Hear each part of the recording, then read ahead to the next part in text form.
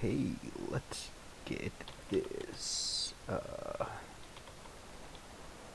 Hattie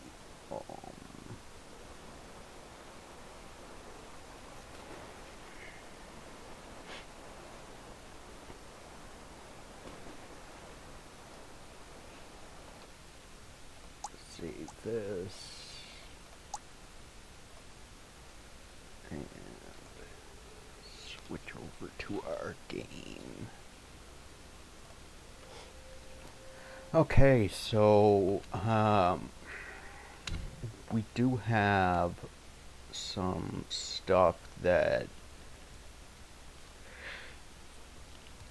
some lore that we haven't gone through. I think we'll start off with going through our lore. I missed a meditation spot somewhere in the Black Wind Mountains. I should go back and get that at some point. So Lesser Yaogwai. Let's...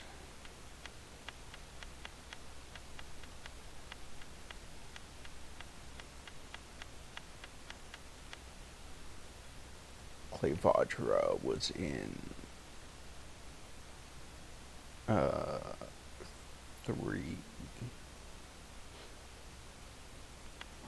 Okay. With an iron trident, a wrathful Vajra stands, angry eyes blazing, a fiery, fearsome brand. All beings bear their sins, for that is what they say. Burn them, guilty all, for peace to truly stay. The Buddhist scriptures describe the Vajra as a guardian warrior of the Buddha, tasked with upholding justice and eradicating sin. Since the fat monk in yellow took back the new thunderclap temple, magnificent new pavilions and pagodas were built to hold gatherings of his devotees and attract more believers. During one such gathering, 2 devotees... Hey yo, Houston, I hope you're well, listening to you in my ear whilst I work. Today, well, at least for the first bit, is going to be a lore day. We're going to get caught up on a bunch of lore notes that we neglected to read in our past 2 sessions. Past couple sessions. Thanks for coming in, Houston. Good to see you. How's your day going? 2 devotees met for the first time in the main hall. Upon seeing each other, they immediately felt a surge of suspicion and wariness. At that moment, the abbot had a statue of a Vajra carried in. The statue stood on 4 legs, wielding a steel trident with a wrathful expression, but it had a peculiar hole in its chest. The abbot introduced the statue, explaining that it was newly crafted and imbued with a particular spiritual power that could discern right from wrong. One of the devotees hurried to the Vajra and said, "May the Vajra eradicate all deceitful swindlers in the world and grant me justice." This man was known for being gullible and often fell victim to ruses, yet he never dared to seek retribution. The other devotee quickly followed, saying, "May the Vajra eradicate those who gain unfair advantages and then complain incessantly, granting me peace." This man was a dishonest merchant who frequently sold substandard goods and was often persecuted and cursed by his customers. Hearing each other's wishes, the 2 began to argue fiercely in front of the statue. The Vajra's eyes suddenly moved, and with a swift motion of its trident, it killed both men. Flames then erupted from its 4 legs, incinerating their bodies completely. News of this event spread quickly, shocking the folks around the temple. Some accused the abbot of using sorcery to deceive people, while others praised his profound Buddhist wisdom and extraordinary powers. Regardless, no one dared to disrespect him. Wushan Lesser Guai. That is in the webbed hollow, so Wushan Lesser Guai. We'll have to remember that. Non-pure. A wide heart, a plump form, a belly so grand, a fierce look, drooping lips, a visage unplanned. Steadfast as a mountain, he stays still. From toils he hides, guarding the temple's hill. In the vast sky, snowflakes drifted down, covering the exquisite palaces and towers, and blanketing the mountain ridge year after year without ceasing for a moment. In stark contrast to this relentless snow, Non-Pure was someone who constantly sought to shirk his duties and laze around. One day, while Non-Pure was on guard in the side hall, ready to respond to his master's call at any moment, he heard the sounds of a fight outside. Thunder Rhino Master came running to report that some unknown Yaogwai from the mountains was trying to force his way in to see their master. Non-Pure nonchalantly replied, "You go out and deal with him first. I'll grab my spade and join you shortly." After Thunder Rhino Master left the side hall, Non-Pure sat back down on his meditation cushion, reclining lazily. Outside, the Yaogwai loudly demanded to see the Buddha of the future and to become his disciple, while the sounds of the fight grew more intense. Thunder Rhino Master returned to ask for help again. Non-Pure stood up and said, "You and the two overlords hold him off. Don't let him in. My spade's blade is a bit dull. I'll come once I've sharpened it." After a while, the noise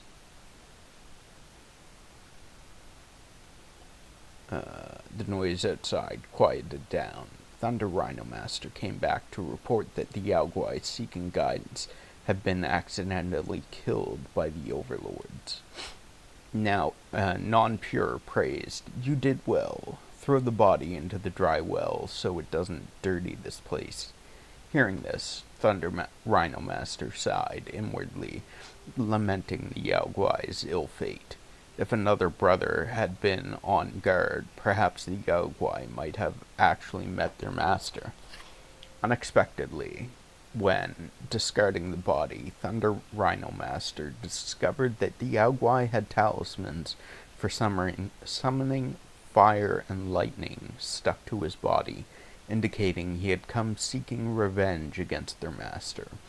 At this news, Thunder Rhino Master was both shocked and secretly relieved.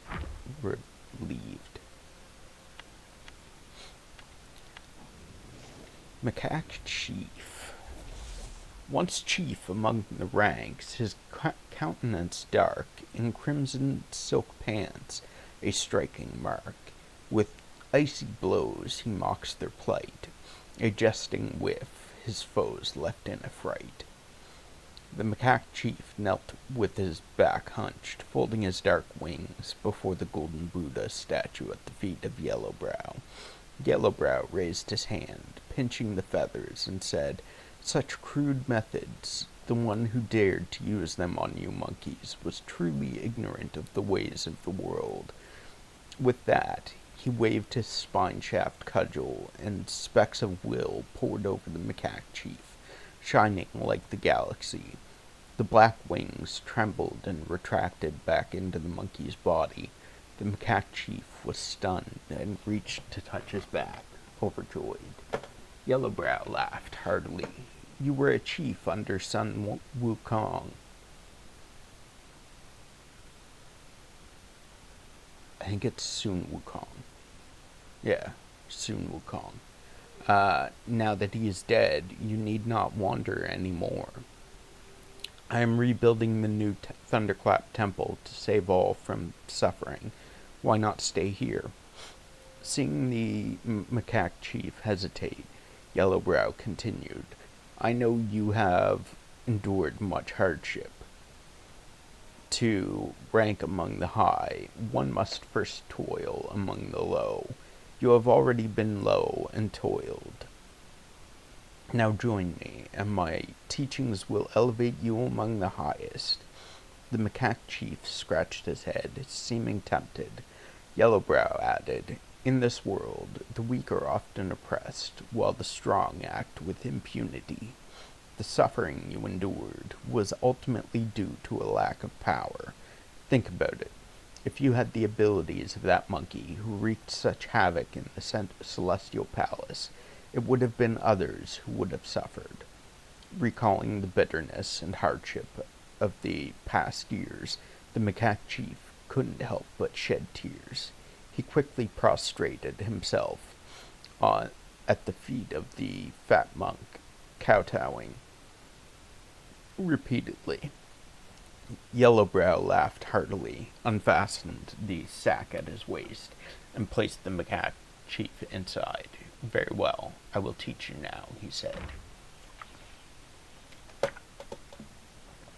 Throat's starting to get dry already. Not good, not good. Yellowbrow. Indulging in desires, I am carefree, no fears, no sorrows, just pure glee. In land of bliss, at the 8 precepts, I laugh with delight. Inherent nature blooms, a tower of light. In the west, on the peak of Mount Lingshan, 2 men sat facing each other. Clouds billowed, and the air crackled with tension. The young monk looked up at the sky, then pressed his palms together and bowed to another monk with brows yellow. Our masters are all here. Brother, are you ready? The yellow-brow monk smiled and returned the bow. I have been ready for some time. The Ulumbana assembly, held once every 500 years, had come to the stage of debate for graduating disciples.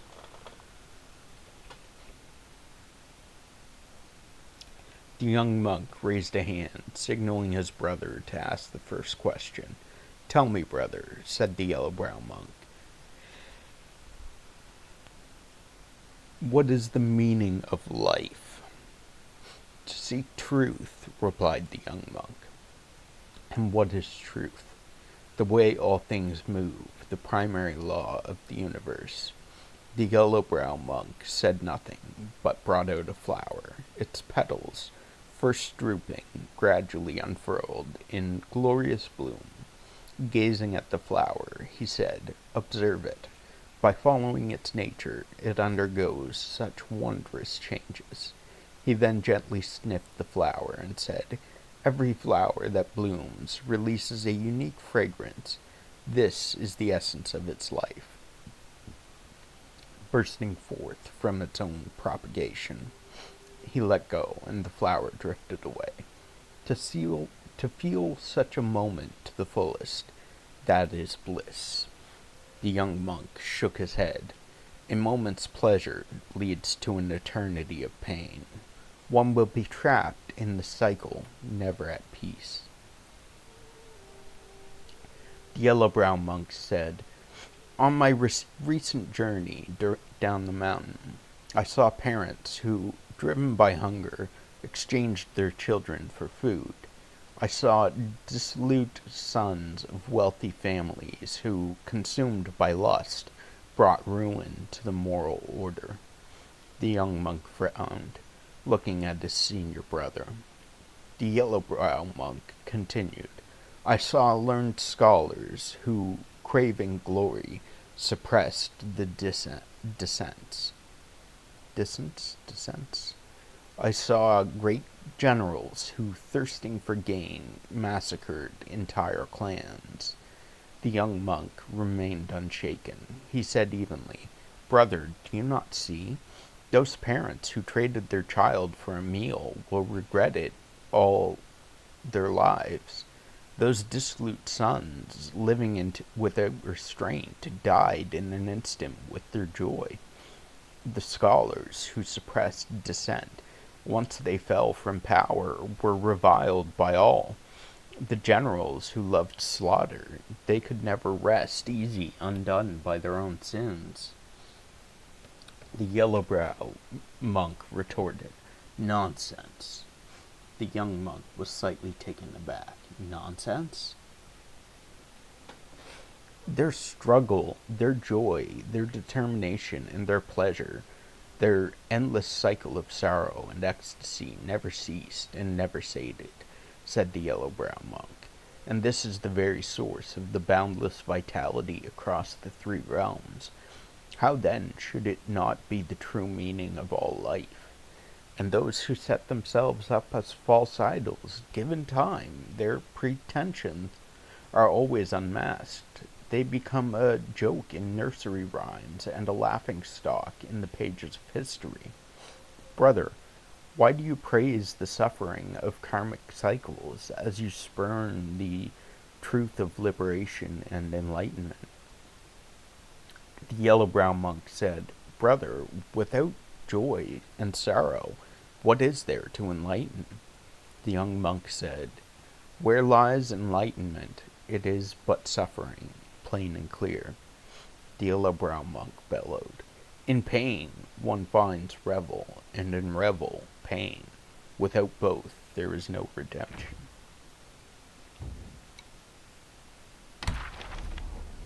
Oh, shit.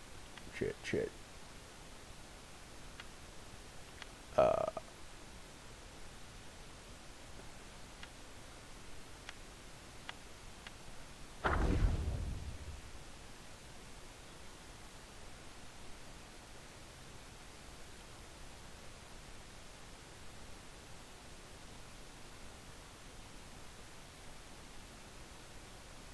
Yellow Long. Okay, yeah, Yellow Long was in chapter 4. Characters. I might have missed a character, it looks like. The Keeper of the New West.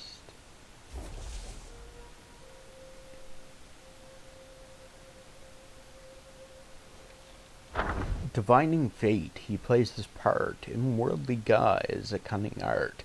He laughs at fools who seek their fate, for luck and doom the heart dictates. The celestial court often favored guise of plants and trees in the selection of keepers. The keeper of the New West, however, was renowned for its being a feathered deity of wind. This keeper, unlike others, cared not for tending the soil or sowing seeds. Instead, he had a unique penchant for divination. Though he hailed from the West, chanting sutras was not his calling. His true talent lay in the ancient art of Yarrow-stock divination, where he skillfully foretold fortunes and misfortunes. The New West was flanked by the Thorn Ridge to the east and the Seven Perils Mountain to the west, both treacherous places, scarcely visited by travelers. Guarding this area, the keeper compelled every passer-by to have their fortune told. Under the guise of interpreting the divination, he would set up intricate traps. Travelers, eager to avoid misfortune, would unknowingly fall into the keeper's schemes. One day, a traveler passed through, and the keeper, as usual, insisted on reading his fortune. The reading revealed a bad omen. Terrified, the traveler begged the keeper for a solution. The keeper, feigning mystery, claimed to have a secret method to turn misfortune into fortune, but it required a hefty payment. Desperate, and believing him, the traveler handed over all his money. The keeper then directed him to a narrow, winding path, instructing him to proceed quickly. Following the keeper's advice, the traveler safely crossed the ridge and the mountain. Observing this, the keeper laughed and said, "The art of divination lies not in the omens, but in the heart. Where the heart leads, there lies fortune or misfortune." The tale spread, leaving everyone amazed. From then on, those who passed through felt fortunate to have their fortunes told by the keeper.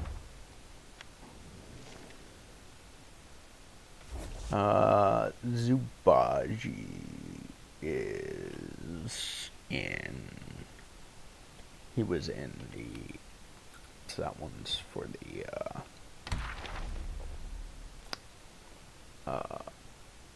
Chapter 4. So that looks like all the lore for Chapter 3. So we have the Wukong Lesser Guai.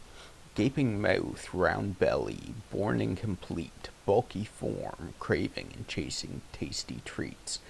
Greedy for flavors, it longs for delight. Wagging its tongue, it speaks in spite. One spring, the webbed hollow hosted a grand banquet to mark the blossoming of the flowers. A young guai from Mount Wushan, having presented the gift, saw the ladies chatting and laughing at the feast, and decided to join the other guais in the cave for drinks and merriment. A few cups in, the guais began to jest with each other. A pig guai remarked, "I'd rather live in this rich cave of yours, with banquets for every season and festival. Back in our place, the lady is too strict to allow any fun." A proud insect guai responded, "Our ladies in the cave often host banquets to keep the mistress company. We may not compare to the halls of the celestial court, but our second lady has some businesses in the mortal world, so we're not short on silver. It's tough, though. If she didn't find ways to bring in money, we wouldn't have made it this far."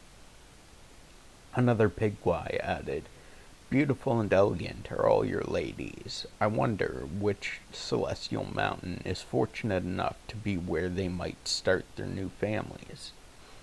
The insect guai laughed. "Our ladies can't leave this place. The businesses outside are managed by carefully chosen people. Since we only take bridegrooms who marry into the family, the talented ones don't want to come, and the ladies don't fancy those who do. Look over there, those 4 scorpions, their family is in decline, and their descendants are unworthy.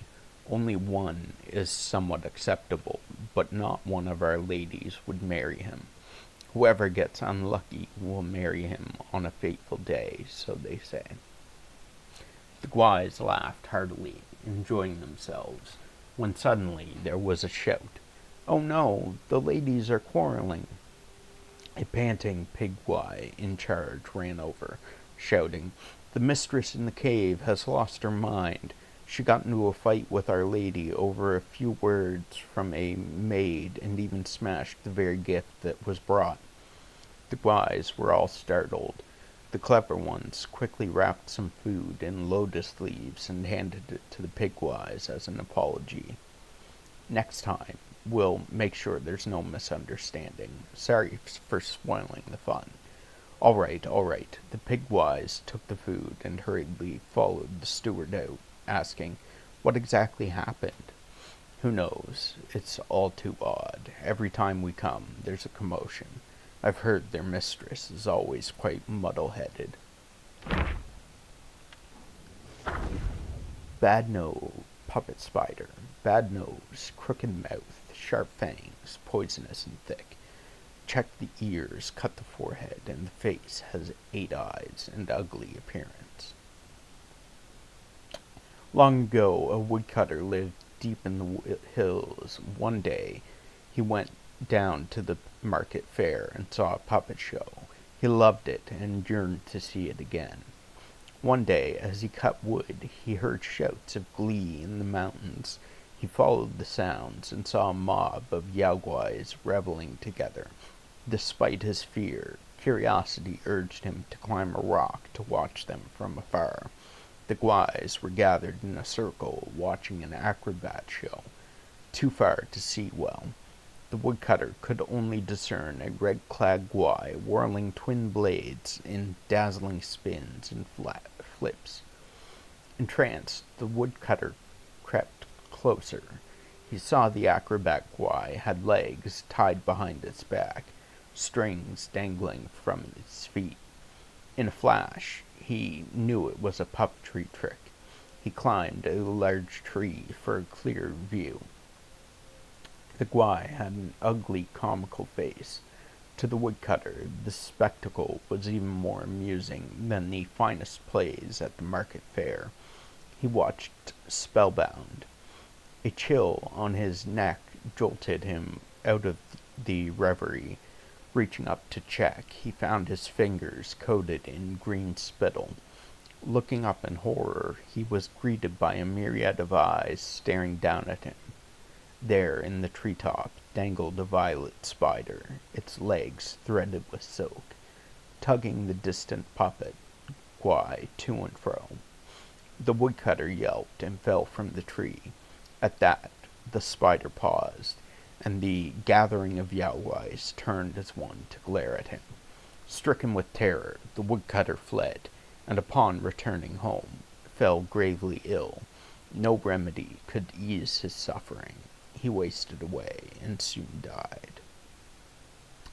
A wild mankey spawned. Puppet tick. Can you discern the outer guise? Who cares when hidden from our eyes? When hung up high, what use retains a puppet's dance, its fleeting gains? Tales told of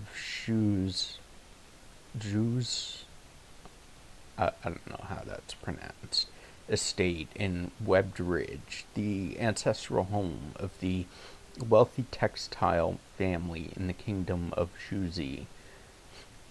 Rumors claimed the estate housed vast amounts of gold and jewels, but those riches were never found. In the kingdom of Juzi lived two thieves who called each other brothers. The elder, a broad and forthright soul, the younger, a handsome and clever spirit. Fleeing a warrant, they sought Zhu's estate in the mountains as their next target, as well as a hideout. For days they scoured the hills, their rations spent and their hope lost. Weary and famished, they chanced upon a tea hut. The young thief called out, "Let's rest there, brother." The elder replied, "We've seen no one for days. How could there be a tea hut?" But driven by hunger, the young one hastened toward it. The elder chased after him, pleading. They tussled until they entered the hut. Crude and dirty, it had rough log tables and stone stools. There were no patrons inside, only a hunchbacked old man with a cane brewing tea. The young thief asked, "How do you sell tea here with no one around, old man?" The old man pointed to a dim village behind the hut. "This humble one lives in the hilltop village. This hut serves but to eke out my living." He then served 2 bowls of thick, strange-smelling brew. The young thief reached for one, but the elder stopped him and asked the old man, "Do you know of Zhu's estate?" The old man grinned. "It lies within the village. Drink your tea, and I shall guide you there." The young thief beamed, but the elder grew warier. He snatched the bowl from the young one. "I shall try it first." With that, he downed it in one gulp. No sooner had the tea hit his belly than he collapsed, writhing in agony. The young thief turned to the old man, only to witness his true form revealed as a hunchbacked, cane-wielding creature, its body entangled in silk. Lifting his eyes, he saw a colossal spider perched in the rafters, tugging the strands to prompt the bug to tap its cane with resonant ting-ting. At this signal, the stone stools shifted and unfurled their legs. They became little stone spiders. They spat silk at the elder thief to entangle him. At this sight, the younger thief turned and fled, as if he had not heard his brother's pleas for help.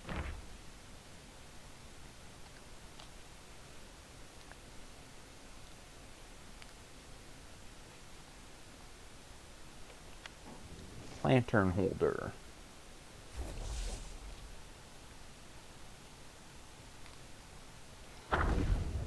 When night falls deep, his light shines down, summoned as the yin, suppressed as the yang. Like harvesters hastening before the dawn, he reaps with his blade, and souls are gone.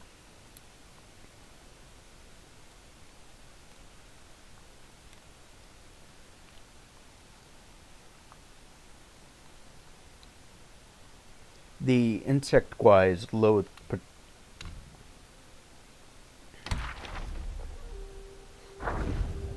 patrolling after dusk, as their instinct to chase after light made the nighttime perilous for them.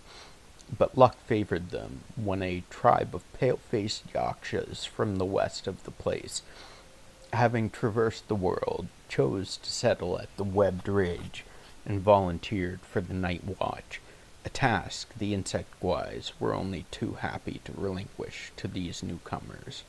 The yakshas are proud and fierce by nature, turned into feral yaoguais, yet they still clung to their old ways in the days they were revered. They kept to their own, with lanterns lit from dusk to dawn, and rarely mingled with the insect-wise. To the latter they were a curious sight, with their merriment and banter that paid no heed to hierarchy or status. Yet what puzzled the insect-wise most was the yaksha's bond. Close-knit in joy, yet they'd often erupt into disputes and hurl sharp words with no restraint. One night a quarrel broke out during an idle chatter among 4 yakshas on patrol, and their raucous noise woke the insect-wise. "Why must you carry on as this?" The insect-wise rushed to mediate, persuading them, arguing one moment, chummy the next. Why not treat each other with proper respect like we do? In an instant the quarrel ceased, and in unison the Rakshas retorted, "You are mistaken," one spat. "Only through open discourse we grow." Another chimed in, "Exactly. When we air out our disagreements, it only makes our bond stronger." A third added, "Indeed, by having each other's backs, we've made it through a lot of tough times. Our harsh words don't mean any harm." The last concluded, "Unlike you insect-wise, we hide no secret grievances under the guise of harmony." With that, arm in arm, they departed, leaving the insect-wise to dismiss the exchange with bemused eye-rolls. Grasshopper Guai. Slender legs, a verdant sheen. Each arm wields a sickle keen. Misty woods are his home so true. He cares for youth like me and you. During the reign of the greatest Emperor Han, there was a village called Bath. From within its mountains a hot spring flowed, reputed to preserve youth and vitality. Nobles flocked to it from far and wide. One day the Marquis of Lishang came to visit with his 6-year-old son. The young lord caught a little grasshopper and wanted to keep it as a pet, so he tore off its wings and trapped it in a teacup. That night the Marquis was visited in his dreams by a man clad in green. "Your child has imprisoned mine," he pleaded. "We are both fathers. I beseech you, help my little one." The next morning the Marquis summoned his son and inquired about what happened. The boy, who feared his stern father, only provided vague replies. Thus, the full story remained elusive to both. That night, the green-clad man revisited the Marquis's dreams with twin swords at his waist. He warned, "If you don't return my son, you'll never see yours again." The Marquis woke with a start and rushed to his son's bed, only to find it empty. Servants scoured the village but found no trace. Only the young lord's page remembered the bug-catching. He rushed to the study, found the overturned teacup, and gently released the grasshopper onto the grass. By noon, the young lord returned home safely, yet his hands were red and swollen, and he couldn't stop weeping. When questioned about the events of the previous night, he sobbed, "I dreamt of a man in green, a great jumper. He carried me on his back and hopped a few times. Then I didn't know where I was. He scolded me for harming others and struck my palms with his swords 20 times. When asked how he came back, he was unable to answer, overwhelmed by fear." Alas, it is said that all beings love their young, a truth that spans the world. Even Yaoguais, it seems, are no different. In the late years of the Han, the hot spring in Bath suddenly dried up. Insect guais spread in the hills, so the villagers moved down the mountain. A decade or two later, the area came to be known as the Webbed Ridge.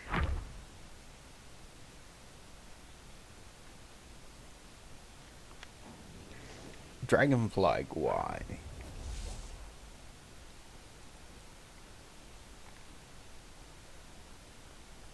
Fly through the flowers and willows to shoot hidden arrows, flap your wings and ride the crooked wind.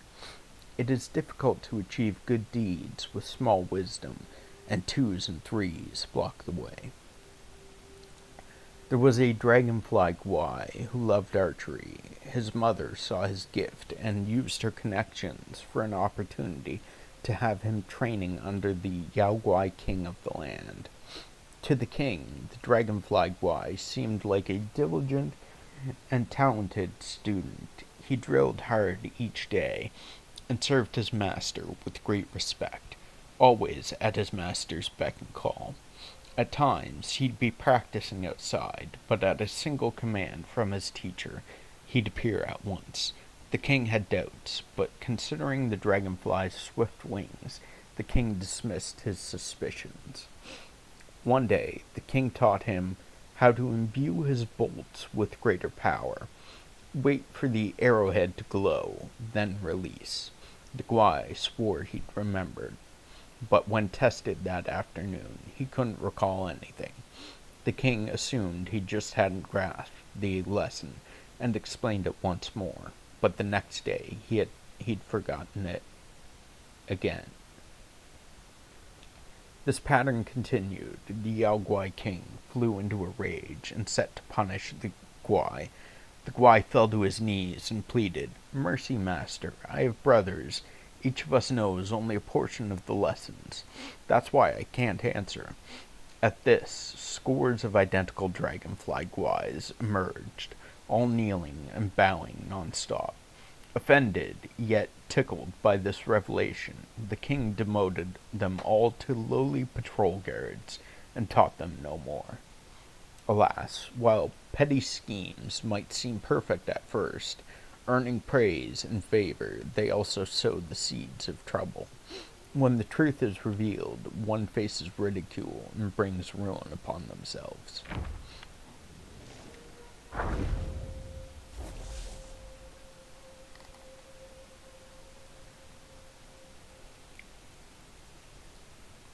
Sorry, I have rough spots on my lips, so I keep chewing them to get rid of the rough spots because it bothers me. I like having my lips smooth.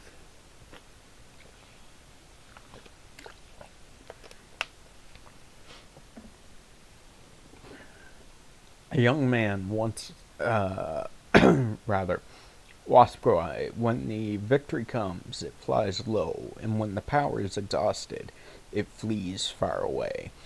Work hard and wash away the dye, and use the power to soar into the sky. A young man once lived in the webbed hollow. You may wonder how he found himself living among the Yaoguais. The tale begun in the kingdom of Juzi, where he was born into a family of weavers, their craft passed down through generations. One day, his father left home in search of a jade shuttle, but never returned. His mother searched for him, only to be told he had abandoned them to marry into the Zhu family. Consumed by grief and convinced that a Yaoguai had ensnared her husband, she wept day after day. Thus, in his boyhood, the son vowed to slay the Yaoguais and avenge his father. Years later, he heard merchants speak of the Zhu's estate on the webbed ridge, home to women of unearthly beauty. He ventured there alone to exact vengeance, but as soon as he entered the mountains, lesser Yaoguais captured him. Terrified he was, before a little girl in yellow rescued him by commanding the Yaoguais to stop. The girl, barely 10, had a sweet rosy face, hardly an evil Yaoguai as he imagined. The young man was at a loss. To his surprise, the young girl, lonely with few companions her age, brought him to the webbed hollow to play. A wild beedrill spawned. He stayed, and she visited often to lift her spirits. Conflicted, he spent nights vowing by lamplight to slay the Yaoguais and avenge his father come morning. One night, a small wasp flew in and heard his oath, but he paid it no mind. The next day, the girl didn't come. Instead, a woman in green, adorned with an elaborate bun and possessing a fierce yet beautiful face, arrived with an entourage of insect guards. Among them was a wasp Yaoguai who, with practiced ease, deftly searched the young man's trunk, pulling out his hidden stash of travel money and the dagger intended for murder hidden within his porcelain pillow. A porcelain pillow? That would be so uncomfortable. Before relaying his nightly vow of vengeance to its mistress.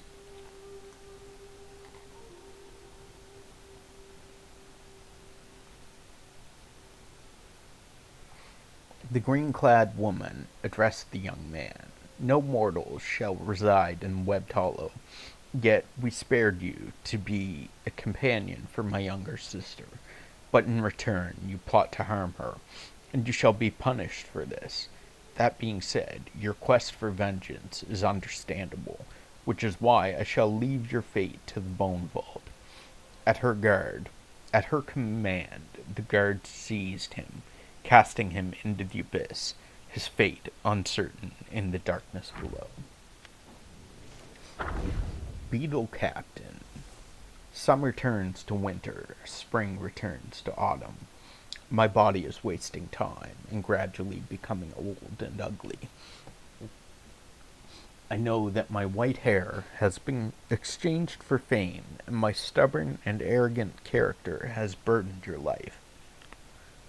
Unlike the bee, wasp, hornet, katydid, cockroach, grasshopper, and dragonfly, the adopted sons of the spider ladies, the beetle captain, earned his rank through his own valor. Perhaps this was what made him stubborn, quick to anger over slights to his status. He often quarreled with the lesser guais over matters of words and etiquette. They called him arrogant and overbearing behind his back, disliking him all the more. One day, a petty dispute drove him to brandish his twin sabers at the lesser guards. The beetle commander chanced by and pulled him aside. You think your deeds and skills command their respect, But know this, rank has no bearing on the actions of others. What would happen if you measured your worth by the regard of everyone? When when stone spiders show you disrespect, you'd think that makes you their inferior.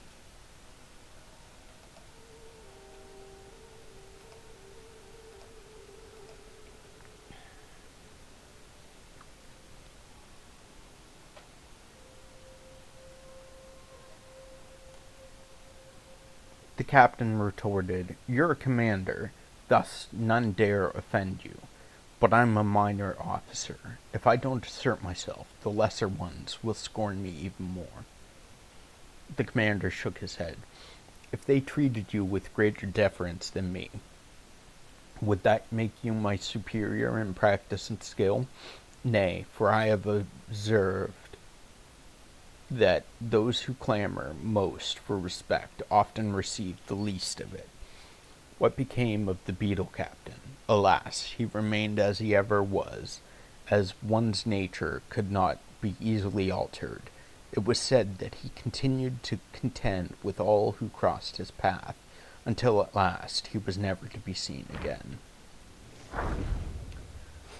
Stone spider, small and humble, a spider I be, yet in stone I adorn, with comrades in peril beside me. In the olden days, a lesser beetle guy in the webbed hollow rose to the rank of captain through sheer prowess, but the promotion swelled his ego, and he lorded it over the others till they shunned him, much to his ire. Upon a day of rest, the beetle captain found himself bereft of friends to squander the hours with, and thus roamed the cave alone. He beheld a stone from which long and slender legs sprouted forth. As it turned out, the stone held a spider stirring from slumber.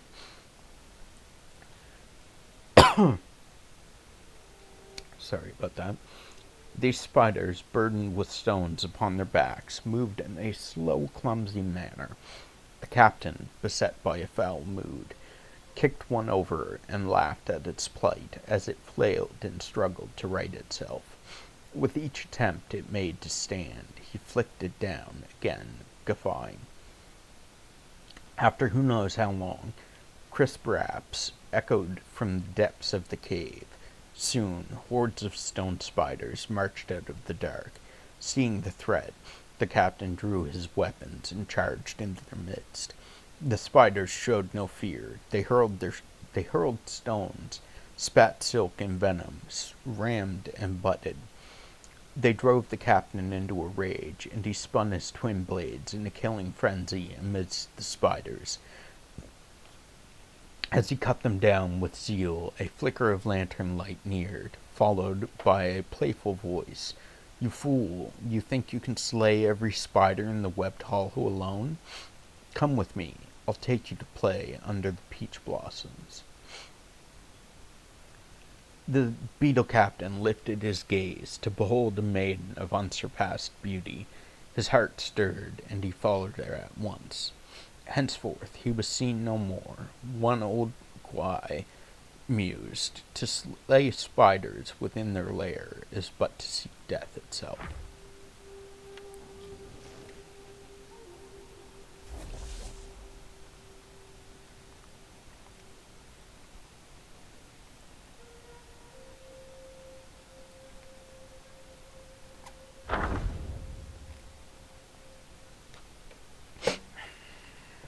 One sec. I'm gonna blow my nose.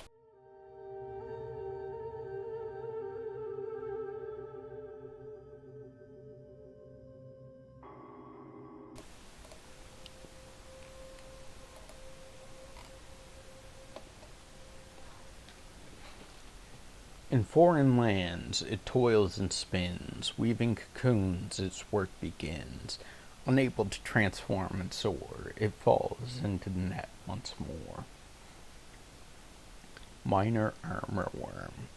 From the southern slopes of Mount Hua, one can gaze upon the radiant splendor of Mount Kunlun, its brilliance stretching for miles, exuding an awe-inspiring grandeur. On Mount Kunlun, there exists a creature called the Tuluo. It resembles a sheep but has 4 horns and is known to devour humans. Another creature, known as the Quinyon, looks like a bee but is as large as a mandarin duck. Its sting is lethal to birds and beasts, and it can wither trees with a mere touch of its venom. King Mu of Zhu,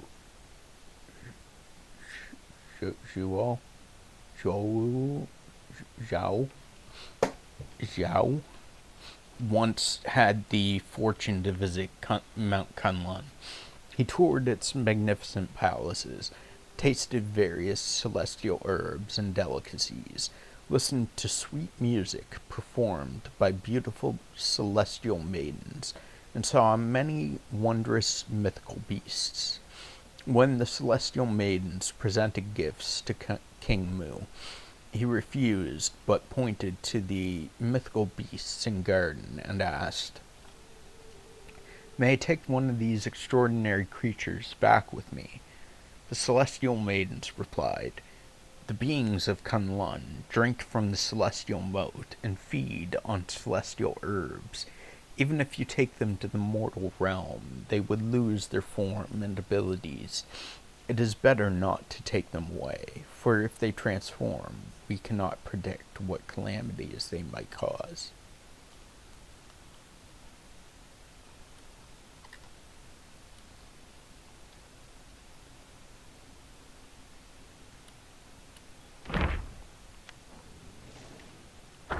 Claude Cocoon.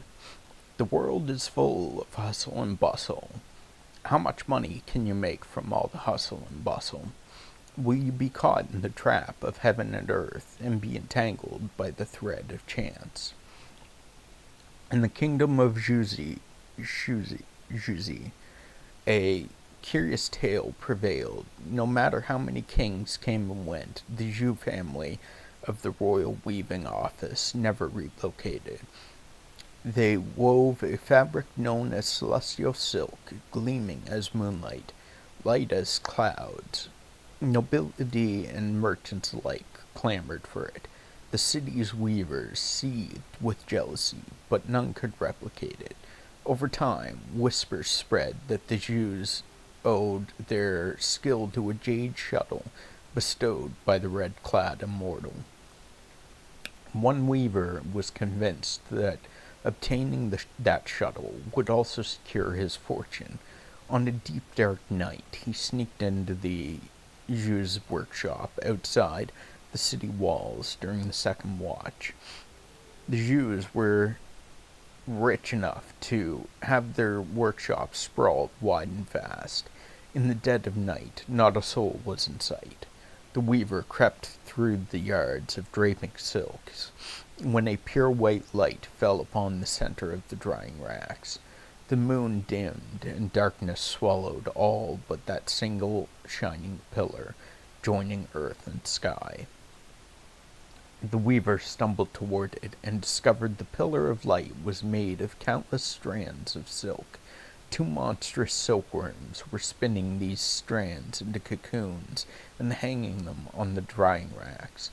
The cocoons' hooked feet grabbed the silk strands and passed a jade shuttle back and forth, weaving the exquisite fabric.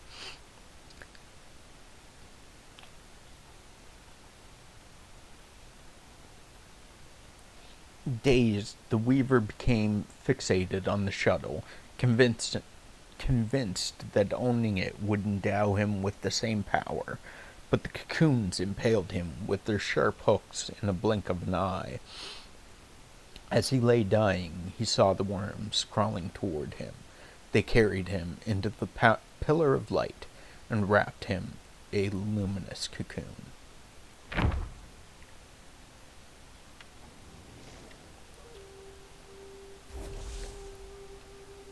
Scorpion Prince. Silent it hides, with venomous claws, barbed hooks laced with deadly flaws. It arrives with fierce, bold show, but in defeat it tucks tail and goes. The four sons of the Scorpion House often secretly inquired about each other's recent activities. This was not out of brotherly affection, but rather due to a competitive spirit, fearing that one of them might be chosen by one of the sisters in the cave before the others. Not only did they spy on each other's whereabouts, but they also felt compelled to comment on them afterward. If they heard that a brother had achieved something recently, they would make sarcastic remarks and express jealousy.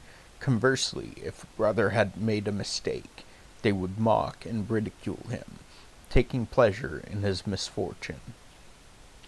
Confused by such behavior, the lesser Yaoguais in the cave approached Commander Beetle to seek an explanation. Commander Beetle explained, "Their fear isn't about failing to marry a lady, it's that their brother's promotion will cut into their own benefits." Hearing this, the lesser Yaoguais were even more perplexed. Commander Beetle continued, "The Hundred-Eyed Taoist will not permit the Scorpion family to amass excessive power. Thus, if one of the four brothers ascends to the position of Prince Consort, the prospects for the others inevitably wane. This principle extends to the official roles within the cave. Take Scorpion Eldest, for instance. Having gained the favor of the second madam, he faces the most exclusion from his brothers." A wild octillery appeared. "But the eldest one is indeed more capable, while the others are not as competent," one lesser Yaoguai chimed in. "Exactly, because he has some skills. His brothers only talk behind his back and don't dare to confront him directly. Were it someone less skilled, it might not be the same."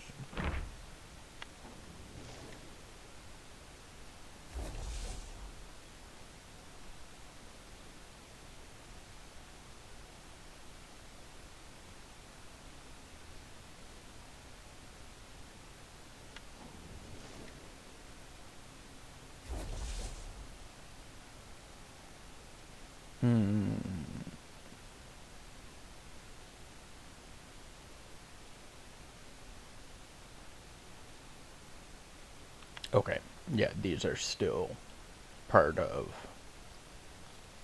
chapter 4.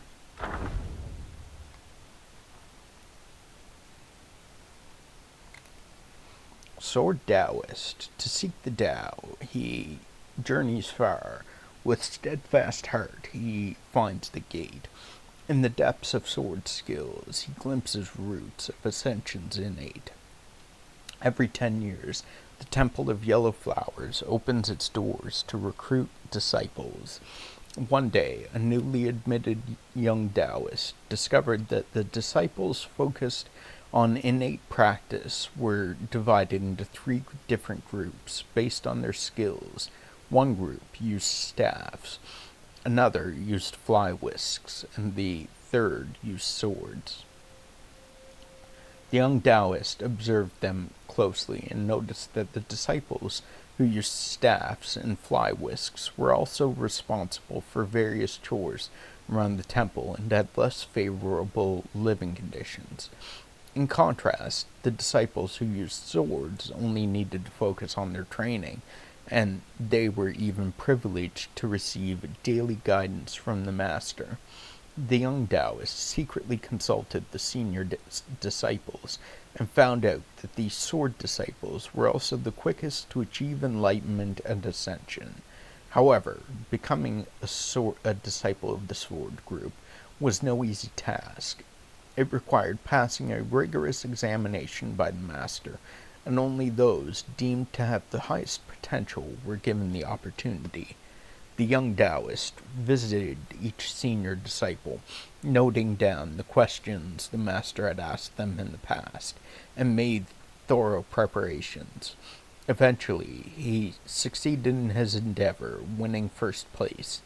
The master personally tied his hair into a top knot and bestowed upon him a sword. From the moment he joined the sword group, he woke up early every day to train under the supervision of the Commander Beetle. In the afternoons, he strengthened his ki under the master's guidance. Though the life was monotonous and arduous, he was very content. After more than a decade of rigorous cultivation, the disciples of Sword Group finally earned the master's approval. The master informed them that their skills were now proficient enough for them to enter the mountains for secluded meditation. If they were fortunate enough, they could achieve their ascension. Fly-whisk Taoist. The wide robe and crane cloak flutter in the breeze. Why compare the righteous with the unrighteous, please? Praising virtues and merits disturbs the sweet dream. Whisking dust and sweeping earth disrupts the serene theme. In Petalfall Hamlet lived a Taoist. He had taken his vows last, and was the youngest, and thus the Grand Master doted on him. He too was glad to wait on the Grand Master at all times. If the Grand Master extended a hand, he served tea. If the Grand Master lifted a foot, he removed his shoe. He swatted flies, fanned the breeze, made the bed, and tidied the covers, quick and thorough in his duties. The Grand Master favored him greatly. His fellow disciples burned with jealousy, but they couldn't stoop to such fawning. They could only speak ill of him behind his back and bully him to vent their ire. One day, the Grand Master held a test to assess his disciples' learning.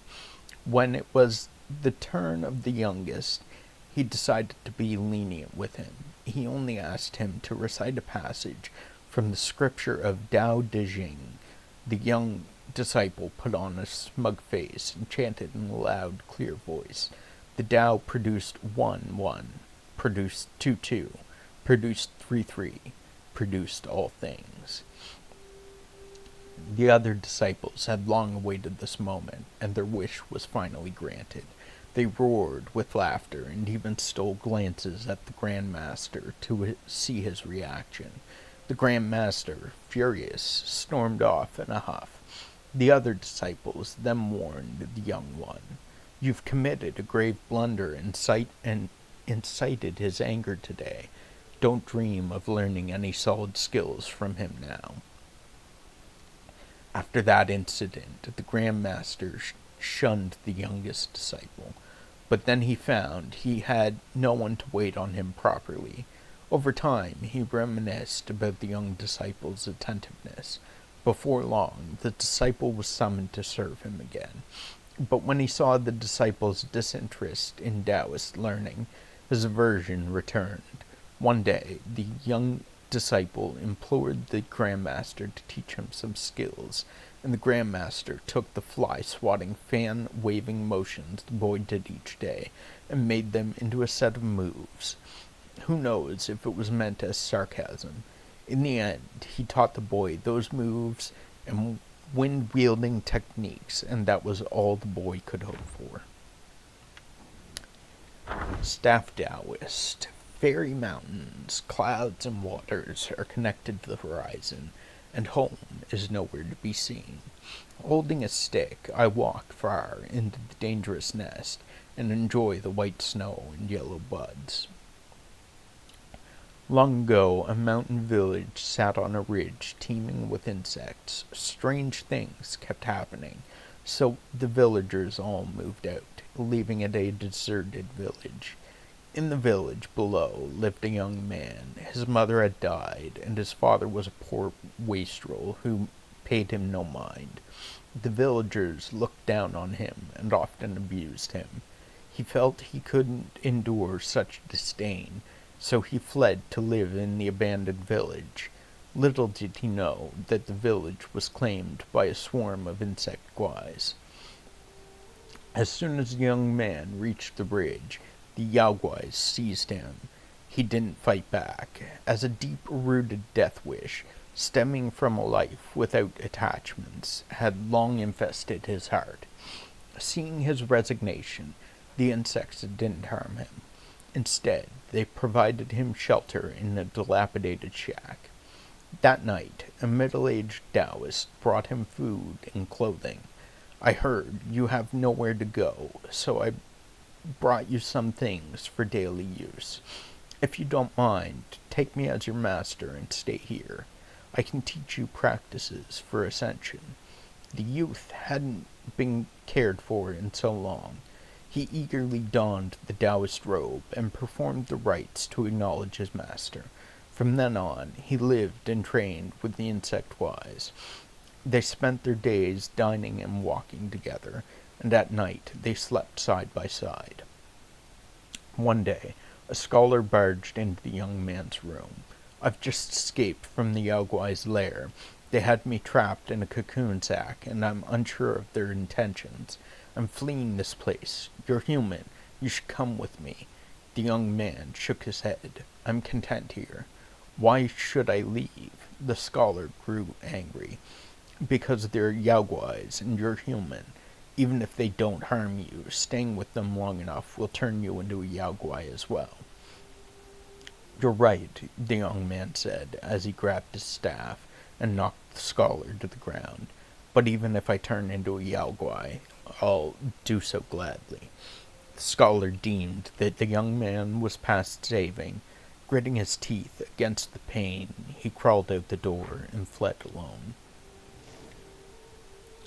Snake herbalist.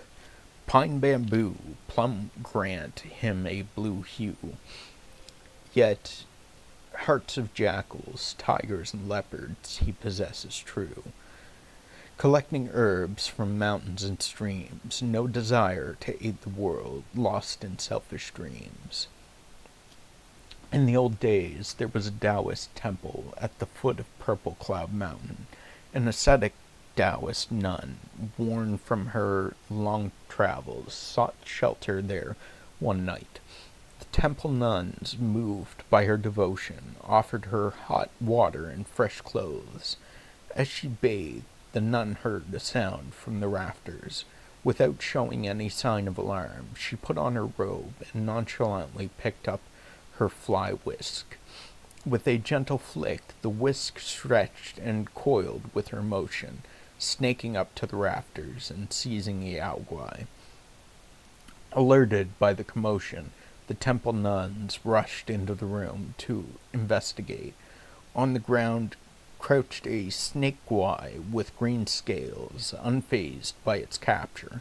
It seemed the nuns had been its prior victims, now taking turns to scold it. The snake guai looked at them with contempt and puffed out its cheeks to spew green venom in every direction. Anyone struck by even a drop collapsed at once, writhing in pain. As the guai had no remorse, the nun took out a wispy golden needle, prepared to destroy it. Only then did the snake show fear. It pleaded at once. I'm just a lesser herbalist guai from the mountain. In my basket outside is the antidote for them. Please, will you spare my life, immortal lady? Hearing its sincere plea, the nun granted it mercy. The guai rummaged in its basket and handed her some small white pellets.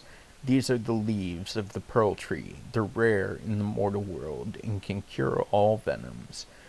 It fed one to each Taoist nun, and they recovered at once. After that, the temple always had tree pearls on hand, and many afflicted by venom came here to seek aid. But the high cost of a tree pearl meant many unable to afford it had to face the toxin's fatal outcome. We are going to, because I'm assuming that might also count as gameplay. We'll see. Go and check our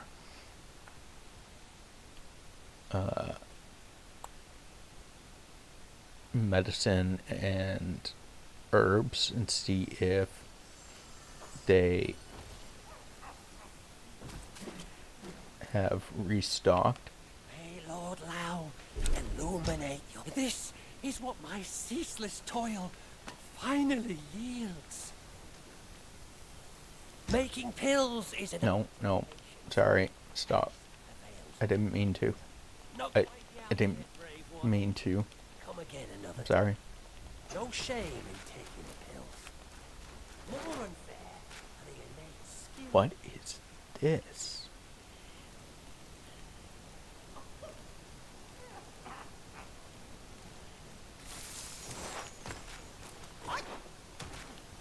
It must be like an ironworm or something.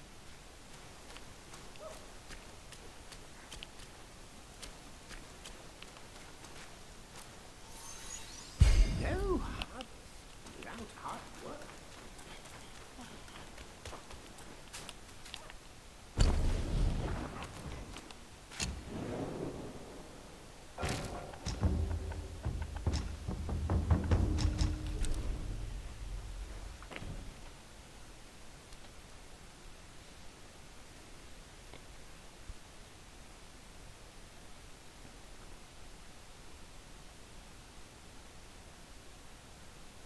Teleport back because maybe it might take a teleportation for them to restock after the hour.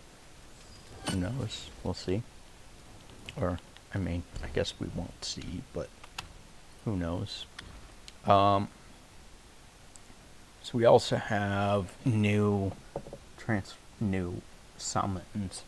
Take the form of Father of Stones, release 2 powerful roars that shake and damage surrounding foes.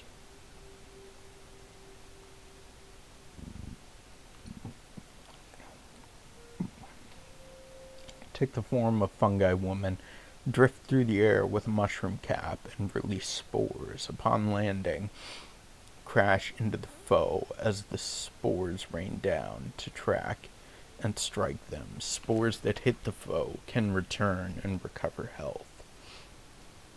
Considerably increases maximum health, but moderately reduces maximum stamina. Take the form of Commander Beetle. Spin the twin blades to hack at the target. The spinning edges pulse, striking all nearby enemies and dealing area damage once. Moderately increase poison resistance. Snake Herbalist. Take the form of Snake Herbalist, smash venom on the ground from the herb basket to form poisonous pools. Foes that step into the pools will stack Poison Bane. Recovers a small amount of health when taking medicines. Charface. Take the form of Charface. Smash lava forged blade on the ground, causing magma to burst out and damage surrounding foes. Moderately increases charging speed.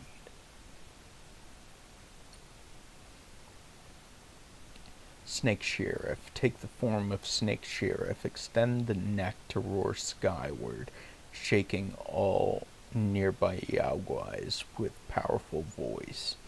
This is the tiger snake guy. Verdant Glow. Take the form of a tree. Absorb the essence of nature to recover health continuously. The healing effect is enhanced when in water. Slowly recovers a small amount of health. You take the form of a tree to heal. Okay.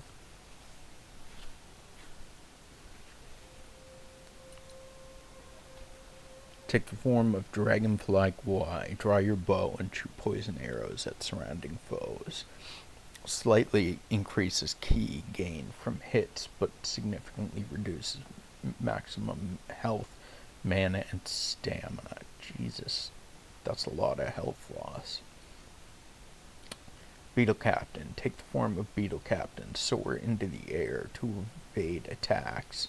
then dived down to hack at the foe upon landing.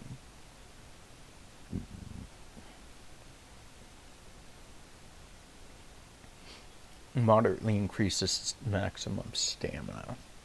Take the form of puppet spider. Claw at the foe with fangs repeatedly. Moderately slows the decay of might.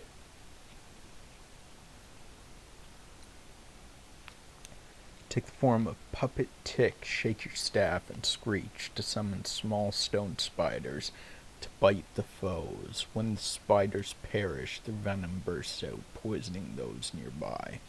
Considerably reduces the mana cost for a pluck of many. Scorpion Prince, take the form of a scorpion guai. Fling your tail to pierce through foes and inject venom into the ground to deal poison damage in a small area. Foes standing within the area take more damage. Sorry, I had to yawn and for some reason hiccup. Foes standing within the area take more damage.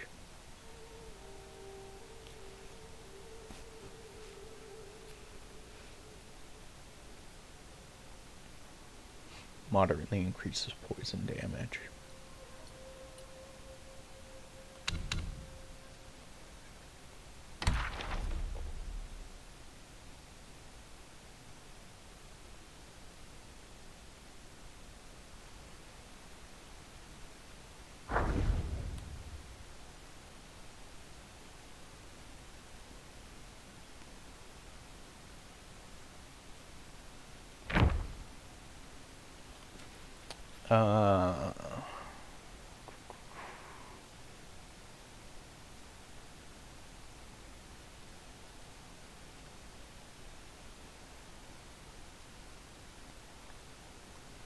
So it looks like the last, probably for chapter 4, is going to be the lush leaf.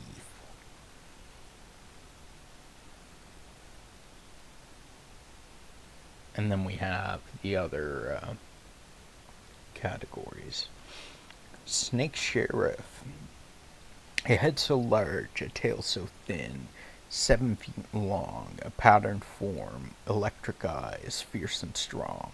With tiger stripes it boasts with pride, yet beneath its head a strange guise hides. In the mountains there was a tiger with a strong desire for the Tao. He traveled across high mountains and great rivers, seeking a Taoist temple to practice. However, his Taoist affinity was thin, and he couldn't find a master willing to accept him until he reached the Webbed Hollow, hoping to become a disciple under an accomplished immortal. At first, the immortal master disdained him for being a mere tiger, unlike his other disciples, and refused to see him. The tiger knelt outside the mountain gate for several days without rising. The immortal master, sensing his sincerity, gave him a chance and accepted him as an outer disciple. Unexpectedly, the tiger had no steadfastness. After the initial fervor, he didn't put in the effort.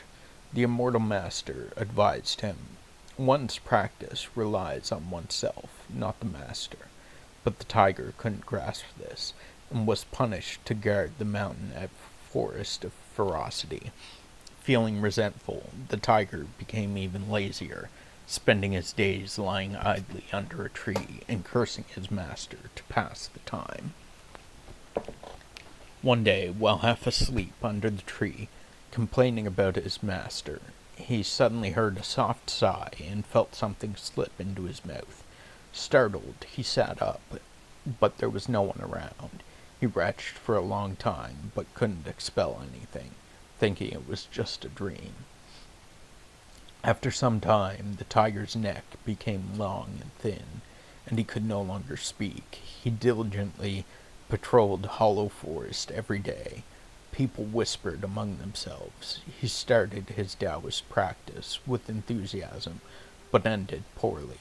The master must have punished him, which is why he looks like this now. From now on, we'd best be careful.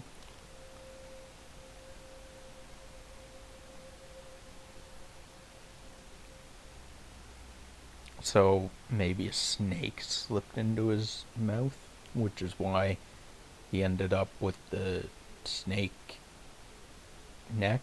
And I don't know, maybe. Worm practitioner. Swallowing pills to hasten flight. In tainted streams he shares the blight. Better to seek the straight and true than in the crooked paths pursue. The disciples who practiced swordsmanship in the temple had been training under their master for a long time. Since joining the group, they had all harbored the wish to attain ascension, diligently practicing their skills with great perseverance.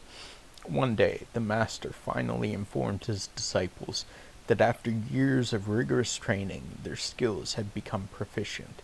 He told them that they could now follow him into the mountains for a secluded meditation. If they were fortunate, they might achieve ascension and become immortals. The disciples were overjoyed and eagerly packed their belongings to follow their master into the mountains. The master led them using a teleportation technique to a breathtakingly beautiful mountain. The mountain was rustling golden leaves, presenting a scene of crisp, refreshing autumn weather. At the mountain's peak there was a hamlet where they sat down their belongings. The master then led them along a path behind the hamlet to the summit. There they saw strands of silk hanging in the air, with one end suspended in the mountain mist and the other reaching high into the clouds. Destination unknown. The master said, "This is the celestial ladder to the immortal kingdom. Hundreds of years ago, your senior brother ascended to immortality from this very spot." With that, he handed each of them a peculiar object of a violet color and said, "This is a pill to aid your ascension. Quickly, my disciples, consume it." The disciples, filled with excitement, immediately swallowed the larva-like objects. A few hesitated, only to see a terrifying and disgusting scene. The disciples, taking the pills, had transformed into flat-headed, fleshy worms. Horrified, they questioned their master, shaking. The master shook his head and sighed. "When the opportunity arises, your courage fails, which make you unfit to become immortals." Before his sigh had ended, the disciples, who had transformed into worms, lunged at them.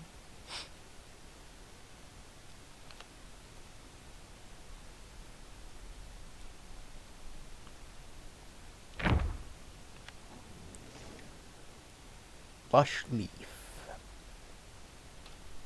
Amid the lush leaf's embrace. Oh shit! Oh shit is right, yeah. They didn't eat the worms, so they didn't become, or didn't eat the larvae, so they didn't become worms and ended up getting eaten themselves.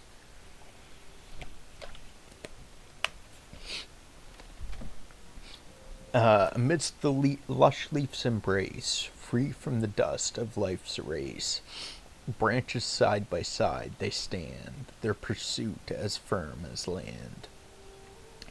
Once a wealthy scion seeking the path of the immortals abandoned his family fortune and retreated to the mountains for solitary practice.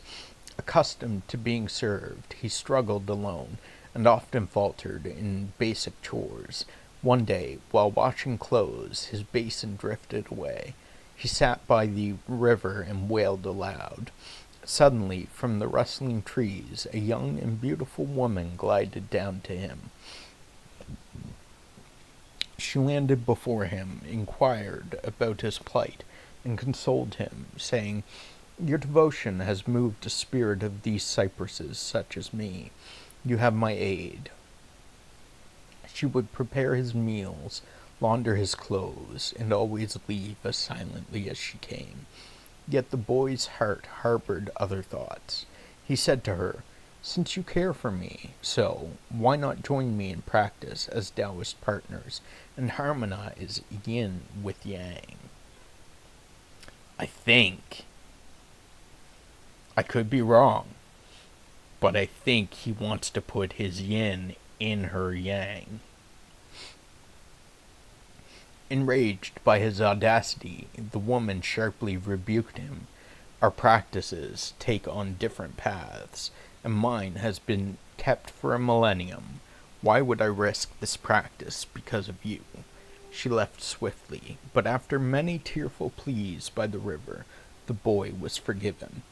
However, within a half a year, he broached her with the proposal again, persisting in his deluded fantasy. The woman, after pondering, said, "How can you speak of the practice of yin and yang with me before you see my true form? Follow me, and you shall see." She led him deep into the woods and revealed a massive, gnarled cypress tree. She glided onto its canopy and disappeared. The cypress let out a mighty roar and rose from the ground. With a flick of power, it summoned the surrounding shrubs. Together they encircled the boy, intending to teach him a lesson. Overcome with fear, he fled back to his home and abandoned his pursuit of Tao.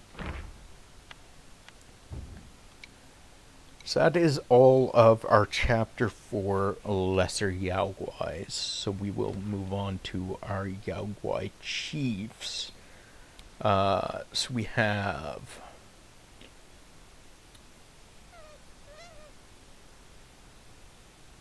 Buddha's right hand was one of them.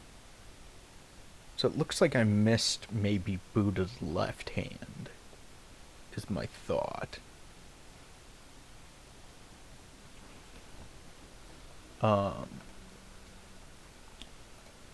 So things I need to find. Black Myth Wukong. Chapter 1 Meditation Spots.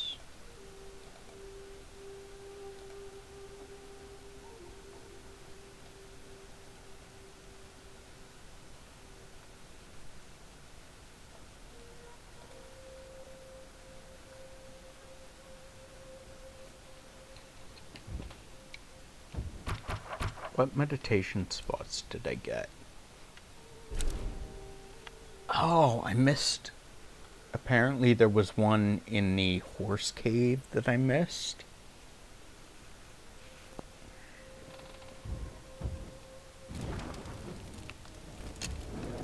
Let's go back and get that. Black Wind.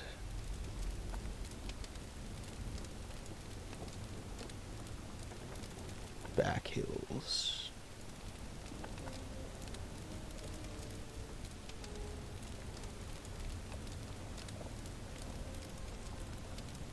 Bamboo Grove, Back Hills.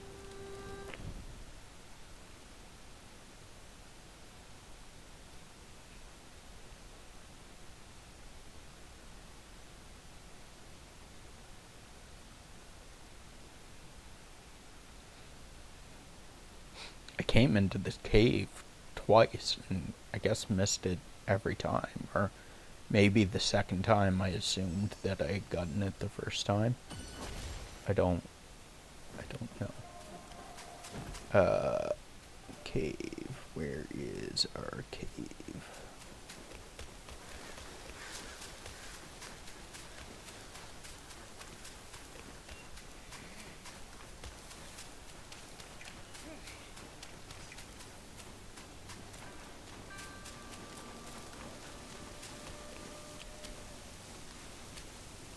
Can't believe I missed that twice. Well, at least once.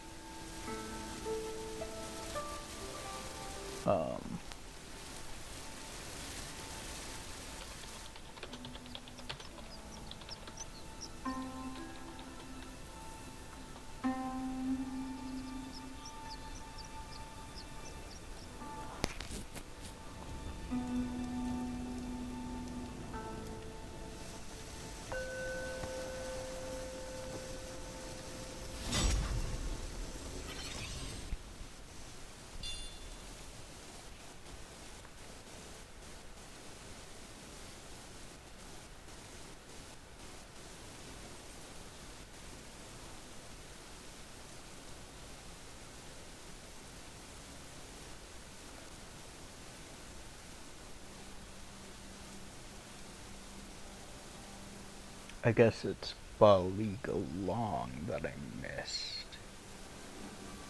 Rather than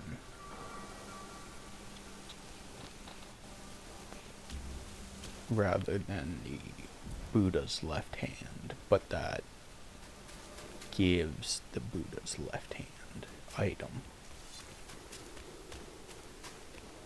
Guys, just chill.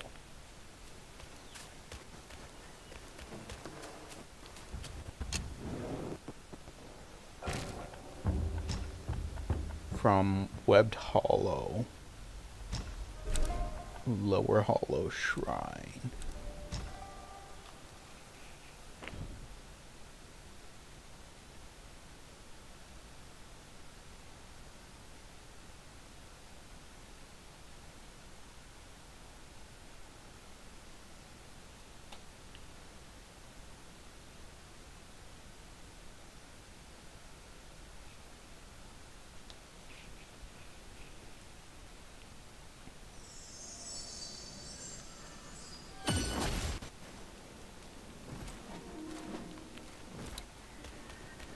Past the webbed cocoons.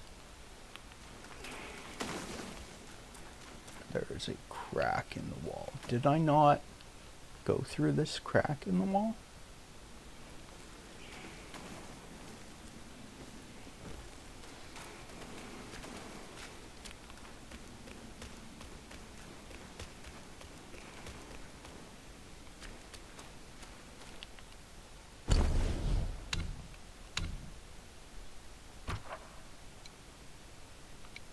I got all the webbed hollow.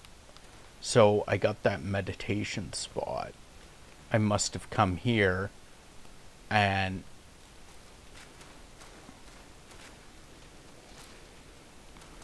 not noticed that this continued, maybe? I'm unsure.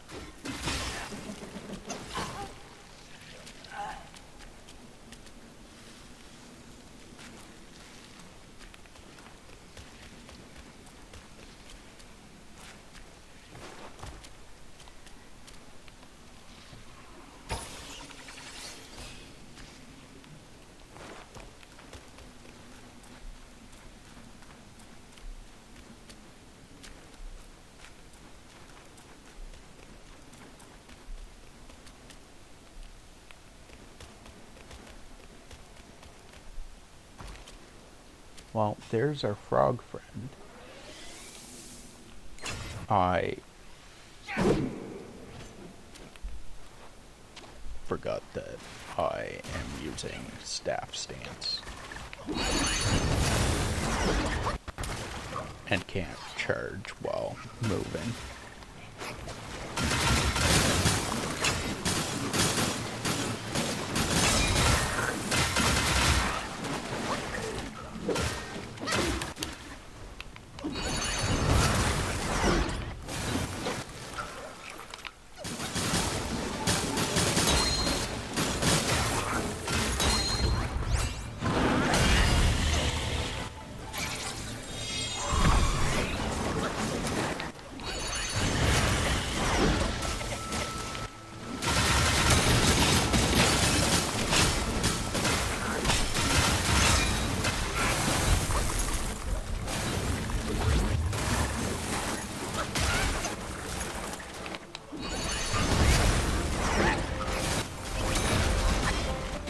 That was dumb of me.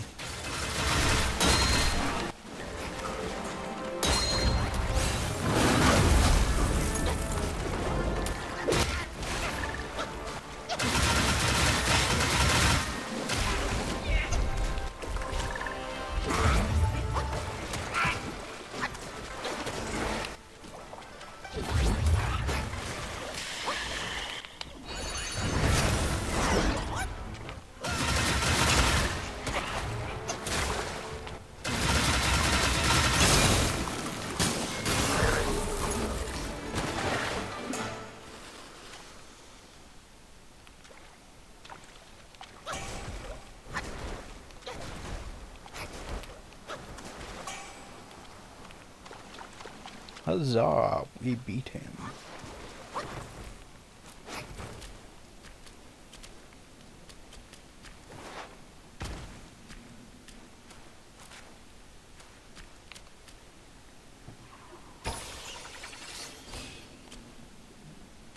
Now, where does this go? Fight if you will! Spare me the brush!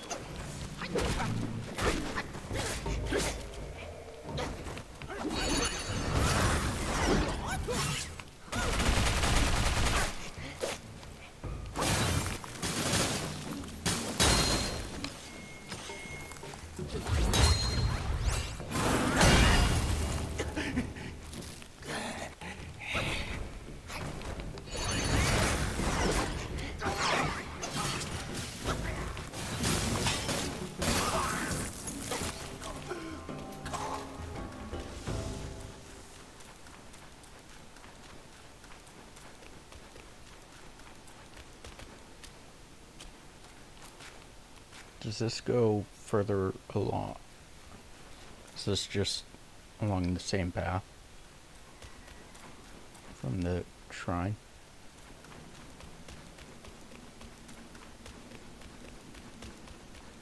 I think this is just along the path from the shrine.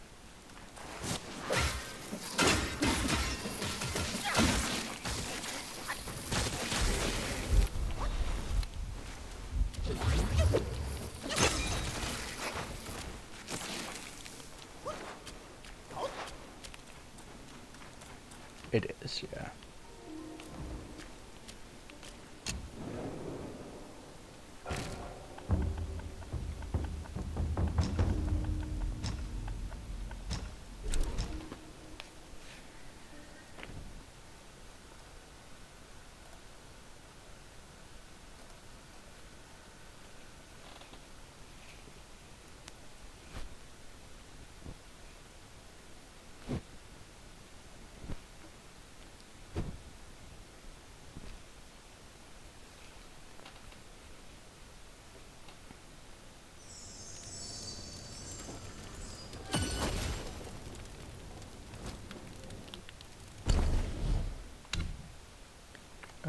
So we got Buddha's left hand, which also allows us to craft a weapon, I think. Not that.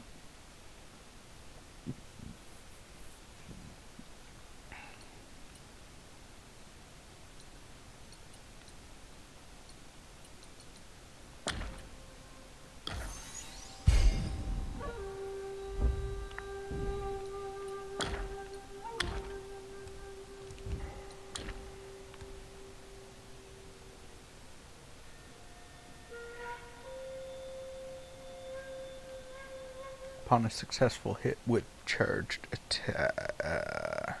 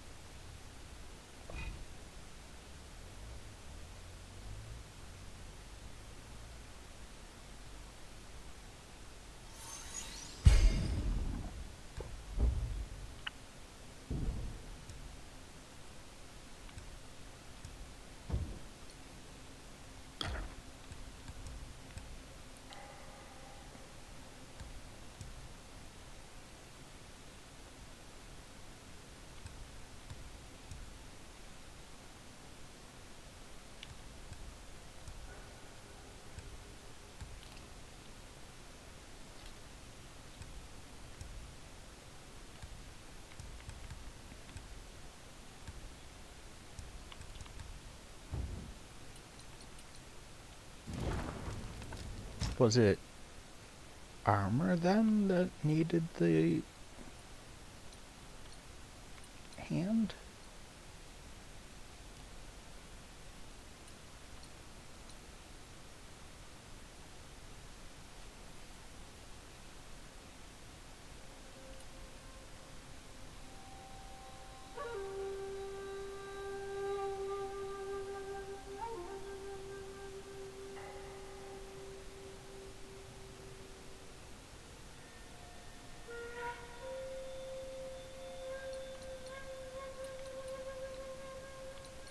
That might actually be useful. The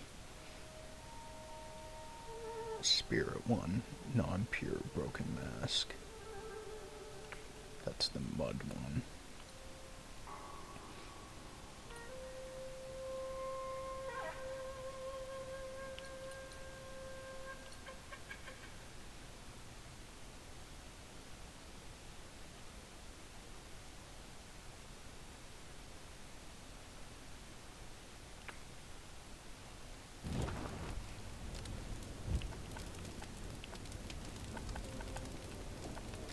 Oh, I think it was I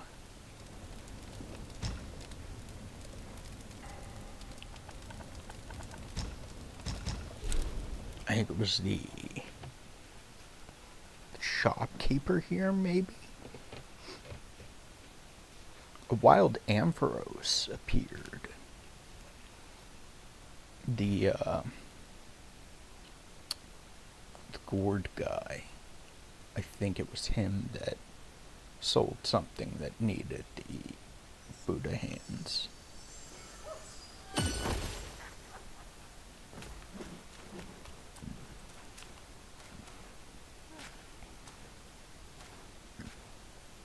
Cheers! Cheers! Yes, immortal blessed gourd. Health recovery is halved, but attack is increased for a short duration after using the gourd.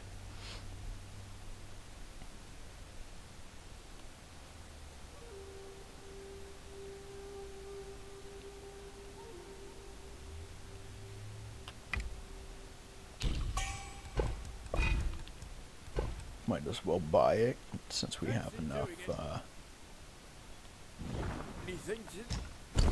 stuff for it.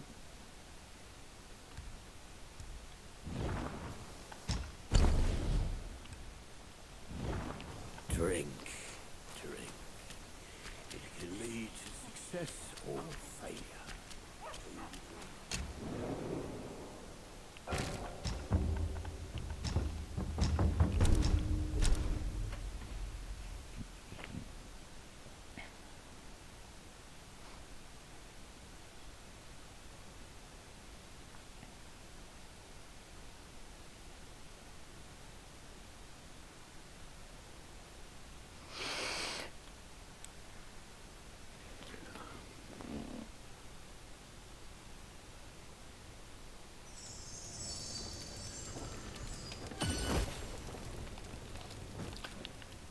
So we were... Yes, new gourd, thank you.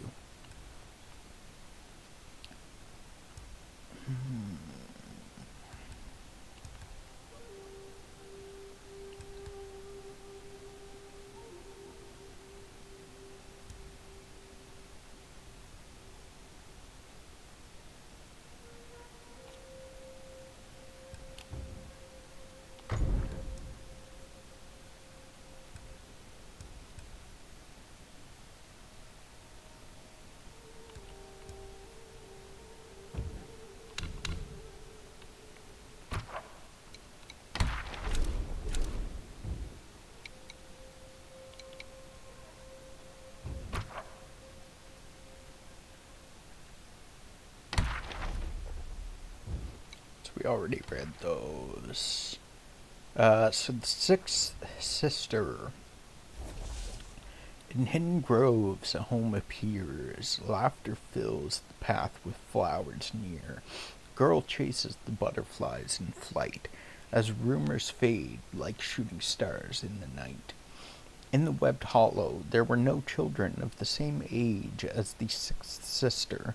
She usually spent her time with her elder sisters, who were all very nice to her. Only the fourth sister would strictly supervise her training.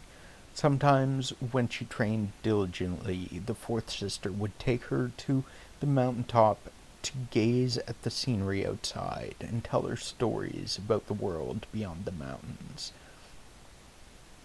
Although she enjoyed following her fourth sister, the fourth sister often went into the mountains to investigate secrets unknown to her. Claiming it was dangerous, she refused to take her along, which left the sixth sister feeling bored. One day, a flower viewing banquet was held in the mountains, and the lesser Yaoguais from Mount Wushan came to deliver gifts. As usual, after completing their tasks, they were invited to stay and drink. The elder sisters were busy entertaining guests and taking care of their mother, so the sixth sister wandered off on her own. The steward Guai, unable to refuse her, had to accompany her around the cave for a while. Two drunken pig Guais saw the sixth sister and pointed at her, saying, "Is that the one?" The other pig Guai replied, "Yes, that's the one." Feeling annoyed by their comments, the sixth sister retorted, "Why are you pig Guais pointing at me? Where are your manners, and what did you mean for this and that?" The steward Guai tried to signal the pig Guais to shut up, but they continued, "Little girl, let us tell you a secret that everyone knows but you." The steward Guai quickly tried to intervene, but the sixth sister earnestly said, "Go ahead." The two pig Guais laughed and said, "Your father is a pig, just like us. You are a relative of our old pig family." Contrary to their expectations, the little girl didn't burst in anger or throw a tantrum. Instead, she pouted and spoke with a dismissive tone, saying, "You must be attempting to establish a connection with me because you lack skill in your craft and seek to exploit me. The one my mother chose would never be someone as despicable as you." Hearing this, the pigwise felt embarrassed and never dared to joke at her again. The fifth sister. Orioles are charming. Swallows love to play. Sisters close in bond, let them not be swayed by worldly fray. The fifth daughter of the Zhu family, in the prime of her youth, was renowned for her stunning beauty. One night, dark clouds obscured the moon, and a chilly wind swept over the ridge, signaling an impending storm. The fifth sister was accompanying her second sister in the village, overseeing the work of the lesser Yaoguais, when she spotted a traveling scholar seeking shelter from the rain. Feeling mischievous, she decided to play a trick on him. The scholar, being somewhat naive, was worried about his bookcase getting soaked and rushed into the deserted village without noticing the Yaoguais. He barely made it inside, bolted the door, and lit an oil lamp just as the rain began to pour heavily outside. Gazing at the rain through the window, the scholar was inspired to recite poetry. Shoes land in turmoil, the court in disarray, like thunderclaps in clear skies they sway. A clap of thunder roared. The scholar thought he saw the window shake, but paid no mind until he finished reciting. Feeling refreshed, it was then he realized someone was knocking at his door. As he finished the line, he noticed the window lattice move again. Assuming it was the wind and rain, he hurriedly shut the window. After finishing his poem, feeling refreshed, he suddenly realized someone was knocking at the door.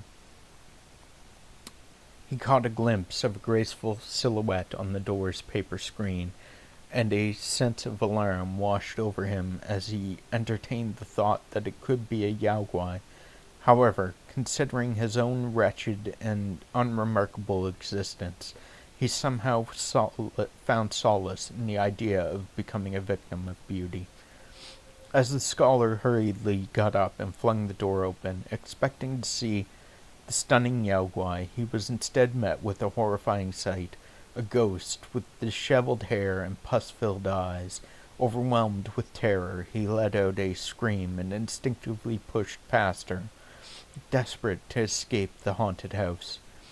Outside the door, the fifth sister, playing with her delicate fingers, leaned gracefully against the wall, only to be knocked off balance. Angrily, she walked into the house, cursing the scholar for his rudeness, and happened to see an old bronze mirror on the desk.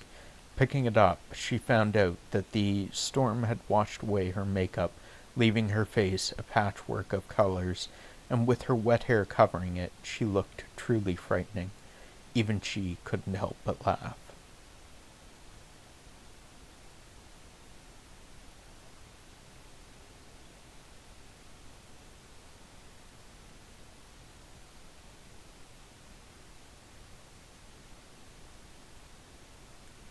So,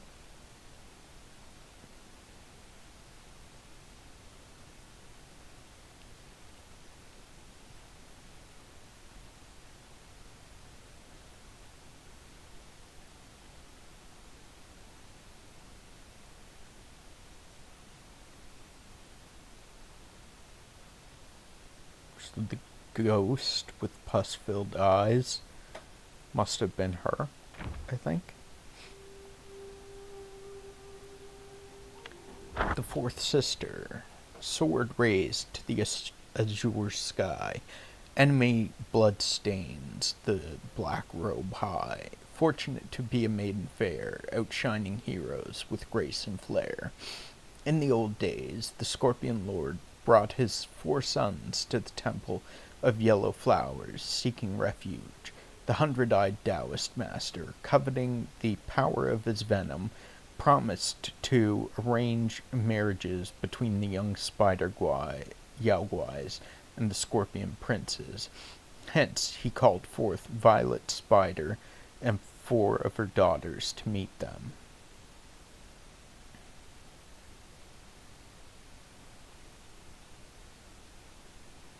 Once everyone was seated, the Taoist master asked the princes to introduce themselves one by one. The eldest prince stood up, thumping his chest, and declared, "My skills were personally taught by my father. Among my brothers, I am the best bachelor. If all the sisters wish to marry me, don't let it cause any discord." Seeing the sisters frown, the second prince quickly stood up and interjected, "Sisters, please forgive my brother's recklessness.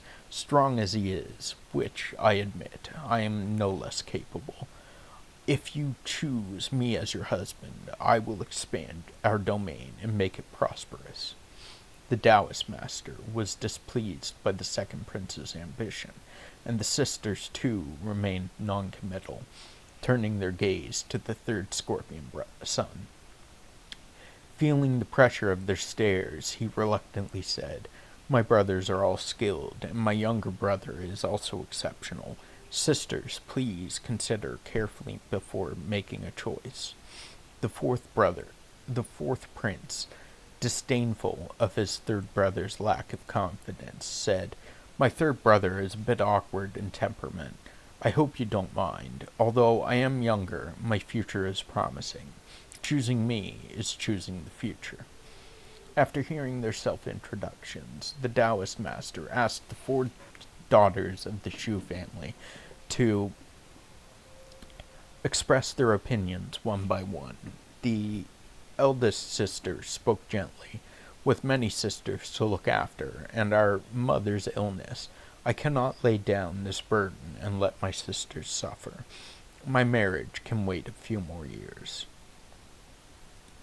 The scorpions shook their heads, expressing regret. The second sister laughed coquettishly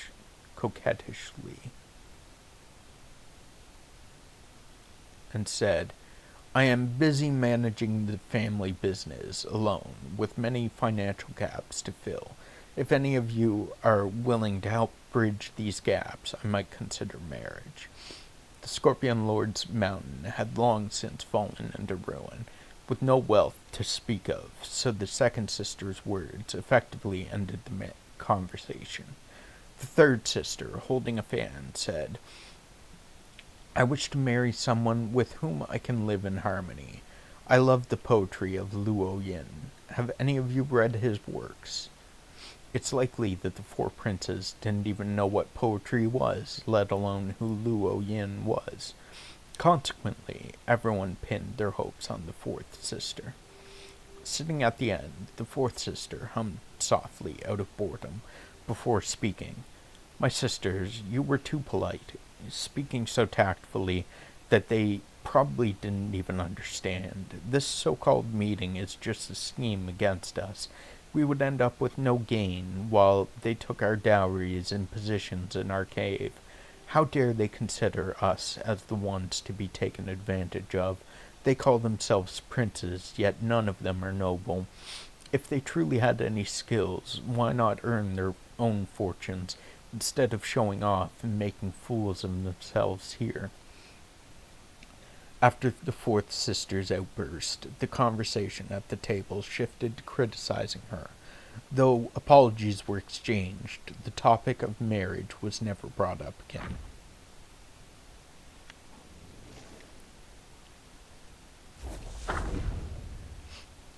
The third sister, in seclusion for 100 springs, truth and falsehood the mountain brings. A wild sawsbuck appears.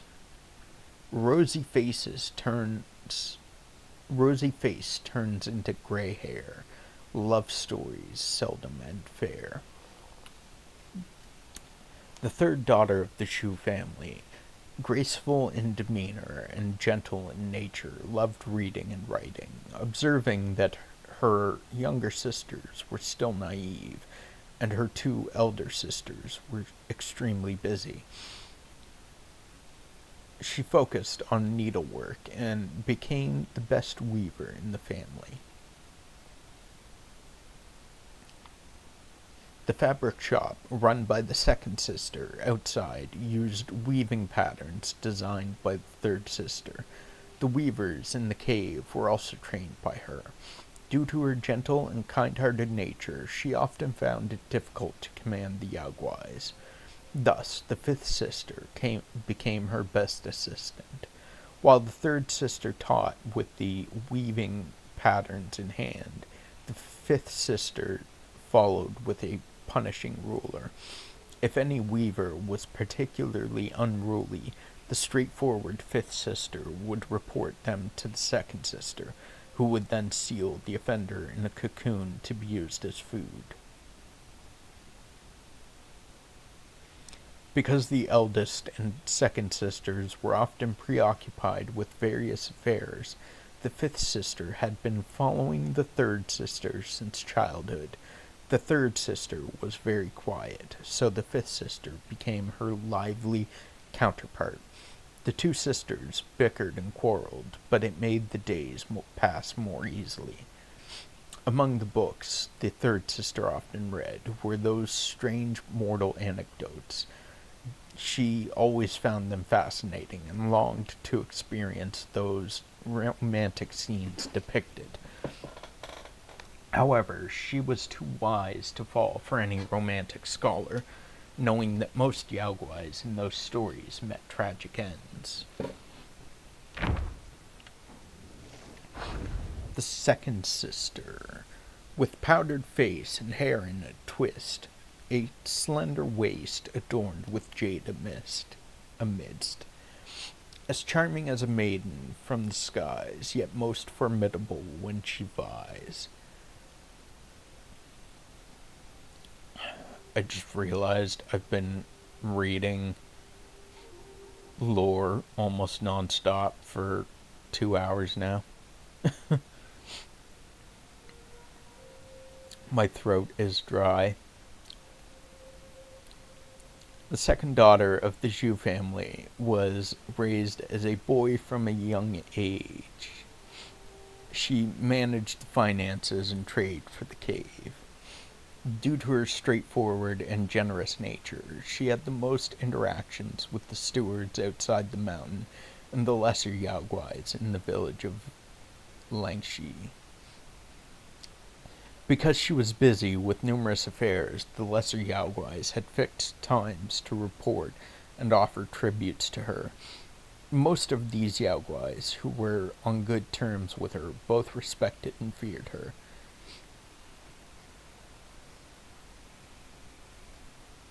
Planet Earth turns slowly. Such a good song. Stretch and hydrate, good sir. I have been hydrating throughout. I think after this entry, we will. I'm almost out of water, so I will, after this entry, go grab some more water, take a short break.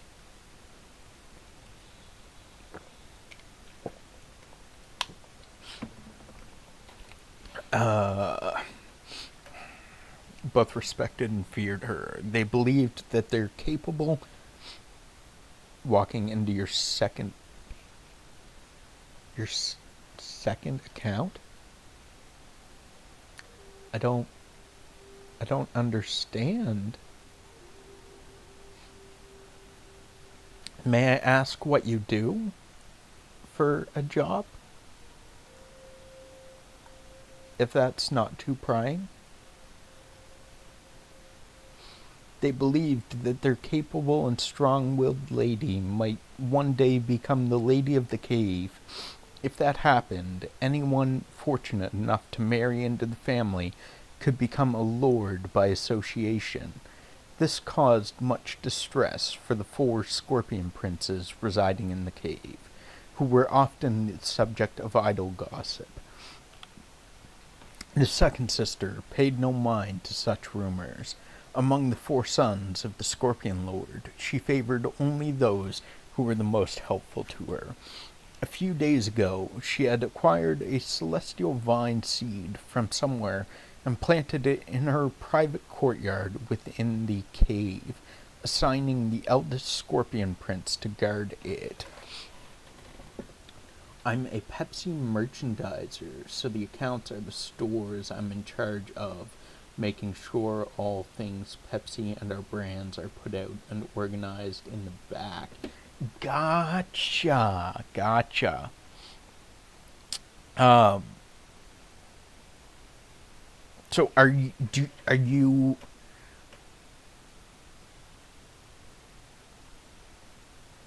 not to demean your job or anything? Are you the delivery guy? Because I used to work um for a convenience store before, and I frequently dealt with I was the cashier, so I frequently dealt with the delivery guys that came in, and they would restock the fridges with Pepsi and Coca Cola, and make sure their product was like the brands were uh, like the logo was facing outwards and stuff and all that.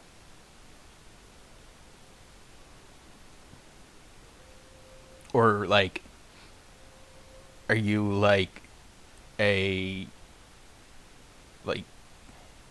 Do you just go in to ensure that everything looks proper, or like I don't understand entirely, which is why I'm inquiring.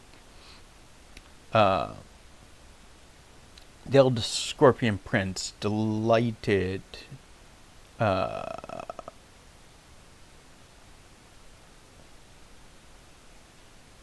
here in Cali, the drivers are separate from the actual merches. Here I am paid to drive my car to various stores and break down the pallets from the drivers that drop them off. Okay, so the drivers drop off pallets of.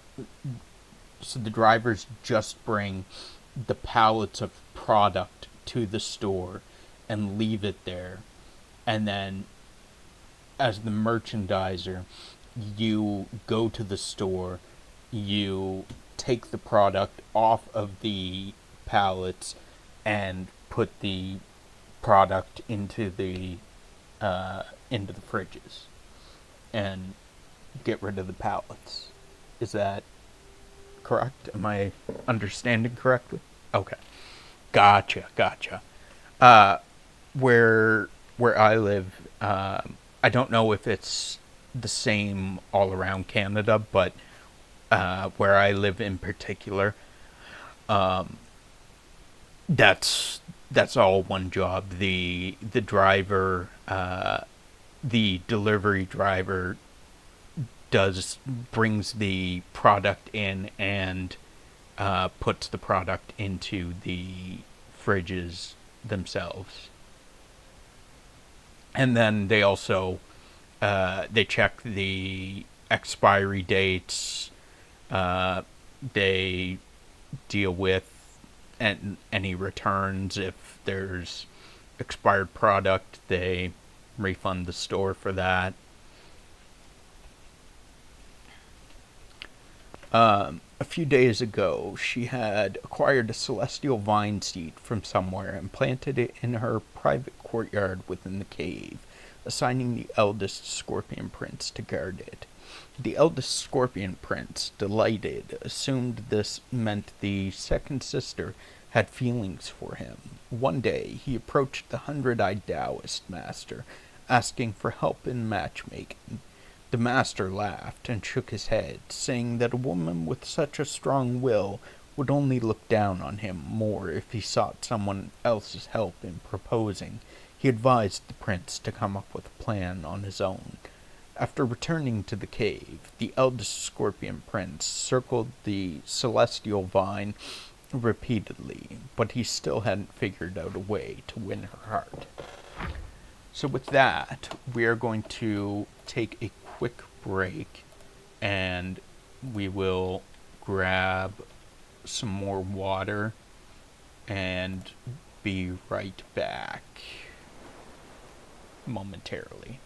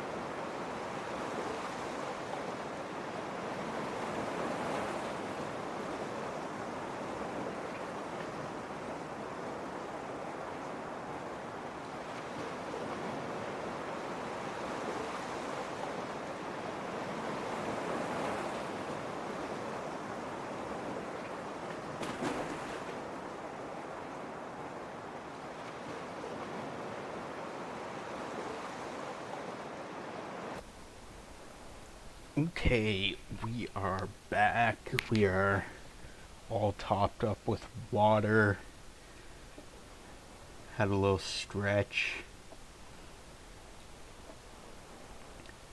Let's get back in this. Oh no, we can't save. Oh no.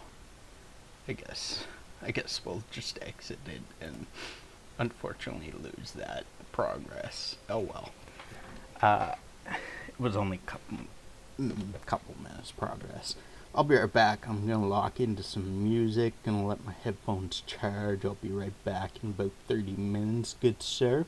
No worries. Thank you for sticking around as long as you did. I appreciate it very much. You enjoy your music.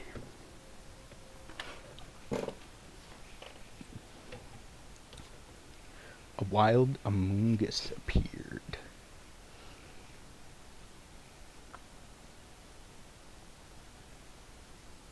I got you, my guy. It was a pleasure hearing the lore.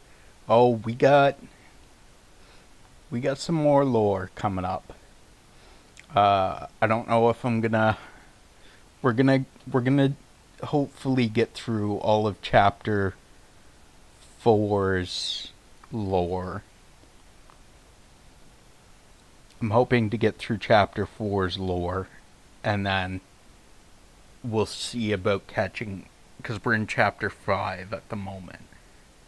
I want to catch up to chapter 5's lore so that it's just reading a lore segment whenever we get them. Which would be much easier on my voice and throat, opposed to reading a bunch of lore all at once. But we'll see how it goes.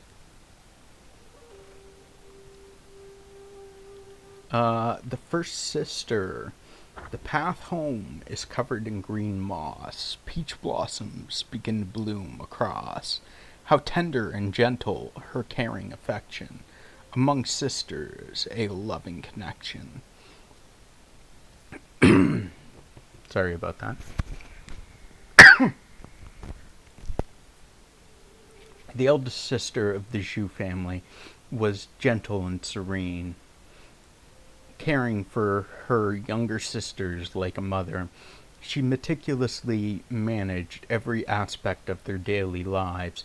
Even the straightforward second sister and the independent fourth sister behaved obediently and showed a touch of girlish charm in her presence. Each day she oversaw the cave's catering, everyone's clothing, and was the go-to for disputes, illnesses, joys, and sorrows, keeping her busy from dawn till dusk. There was always a steady stream of courier lesser Yaoguais coming to her with messages. My lady, the second and fourth ladies are arguing. My lady, the fifth lady scolded a weaver, and now they need an extra hand. Can someone be sent? My lady, the sixth lady injured herself while practicing, and asked for you to come and have a look. One day, the lady of the house, her mother, called her to her side. As soon as she stepped into the hut, the tranquil scene of her mother admiring the flowers under a tree caught her eyes. Her mother waved her over, saying, "The flowers in our abode are more beautiful than those in the upper realm." Meanwhile, outside the hut, the lesser Yaoguai in charge of catering was waiting for her to decide the menu, and the steward overseeing the cocoons was waiting to report matters. The eldest sister asked, "Mother, is there something you wish to instruct me on?" Her mother gently took her hand and said, "I just want you to accompany me in admiring these flowers." She smiled warmly, adding, "I worry they will wear you out." The eldest sister looked at her mother and was suddenly transported back to many years ago, when her mother had held her hand in this same way as they admired the peach blossoms together. The flowers were beautiful then, and so was her mother. The Elder Armor Worm. In the celestial garden, rare seeds grow by the purifying spring with an immortal glow. Transformed in the lower realm, forms unique, such path to Tao, refined and sleek. In ancient times, someone cast two celestial eggs from Mount Kunlun into a blessed land on earth. However, the will of the mortal realm was not as abundant as that of the celestial realm. As a result, the celestial eggs failed to fully nurture and lost many of their wondrous abilities, taking on vastly different forms. One of these celestial eggs was used to redeem the guilty, while the other was hidden away by someone with ulterior motives. From this hidden egg, various creatures emerged, and it came to be known as the Elder Armor Worm.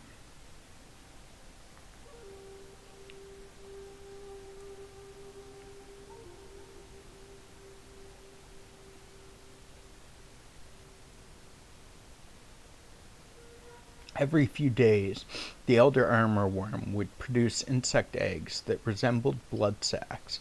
If these eggs were ingested by a living being, the larva would devour their internal organs. Depending on the innate differences of the larva, the host would undergo a transformation, turning into one of many types of insects. If the eggs of the Elder Armor Worm were not ingested, they would naturally hatch into an ordinary armor worm.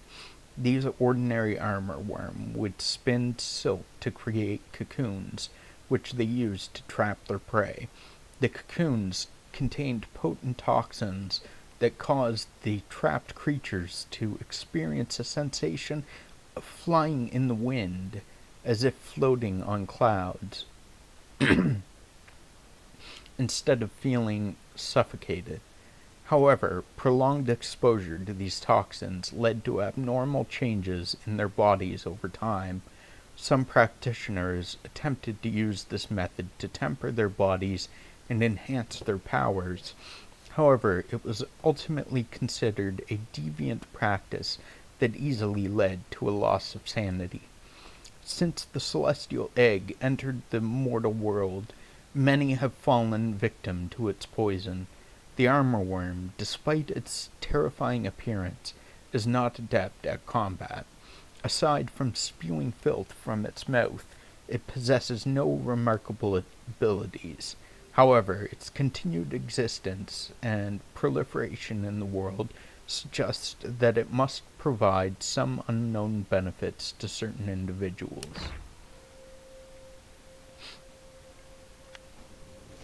Centipede Guai.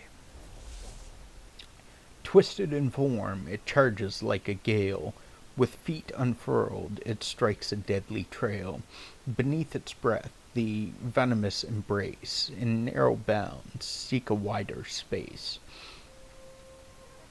In bygone days, a young man embarked on a journey to the webbed hollow, seeking vengeance.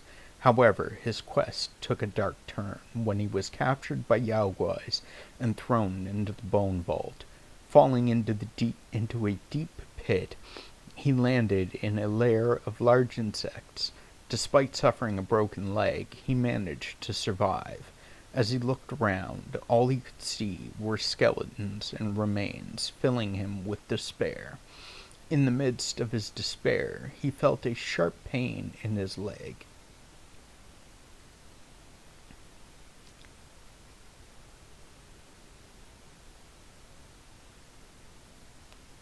So I think this is the guy that earlier we had heard something about him being thrown into the bone vault. In the midst of his despair, he felt a sharp pain in his leg. A massive centipede, as long as a person, had bitten him and torn off a piece of his flesh to devour. Filled with terror, the young man instinctively grabbed a stone and viciously crushed the centipede until it burst apart. Only then did he realize that the stone he used was a human skull, which he quickly discarded. To his surprise, he noticed that the pain in his injured leg had subsided. Curious, he applied some of the centipede's pus to a scraped arm, and the pain diminished, likely due to the numbing effect of the venom. This revelation sparked an idea in his mind. He tore strong silk threads from the cocoons surrounding the pit and found two leg bones to serve as support for his broken leg. Exhausted from the ordeal, he rested, but soon heard rustling sounds around him. He searched for the source of the noise, but it abruptly ceased. Suddenly, a giant white ball descended from above, bouncing several times before unfurling into a massive centipede, hundreds of times larger than the first one. Swiftly, the young man curled himself into a ball, mimicking the centipede's movements to confuse the colossal creature. At that moment, more objects fell into the pit, empty skins and remains. From them emerged a swarm of smaller centipedes, feasting on the discarded scraps. They passed by the young man, mistaking him for one of their own. Realizing this, he began to imitate their behavior, observing their habits and assimilating into their society. After 10 days, he finally managed to escape the webbed hollow. Basking in the daylight, he came to understand that dwelling on the past would not allow him to live a fulfilling life. Returning to his hometown, he sought to lead a peaceful existence. However, the weavers, aware of his visit to Zhu's estate, gathered at his doorstep, demanding that he retrieve treasures from the estate. Forced to hide from them, he found no respite from the turmoil that surrounded him.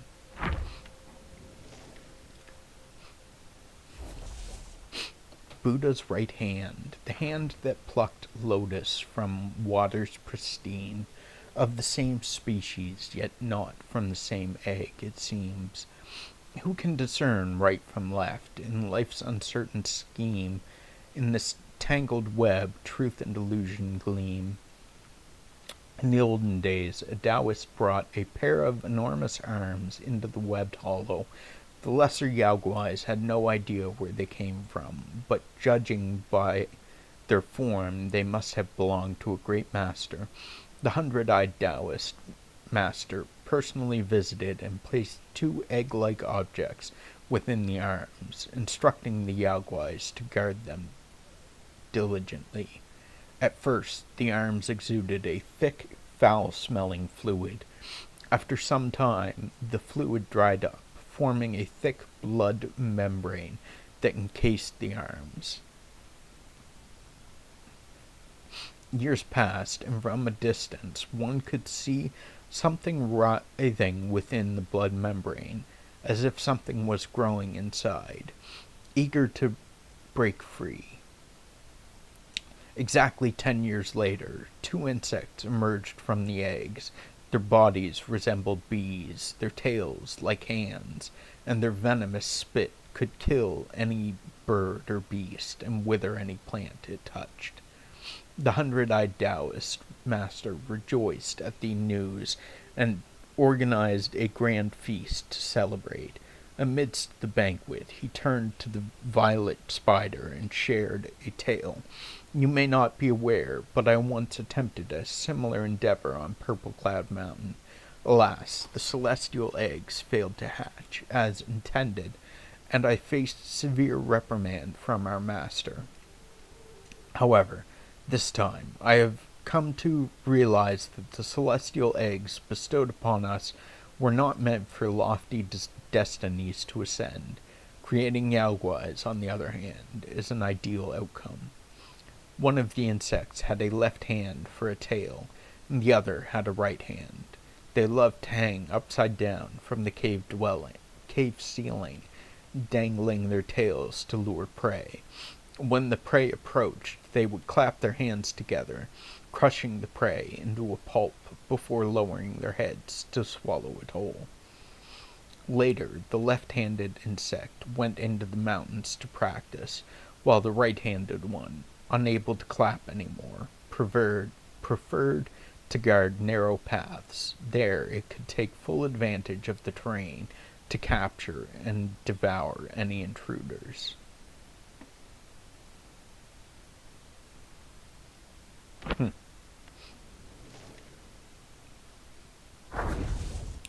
Ba Liga Ba. By rocks a living spring does flow, glistening clear, glitters with glow. In its charm a frog lord does dwell, frog's venom both sweet and foul.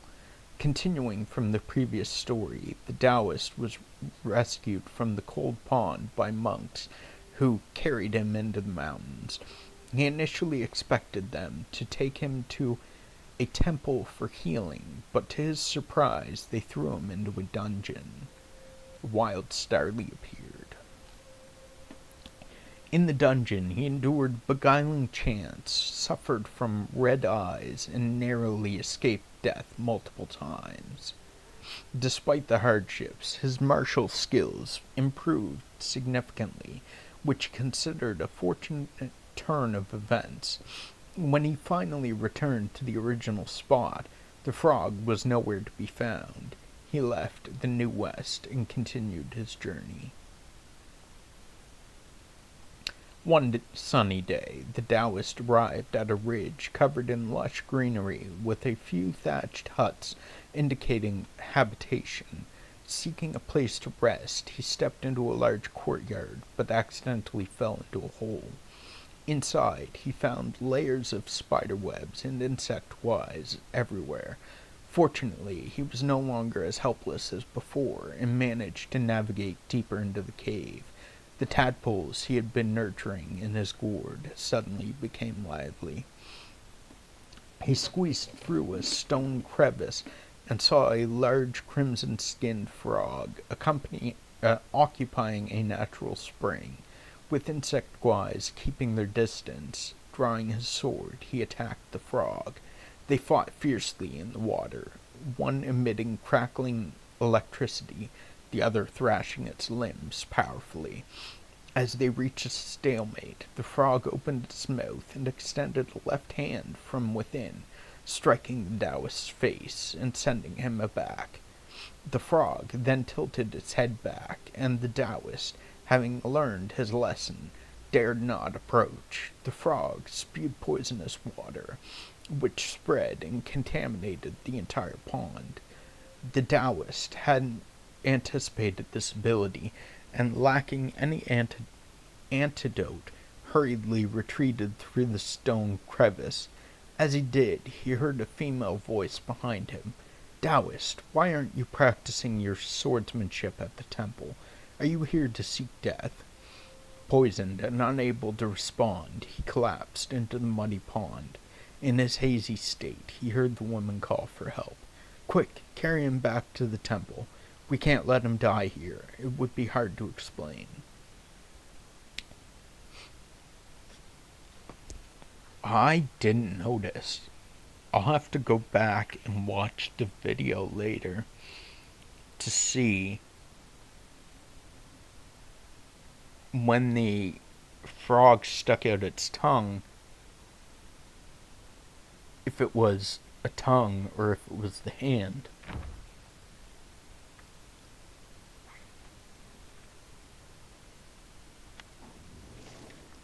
Commander Beetle. When faced with traps, one must pass the test. When fortune smiles, do know when to rest. If a man of great will must vent his zest, trade deeds for fame and rank with the best. A young man from the village of Shaded Heights served at the county yamen, running errands for the local government. The magistrate despised him and hindered his advances at every turn.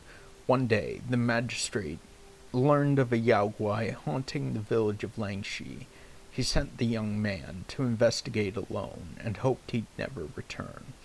Aware of the magistrate's ill intent, the young man accepted the task without hesitation.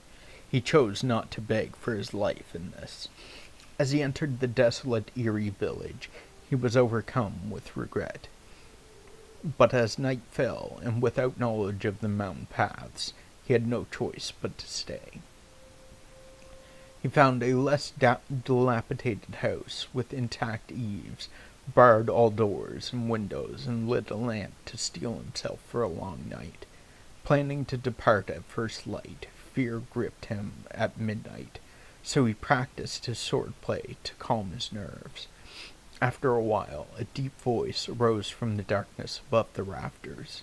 "I am a Yagwai of this ridge. I meant to kill you, but with your fine swordsmanship and the official blade, you must be a yamen runner, yes?" The young man was startled, but needed to voice his woes. He shared his ordeal with the Yagwai and drew sighs of empathy. The Yagwai said, "I too was once an imperial guard, but a treacherous court official cursed me into a beetle to scrape by in these hills. I long for death, but I still wish to pass on my sword skills to someone worthy. Now, if you're willing to learn my skills, I offer to teach you." The young man dared not to refuse. As he agreed, a beetle, over 3 meters tall, descended from the shadows. Its neck bore a thick carapace like a general's helm. The beetle wielded twin blades with a steadfast and forceful style that suited the young man's disposition. Overjoyed, the young man practiced with the beetle by the fading lamplight till dawn. As they parted ways, the beetle said kindly, "The world these days is full of those lacking talent and virtue, and descending through flattery. Why tangle with them and sully yourself? Aim higher. A man should carve his own path." With a hearty laugh, the beetle left. This encounter changed the young man. He resigned from his position at the yamen and enlisted in the border armies. His superb swordsmanship elevated him to the rank of general. Leading the troops against foreign foes, he won victory after victory and became a famed commander. Taoist Me. In empty mountains, falling blossoms sound. A flute's soft notes reveal homes around, wearing masks that obscures false and true. They borrow forms to seek Cinnabar's hue. Long ago, a young man ventured alone to web the ridge, seeking vengeance. However, he was captured by Yagwais and endured many hardships in their lair before narrowly escaping. Upon his return to the kingdom of Juzi, numerous weavers approached him, hoping he would lead them to the estate of Zhu on the ridge to find the legendary Jade Shuttle. So this is the guy that was in the bone pit.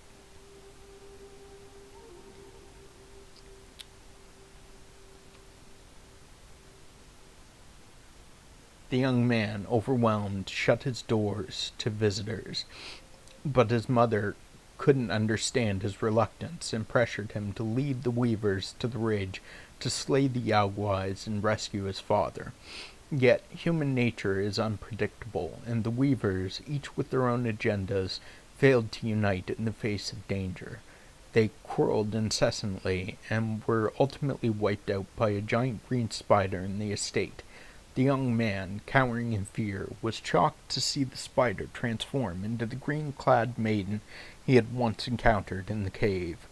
Disillusioned with humanity, he tearfully begged the fairy to let him stay on the ridge and cultivate. The green-clad maiden scolded him harshly and expelled him from the estate.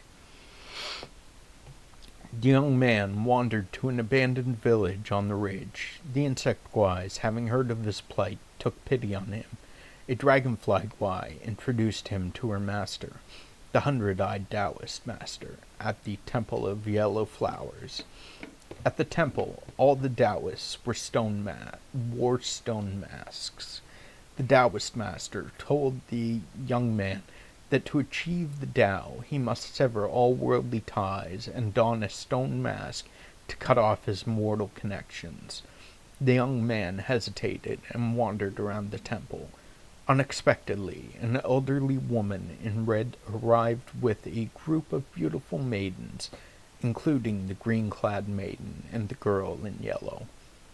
Later, the temple hosted a banquet for the maidens.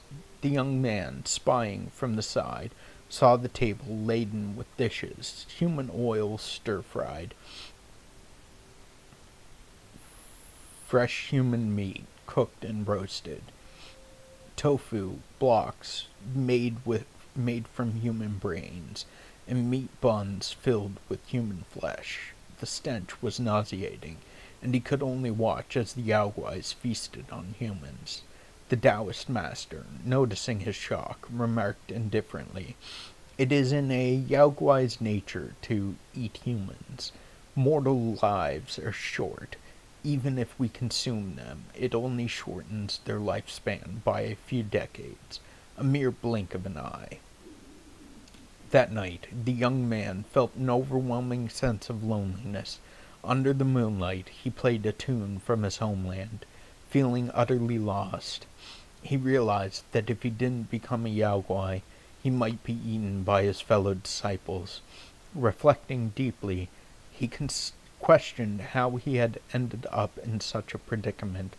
After a long night of tears, he resolved to become a disciple and pursue the Tao. Since he couldn't change his fate, he decided to go with it.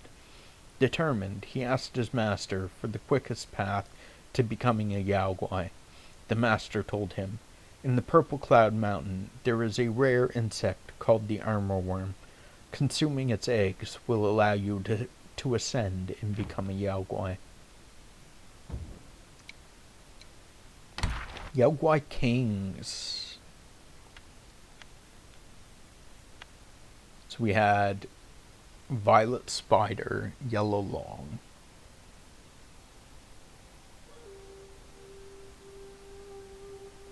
The Scorpion Lord, the Dusk Veil, and Hundred-Eyed Taoist Master.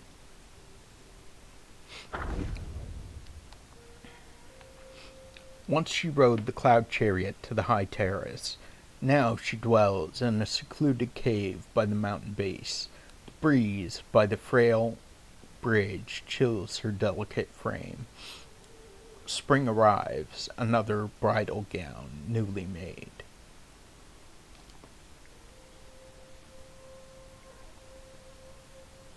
I think the violet spider is the mother. I'm assuming. I'm not sure. Upon reaching a cluster of huts in the forest, Tung Monk decided to seek alms for food. As he approached the village, he saw several women playing with balls under a pavilion. Invited by them into their home, he was suddenly thrown to the ground, tied up with ropes, and hung from a beam in the most uncomfortable manner. While climbing trees and branches, soon Wukong turned back and saw a glimmer of light. Realizing that his master must have encountered Yaoguais, he summoned the local keeper for details and learned that the glimmer was from the celestial bathing spring, which had been taken over by 7 spider guais. Knowing that they bathed 3 times a day, Sun Wukong transformed into an eagle, swooped down, and stole all their clothes from the rack. Baji, seeing so many women's clothes, persistently inquired and learned that 7 guais were bathing. Overjoyed, he rushed to the spring. Without any hesitation, he stripped off his black garb and jumped into the water, transforming into a catfish guai. The spiders tried to catch him, yet none of them succeeded. Recognizing one of them as an old acquaintance, Baji mischievously swam around her legs. He floated and dived around her until he was out of breath and hazed. The guais, retreating to their cave, fetched some old clothes, and called upon their 7 adopted sons to guard the house while they headed to the Temple of Yellow Flowers to seek aid. Meanwhile, Baji retraced his steps and reunited with the Fellowship. Together, they defeated the Insect Sons and freed their master.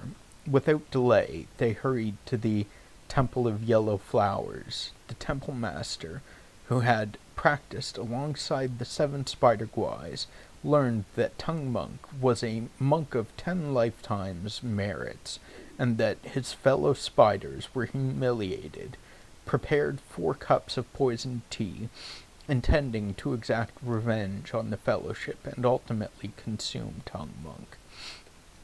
However, soon Wukong saw through the ruse, overturned the teacups, and defeated the spider guys, forcing them to retreat.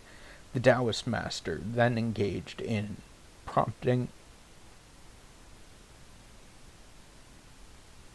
Wukong to order Baji to eliminate the 7 spider guys in his stead. A wild execute appeared. Following his command, Baji wielded his rake and struck down each of the spiders, sparing only the last one. Remembering their brief affair in the water, he hesitated and, with a final thrust of his rake into the ground, told her to flee for her life.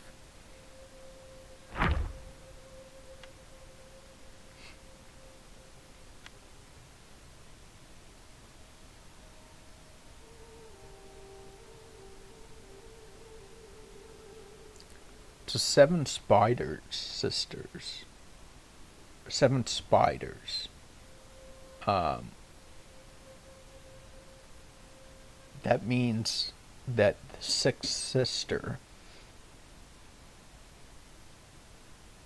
would have already been born. So this must have been after he mated with her to create the 6th sister. Yellow Long, in robes concealed along lies, trapped within the currents of life's ties, soaring high, golden lining arise, fate's trials from which none can hide. The plan he had was simple. Since the old man could foresee destiny, he would surely sidestep misfortune. By staying with him, he believed he could elude all danger. After his brothers each fled to distant realms, he transformed into a long pattern on Yuan Suchang's robe. For the next 100 years, he followed the old man across the vast lands, watching him decipher omens and foretell futures. But what good did his words change? Most in their hubris fell into the same snares. Whenever this occurred, the old man would seek refuge in drink. By fortune's grace, he possessed a gourd that brewed its own wine, and thus he often drowned his sorrows in a self-spun stupor. In his drunken haze, the old man would often converse with the shadows. At times he would mutter wistfully, "What use is it to see through the game if you cannot play it? If you do not enter the game, what is the use at all?" At other times he would be spirited and cheerful, exclaiming, "With life and death are predetermined, so why not be bold and give it a try?" Occasionally he would speak with a heavy heart. What's done shapes what's to come. How many can truly defy destiny? And sometimes he would sigh and question, if you could predict where you would die and deliberately avoid it, could you really escape? The Long often wondered if these words were meant for him, but since the old man never exposed or drove him away, he assumed the old man was just rambling in his drunkenness. As time went on, these words gnawed at his heart, leaving him torn and unable to decide whether to leave. Yuan Shuchang.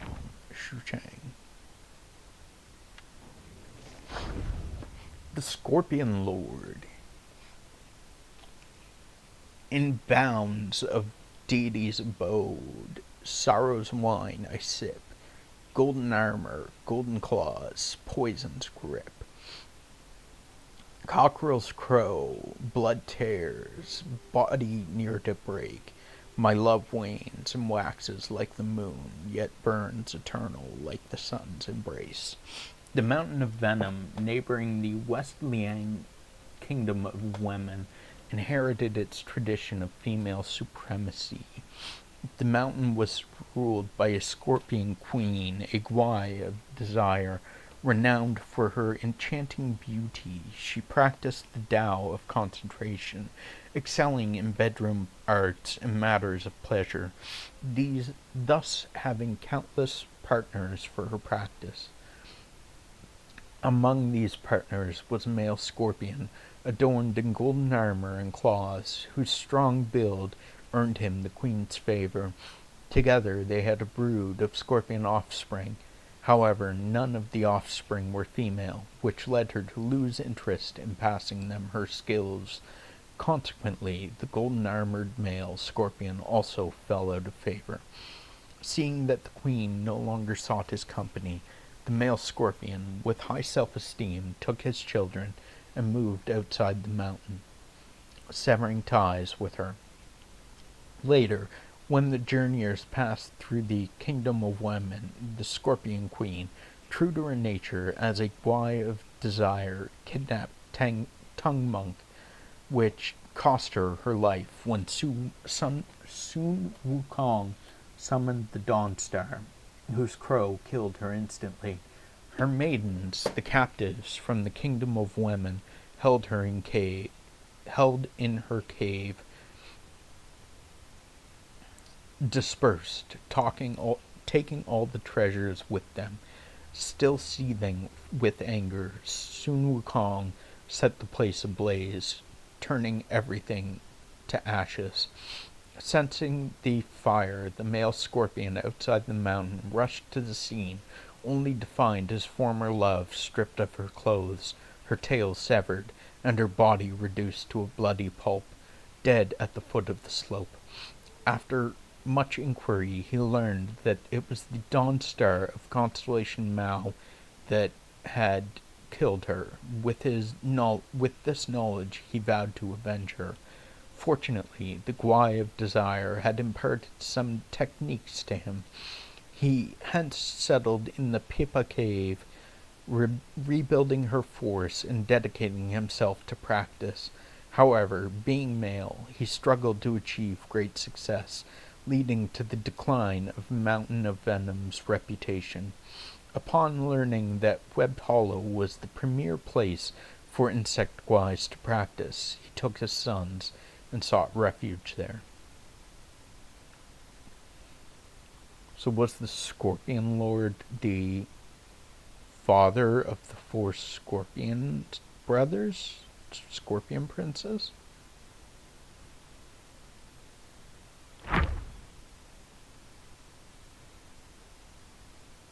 I think he was. The Dusk Veil. A brief song stirs the valiant heart.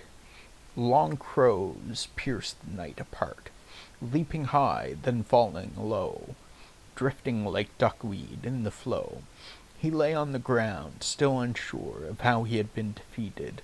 The previously unremarkable Taoist robed insect Kwai, whom he had previously dismissed as insignificant, now stood before him with a smirk on his face. Seeing the Gwai holding a radiant golden hairpin, he suddenly understood. He wanted to ask a question, but found he couldn't speak. The pain was unbearable. It seemed that his throat was slit by the vile insect with the hairpin. He should be dying. He closed his eyes, not wanting his last sight to be that hideous face. Unexpectedly, someone turned him over and carefully applied decoction to his wound. He could breathe again, but this brought him no relief. The Gwai clicked its tongue in amazement. The the medicine master gave is truly remarkable. It has mended the severed part completely. What a pity to use it on this one. He opened his eyes and tried to ask a question, but the Gwai stopped him. Don't rush. External medicine can't heal internal injuries. Besides, I don't intend to cure you.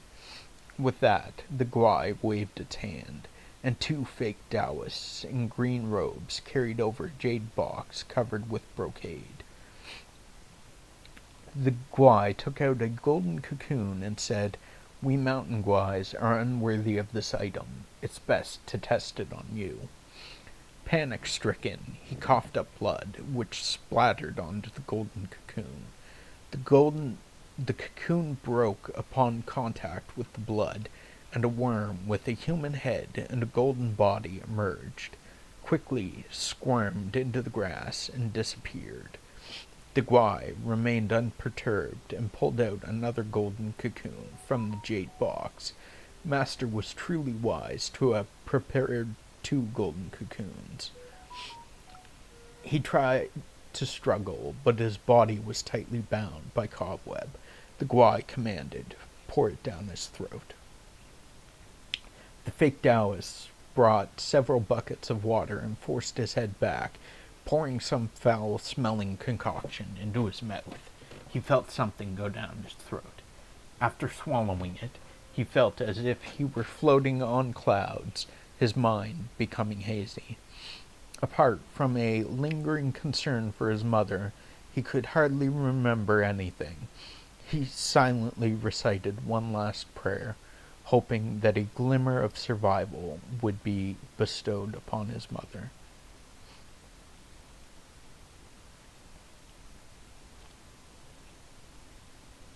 Welcome back, Houston. You missed some good lore. You missed some good lore. I will say, there were a few entries that were really good, in my opinion.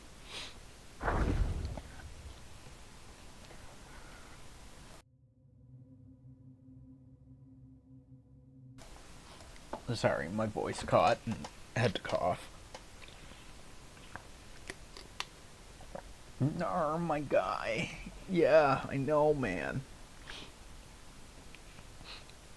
Can always watch the VOD later and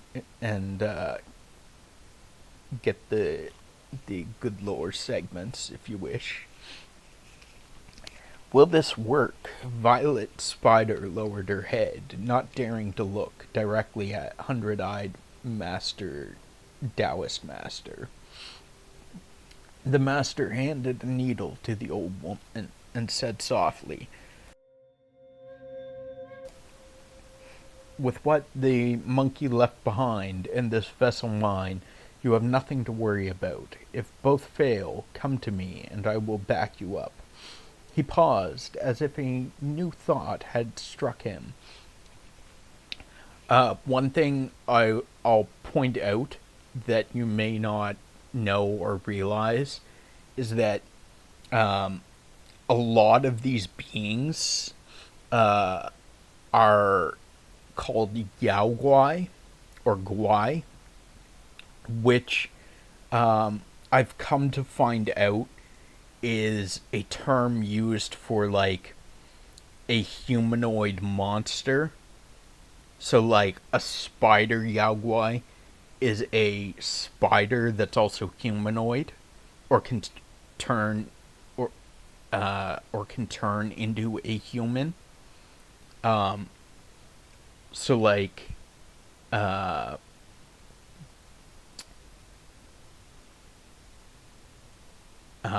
centipede Yao Guais, for instance, are like they're a centipede but also humanoid. He paused, as if a new thought had struck him, and added, "If I act first, you will never see that pig again." Hearing this, the old woman quickly took the needle, thanked him, and left. Once the door closed, an immortal with a red scalp and a crane face came in, holding a fly whisk. He emerged from behind the screen, looking at the master imposingly. The master bowed respectfully and reported, "With that pig in our hands, the destined one alone will not cause any trouble." The crane immortal remained non-committal and sighed. "Your little schemes are all under his majesty's watchful eyes. He hasn't intervened out of respect for her majesty." The master chuckled dryly and replied, "Her majesty's words. They've taken too much profit. This time, our principle and interest must be taken back."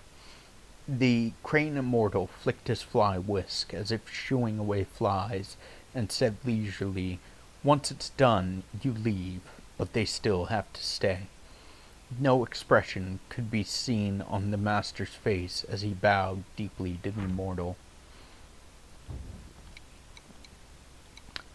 So that is our Lesser Yaogwai Chiefs, and Yaogwai Kings so far.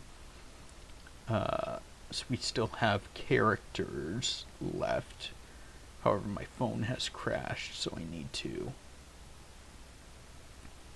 remedy that issue. Oh god, come on. Characters. So we read The Keeper of the New West. We have Zubaji, Venom Taoist, Crane Immortal, Hong Yi, Yin Tiger. Yin Tiger is in the painting world. Wild Remoraid appeared. Zubaji, born with a clumsy heart, trapped in life's advance and retreat, breaking precepts repeatedly, following nature, not the Buddha's feet. With rake and tusk, smashing fate, burrowing karma's weight, rolling in the muddy world, heedless of scorn or debate. In the highest sky, above the jade pool, amidst the swirling clouds and mist, celestial maidens flitted to and fro. Today, the Queen Mother of the West was hosting a lotus viewing banquet. As Admiral Tian Peng walked past the gate, he saw a tall, burly man blocked by a celestial maiden. "Admiral Curtain Raiser," the maiden said in a polite but cold manner, "without a handwritten invitation from the Queen Mother, you cannot sit by the pool. If you don't mind, why not take a seat in the side hall and leave some tea?" The burly man responded in obedience, but his gaze fixed in the main hall. At such behavior, Tian Peng subtly shook his head, a faint smile playing on his lips. He presented his invitation to the other maiden at the gate and strode in, his head held high. The banquet was in full swing, with celestial officials exchanging toasts, their joyful laughter resonating throughout the hall, creating an atmosphere of mirth and merriment. Tian Peng, an admiral who guarded the celestial river, seldom attended such festive gatherings. However, he managed to greet everyone as if he was well acquainted with them all while mindful not to overindulge in wine. The god of longevity stood beside the Queen Mother, stroking his beard, and chuckled, "Such extravagance! I wonder how would the peach banquet surpass it?" A constellation officer standing nearby chuckled at the elder's concern. "Elder, such worries are in vain. With the allure of those 9,000-year peaches, even a casual arrangement of tables outside the celestial gate would draw the dignitaries from across the three realms, be they noble or humble, eager to partake in a taste." A red-faced immortal sneered, It's not the peaches they seek, but rather to bow before the Jade Emperor and the Three Supremes, and worship the Buddhas of the West. Such assemblies are scarce pretexts for them to curry favor and bask in the company of the divine. The Queen Mother spoke with solemn dignity. The peach banquet is no trivial matter.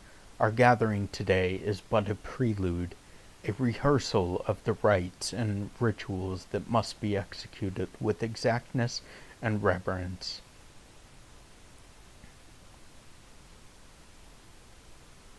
Upon concluding her speech, the Queen Mother signalled to the Lord of Luna with a glance. With a few claps of his hands, a group of maidens dressed in white entered the hall. The maidens took their positions by the jade pool and began to play instruments, sing, and dance. Among them, one dancer, with hair like silver and a dress like clouds, stood out with her exceptional grace. Tian Peng had never seen the beautiful celestial maidens so closely, and he was fascinated. A celestial maiden in a violet gauze dress, holding an exquisite cup of wine with both of her hands. "Admiral," she softly called. Drenched in his fascination, Tian Peng took the cup from her hands, yet his gaze never left the white dancing sleeves. After the dance concluded, Tian Peng regained senses. He rose up to toast the Queen Mother, yet the queue was long. By the time he reached the end of it, he found himself already outside the gate. Suddenly, he heard someone shouting, "Shoes! His shoes!" He looked over and saw two celestial officers supporting a drunken monkey as they hurried past. Tian Peng thought to himself, "When will I ever get to be as drunk as that monkey?" Drunken monkey. I wonder if that's Sun Wukong.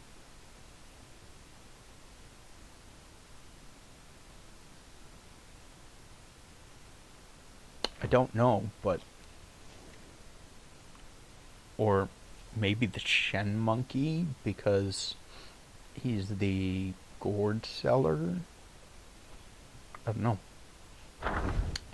Venom Taoist, schemes and plots, hard to outsmart, impulsive nature, a straightforward heart. He should thank his twin blades, one cuts through folly, one has the truth displayed. This one seems long. Gentle mountain breeze, wildflowers covered ground, inside the stone cave behind the temple. The purple-faced Taoist master asked with a gentle smile, "How long have you been in this temple?" I do not know. I can only remember that thunder has struck the hall over 100 times," replied the Venom Taoist, standing cautiously beside the master.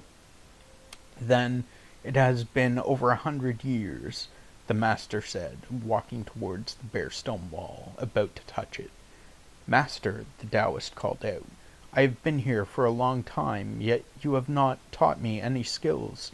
Could you perhaps teach me a few moves today?" "You wish to learn my skills?" "Since the day I called you master, yes. Your foundation is solid and energy channels harmonized. You have already achieved high. I am afraid learning my skills won't help you much." The Taoist tensed up at the master's words, fully on guard. Yet, out of his expectation, the master uttered, "Skills I can offer no more, but some unique methods of practice I can offer. Yet they are beyond the mind's feeble and demand strong willpower to succeed. If you are not deterred by hardship, I can let you try." Intrigued, the Taoist asked, "What kind of unique methods?" The Taoist shook his head and said, "Without your willingness to learn, I cannot tell you that." I think that was supposed to be the Taoist master. The Taoist pondered deeply, unable to make a decision. The Taoist gently persuaded. It is a path trodden by many of the Taoist master gently persuaded.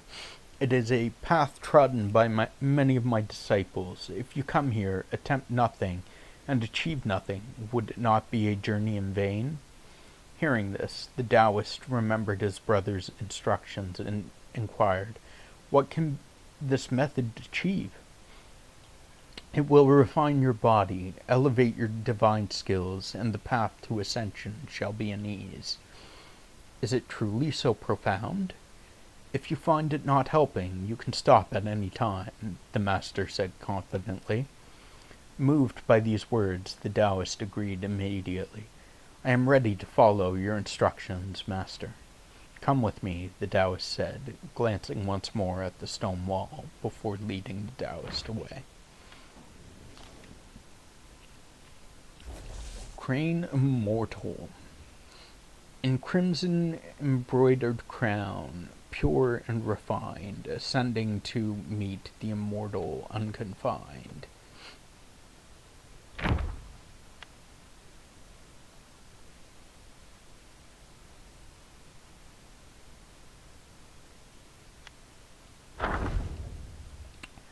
Revered in the vast skies, far and wide, what foolish man would dare not abide? The newly appointed Dawn Star originally served in the Hall of Incense. Now promoted, he had his first opportunity to tour the Celestial Palace. As he exited the Celestial Palace, he was met by the Crane Immortal, who first took him to the Celestial Gate to be introduced to the captains of the court on duty and the 4 heavenly kings. They then visited the 33 halls and the 72 palaces, paying respects to everyone along the way. Could you imagine 33 halls and 72 palaces? That would be so daunting. So, like days. The celestial beings treated them with utmost courtesy, which greatly pleased the newly appointed constellation officer. After the tour, the Crane Immortal was about to personally escort the Dawn Star back to the Palace of Illumination. On the way back, the Dawn Star suddenly asked, "I wonder if my predecessor was promoted or demoted. Could you enlighten me so I may know how to conduct myself in the future?" The Crane Immortal smiled and said, "He mingled too closely with the mortal realm, perhaps making some friends among the mountains and wilds. Now having shed his celestial bonds, who can say where he revels in his newfound freedom?" I'm assuming he's talking about Sun Wukong there. Uh, The celestial officer frowned and asked, "I heard that the Dome of Stars conducts roll calls daily. How could it be that the constellation officer left without anyone knowing?" The Crane Immortal gently smoothed the wrinkles on the Dawn Star's robe and said somberly, "If you hadn't left quietly, how would you be here now?" Hearing this, the Dawn Star seemed to understand. It did not pursue the matter further.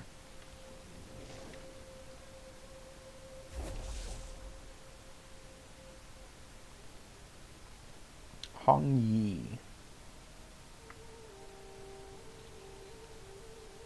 I don't. Oh, this was the. This was the red snake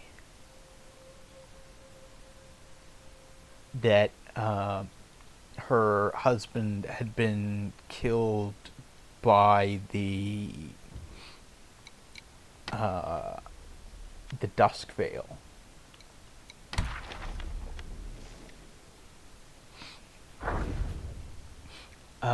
Tearful eyes reflect tearful eyes. What? Tearful eyes reflect tearful eyes. Okay. Broken hearts echo broken cries. The world harbors the cold and sly. yet spares the soul in serpent's guise. The Jade Emperor sat on his throne in the celestial palace, gathering the officials. Hong Yi stood among the immortals and saw Tai Bai Ginseng leading in an officer in, leading an officer in. A crown of 5 peaks on his head, a landscape engraved tablet in his hand.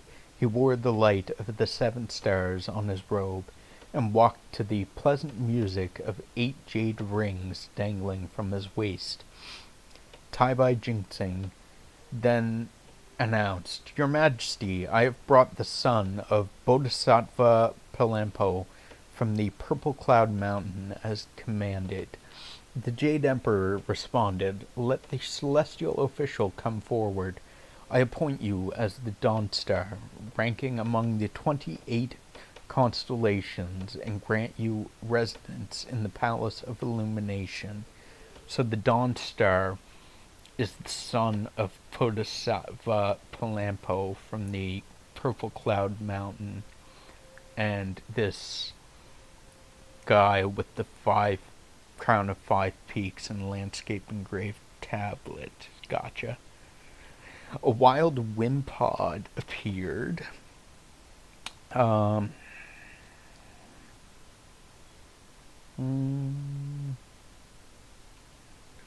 Remember to be diligent in your duties and conduct your patrols on time.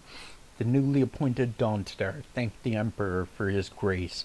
The Jade Emperor then ordered the Crane Immortal and the Supreme Celestial Inspector to escort him to his post, also bestowing upon him 2 bottles of imperial wine and 10 golden flowers. The Immortals congratulated the Dawnstar, while Hong Yi stood quietly on the periphery, observing for a moment. She was slightly older than him, and having grown up together due to the deep connections and frequent interactions between their families, she had always seen him as a younger brother. Now, witnessing his moment of glory, she believed his future held limitless potential. After waiting a while longer, she watched him greet and bid farewell to others in front of the hall, his spirits high, yet he never glanced her way. With a quiet sigh, she turned and slowly walked out of the hall.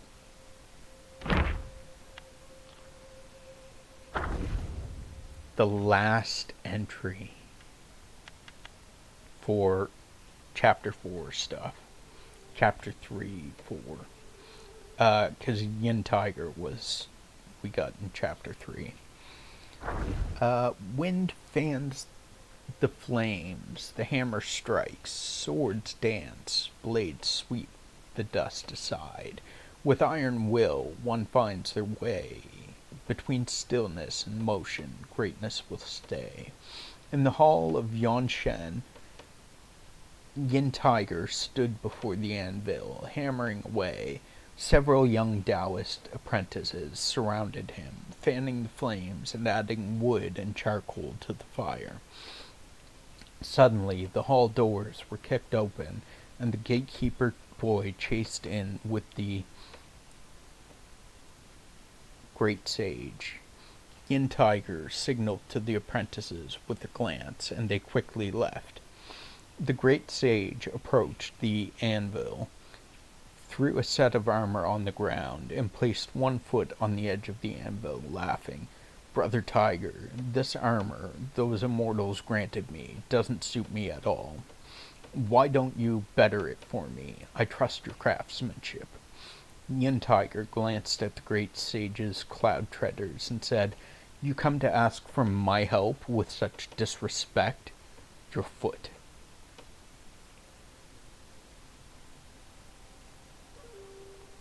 The great sage, with a cheeky smile on his face, lowered his foot and said, "I care nothing about those grand rules above. We've known each other for ages. Why bother with manners?" Yin Tiger didn't respond. The great sage grabbed the large cleaver the tiger had been hammering, tested its weight, and shook his head. "Too light. That is, it doesn't suit you." Only then did Yin Tiger pick up the armor from the ground, examine it, and say, "Your gold armor is excellent. Why bother with this scrap metal?" The great sage leaped onto the tiger's large chair and laughed. "That's why I brought it here. You don't really have to waste your hammerings on it. If anyone asks, just say you're working on it." Yin Tiger refused. "Take it back. I won't play along with your act." The great sage wasn't offended. He untied the precious gourd from his waist and said, "Actually, I came to drink. Go call everyone. Remember to invite my good brother Shen Monkey and bring some of his homemade wine. To drink mine, you guys got to offer something too." Later, the great sage drank and reveled with everyone in the hall of Yonshen until he was hammered and had to be escorted back by celestial officials. After he left, Yin Tiger noticed that the armor was still lying beside his anvil. Well then, he would have to return it to him another day. Wow, the more I read about the great sage, I believe the great sage was Sun Wukong. And the more I read about the great sage, the worse I like him. He just sounds like an asshole, a drunkard asshole. Like, he's only cares about drinking, and he has no respect for other people or their possessions.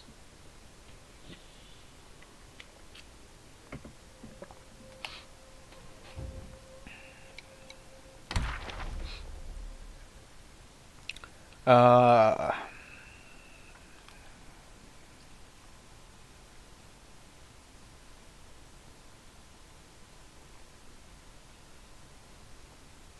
the irony learning about soon, yeah.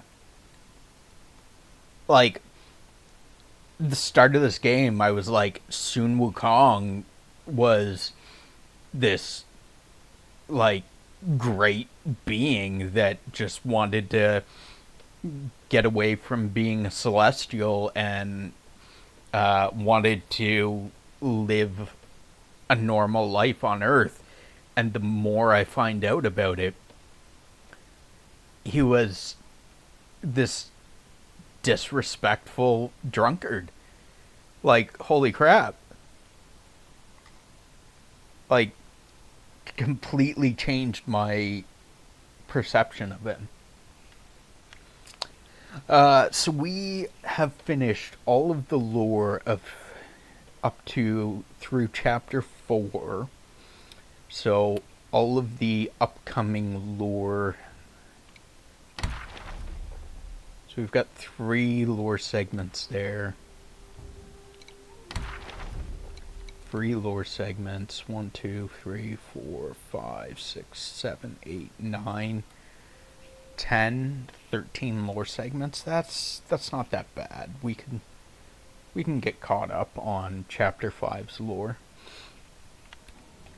So Revenant stalwart, endless toil, no rest in view, joy of nature, never ours to pursue. Serving others in vain we strive, lamenting years, centuries alive. The stalwarts summoned from the underworld by the keeper were the lowest ranking soldiers back there, with their daily duties to maintain the flow of the underworld. Being sent to the immortal realm was akin to the days of rest, a break from their relentless toil. One day, as they patrolled flaming mountains, 4 stalwarts shared their stories. One pointed to Furnace Valley and remarked, "This lava here makes me think of my task back underground. Those who committed arson in life are sentenced to embrace searing hot copper pillars naked in our copper depth. We had to fuel the fire and scrape off burnt flesh once again. If we had a firefall like it here, it would surely make things easier. Another added, true, and those who broke families in life go to our iron depth. We plant an edge of the blade tree into their back and hang them on the tree. Our endless days are spent sharpening the blades and trimming the trees.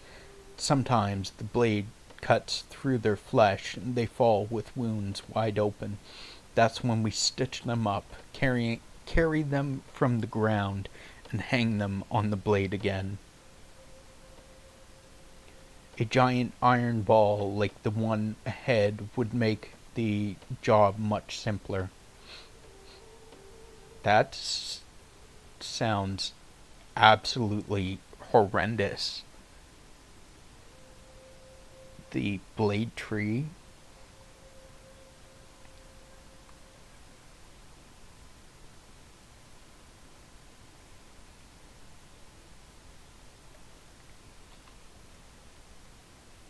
The third one chimed in. You have it easy. Those who torture animals go to our bull depth. There they are trampled and gored by lava bulls. We must tend the bulls, fit them with iron hooves, and sharpen their horns. The crushed corpses must be dug out occasionally, lest they clog the path of the bulls. A flaming cart would be a much better solution. The last stalwart, gazing at the landscape of flaming mountains, exclaimed, "This place is better than any of our depths.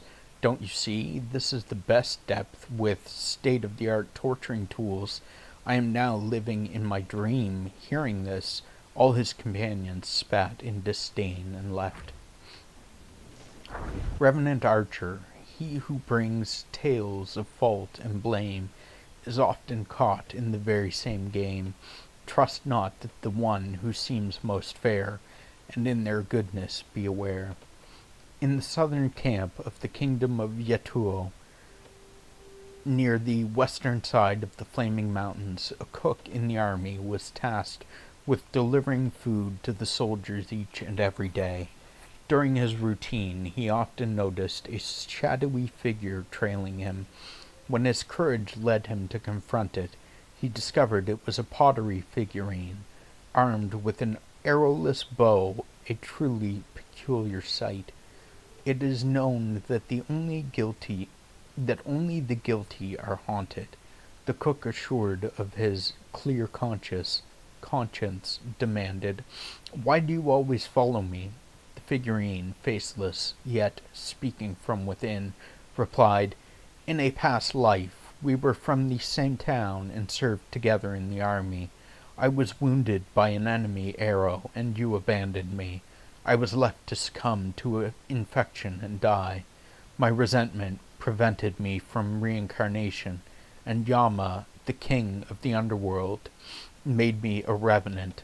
I have come now for your life."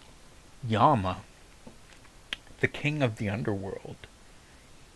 I believe, if you didn't know, Houston, the legend, this game is based off of the story called Journey to the West, which is about, I believe, about Sun Wukong and his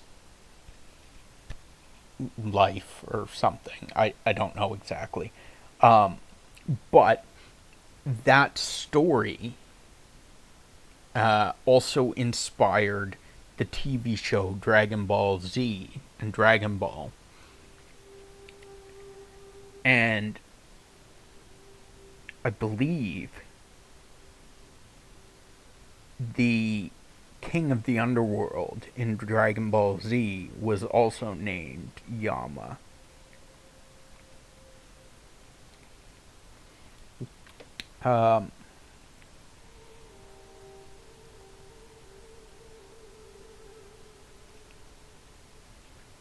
Yama, the king of the underworld, made me a revenant. I have come now for your life.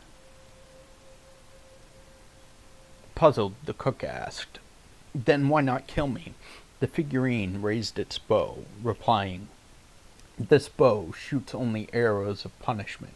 You've been reasonably upright in this life, so I find no arrow to strike you. My only choice now is to linger aimlessly. The cook asked if there was anything he could do to stop its wandering, but the figurine spat back. It was your fault. You should not atone, not help me. You should atone, not help me. Your debt will clear once you've recited Buddha's name for me 10,000 times and kneeled to each. Then I may find peace. Enraged by such entitlement, the cook argued, your fall in enemy hands wasn't my arrow. Your failure to evade wasn't my push. Leaving you was a choice, not a crime. Why blame me? With that, he smashed the pottery figurine with his meal lid. The figurine shattered and turned to dust in the wind. Alas, even ghosts dread violence. Reflecting on one's actions is essential, and kindness is a virtue. But beware of being exploited for your good heart, lest the accused becomes the accuser. Lavable Revenant. A wild garbador appeared.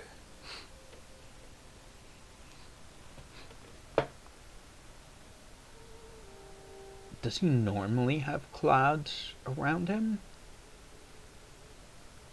Or is that because the clouds around his head are the Dynamax clouds. That's interesting.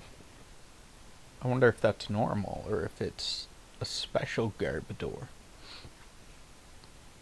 High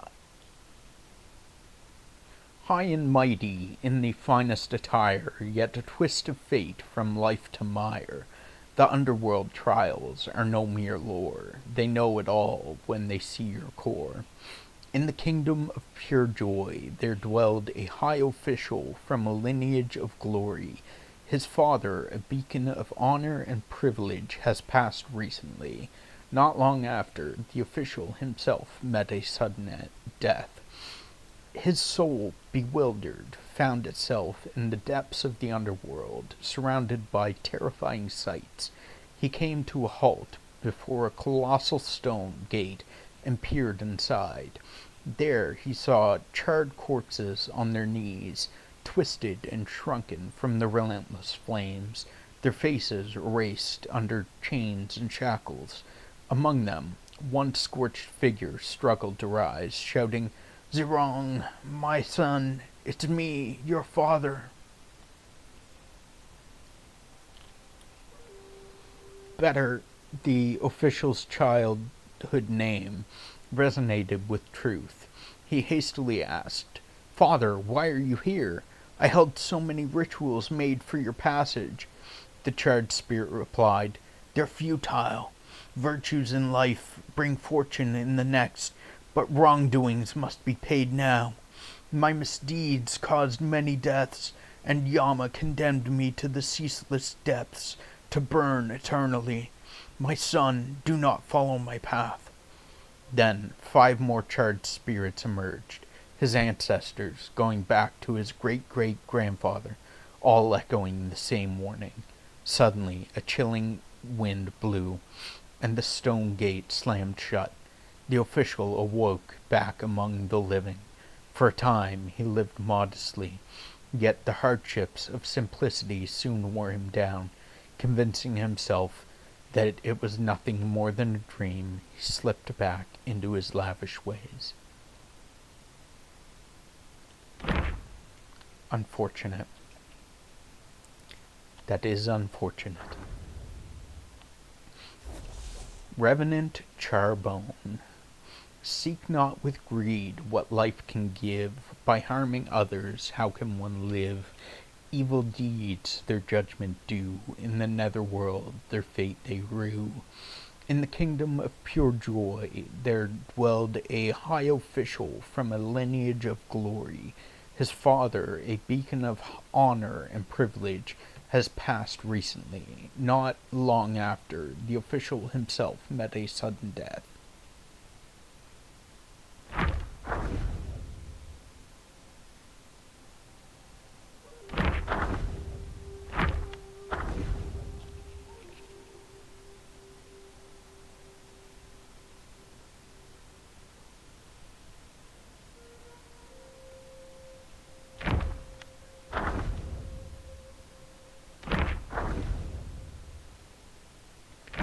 Apparently, Lavable Revenant and Revenant Charbone have the same entry.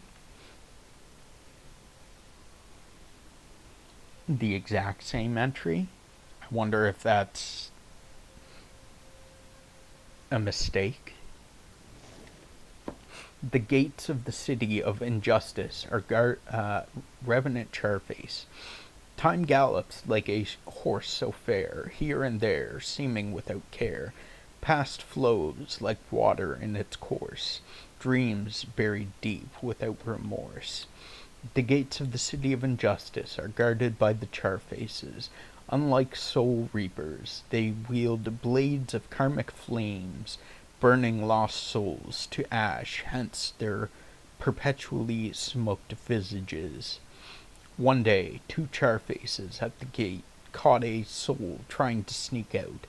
As one raised his flaming blade to strike, the desperate soul pleaded, "Spare me, kind sirs. Should I revive, I'll burn 10 houses of paper ingots in your honor." The other Charface restrained his companion and proposed, "Let's have a wager then. If you win, you go free, but if you lose, blame your own luck." The soul asked, "What would be the wager?" And he answered, "If half the souls entering the city today wish to return to life like you win." With that, he handed over paper and ink and tasked the soul with recording the names and earthly obsessions of those newly deceased.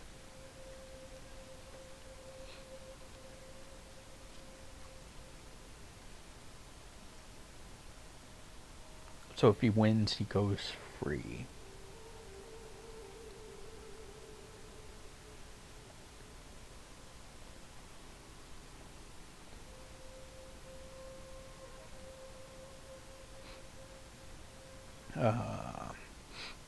As the gate closed for the day, the soul hurried to the Charfaces and declared, I've won indeed." The Charfaces presented the list to the Gatemaster, who found that it matched perfectly in both numbers and names, and even included details the deceased themselves hadn't revealed. Satisfied, the Gatemaster held the soul in high regard, generously rewarded him, and said, "I know you seek to leave the city, but the gates are shut for today. Perhaps you should come again tomorrow." Months passed, with the soul returning daily, and each day a similar bet was made. Over time, the soul ceased longing for a return to life, and took up a role as a scribe under the Gatemaster. Alas, it makes one wonder, should we look ahead and accept whatever future awaits us, or stay committed to steadfast goals? Perhaps there's no right answer. What matters is the willingness to make your choice. Well, that sucks. It was all just a con to get the guy to do work for them.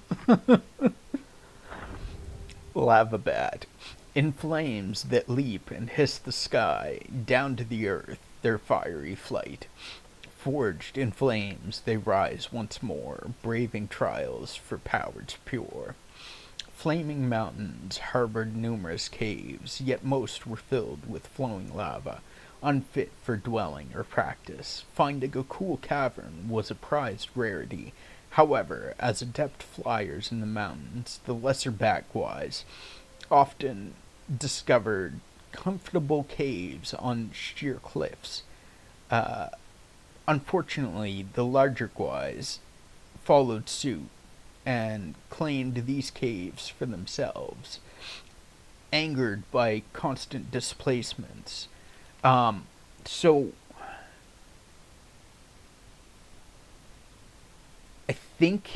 I believe guys are more monstrous than humanoid, but Yaoguais are more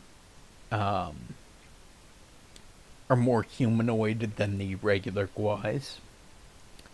Uh, However, as adept flyers in the mountains, the lesser back guais often discovered comfortable caves on sheer cliffs. Unfortunately, the larger guais followed suit and claimed these caves for themselves. Angered by constant displacements, the bats were resolute in moving to Furnace Valley, a place of towering firefalls and rivers of molten rock. No other guais would dare to venture there, and all advised them to leave. The bats, undeterred, dismissed the warnings and retorted, "We can never secure a comfortable hideout when you are around. That's why we've chosen the most dangerous and treacherous place. In our spiritual practice here, it's a matter of life or death. We're done being victims and pushed around." Fortune favored their resolve and rewarded their practice. Though the scorching lava burnt them time and again, it forged their fiery skins, and dodging the spewing magma honed their agility. Alas, no path is set in life. While well-trodden roads may offer smoother travel, striking out anew invites trials and derision. Yet the fruits of such a journey are uniquely gratifying. Bull Sergeant. 'Neath fiery peaks, in robes so fine, guarding jade doors with gold's radiant shine, tangled in those worldly gains, all splendor fades, like dust it wanes. Through the ages, those seeking rain from the plantain fan often presented gifts and tributes as the chief guard in Rakshasi's court. The bull sergeant was in charge of collecting these offerings. The quality of the tributes greatly affected the well-being of the mountain's yaoguais throughout the year. Thus, the bull sergeant always schemed to influence the tributes towards his own preferences. One day, leaning on the doorframe and sighing deeply, he noticed the smoke from his nose resembled his beloved chicken and devised a plan. He told all the tribute bearers that the shape of the smoke rising from flaming mountains at dusk indicated what the plantain fan desired as offerings. Believing this to be a divine sign, the people, despite their hardships, started contributing exactly as the smoke suggested. The bull sergeant received many of his desired items and reveled in a contented life. However, over time, this led to growing discontent among the villagers toward Rakshasi and her reigns. One day, Lady Rakshasi had to leave for a lecture by Lord Lao in the celestial court, and was unable to bring rain for the people. In panic, the bull sergeant confessed his wrongdoings and begged for her forgiveness. It turned out she never required any tributes. She naturally provided rain for the villagers through the seasons for planting and growing. The whole tribute scheme was a fabrication. Lady Rakshasi didn't punish the bull sergeant, but ordered him to return the goods and tell the truth to the villagers, but they refused to take back their offerings. Instead, they urged the sergeant to convince the plantain fan for more rain. Caught between the villagers and the lady, the sergeant ended up paraded by both sides, the bull scorned by all. Bull Soldier. Strong of body, skilled in fight, shield and spear a valorous sight, heart ablaze with fervent zeal, love's disdain the pain he feels. 3 centuries ago, when the Bull King still graced the celestial court and the Red Boy practiced under Guan Yin, peace reigned over flaming mountains.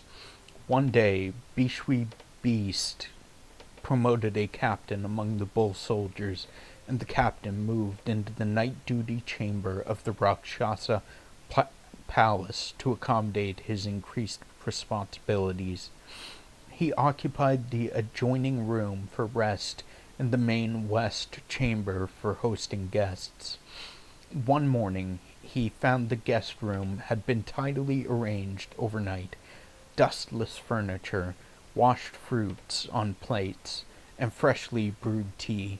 Perplexed, he thought of the furry celestial maidens serving the lady and the fox maidens attending the king's daughter, recalling how the other guards often teased him for being more handsome than the rest.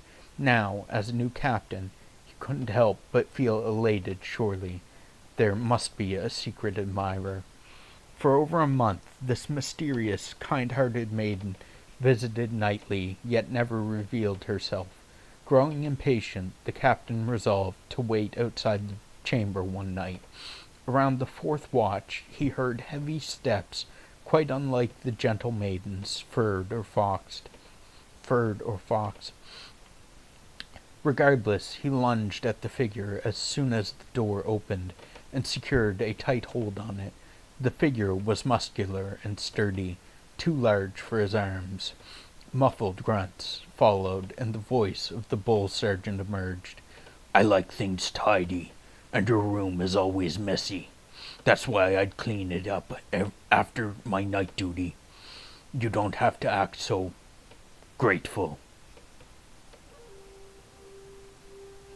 A wild sandile appeared. Searing fire, eternal life, a simple dream, true ascent, a distant gleam. The world seeks shortcuts, lost in their quest. With countless sacrifices, they never rest. Outside the walls of the kingdom of sacrifice, atop the mountains, stood the Fume Fire Temple, renowned for its ability to reform wayward youths from fallen households.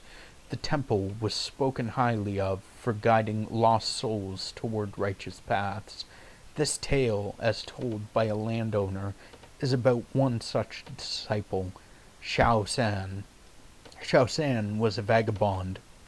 He beguiled guests of brothels into lavish spending, and one of his patrons turned out to be the landowner Wang's son. He soon found himself pursued by the authorities and facing a trial against Wang. A Taoist from the Fume Fire Temple happened upon him and offered sanctuary. From that point forward, Shao San immersed himself in the pursuit of wisdom, practiced diligently and dutifully, undertook tasks assigned by his master.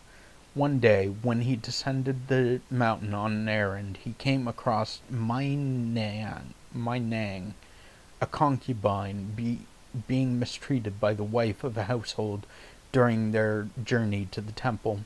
Without hesitation, Xiao Zhan intervened, rescued Mai Nang, and brought her to the temple to shield her from the cruelty of that family. With nowhere else to turn, Mai Nang was welcomed into the temple by the master and became a disciple. Filled with gratitude for Xiao Zhan saving her life, she tended to the temple's chores. Over time, she repeatedly sought to become Xiao Zhan's spiritual partner, yet her advances were always rebuffed. Years later, having made significant spiritual progress, Xiao Zhan underwent an ascension ceremony organized by his master, with Mai Nang invited as witness. They were taken to a mountain peak with a river of fire flowing down. Xiao Zhan received a talisman from his master and courageously leapt into the fire.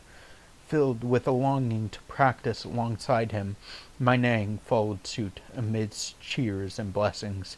As the smoke rose, they were reborn from the blazing flames as the eternal guardians of the river of lava.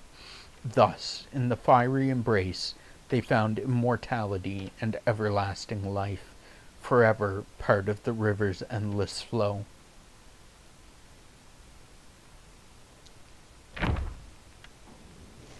Earth Rakshasa.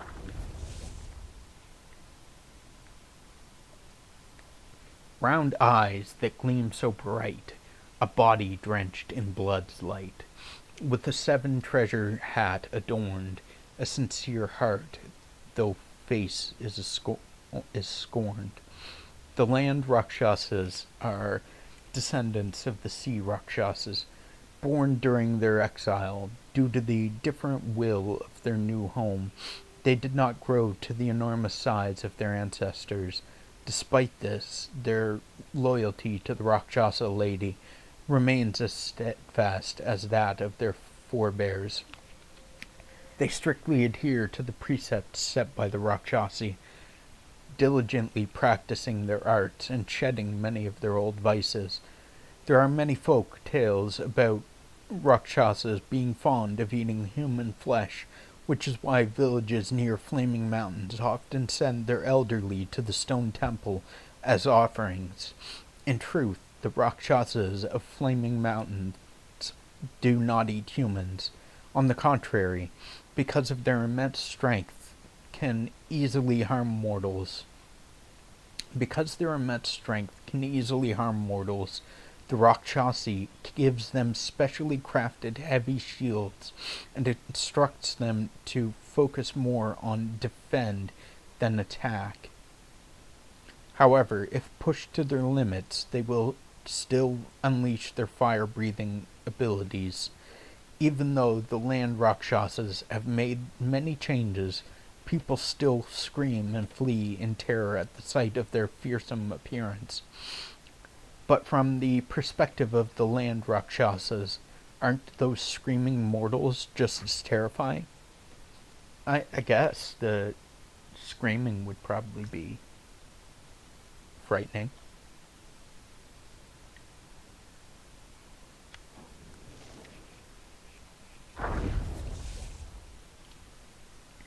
Five element carts. 5 carts align with elements 5. From their fusion, fiery life does thrive. Beast heads roar as they swiftly race. Fire wheels east and west, the path they trace. At Flaming Mountains, Red Boy was about to celebrate his 100th birthday. He was in high spirits and asked the keeper, "My birthday is coming soon. Can I go out and play for a while?" The keeper replied, "As your father instructed when he ordered me to watch over you, I must ensure you focus on your practice. You cannot go out at will." Red Boy argued, "I have already mastered the Samadhi fire. Can't I take a break for a few days?"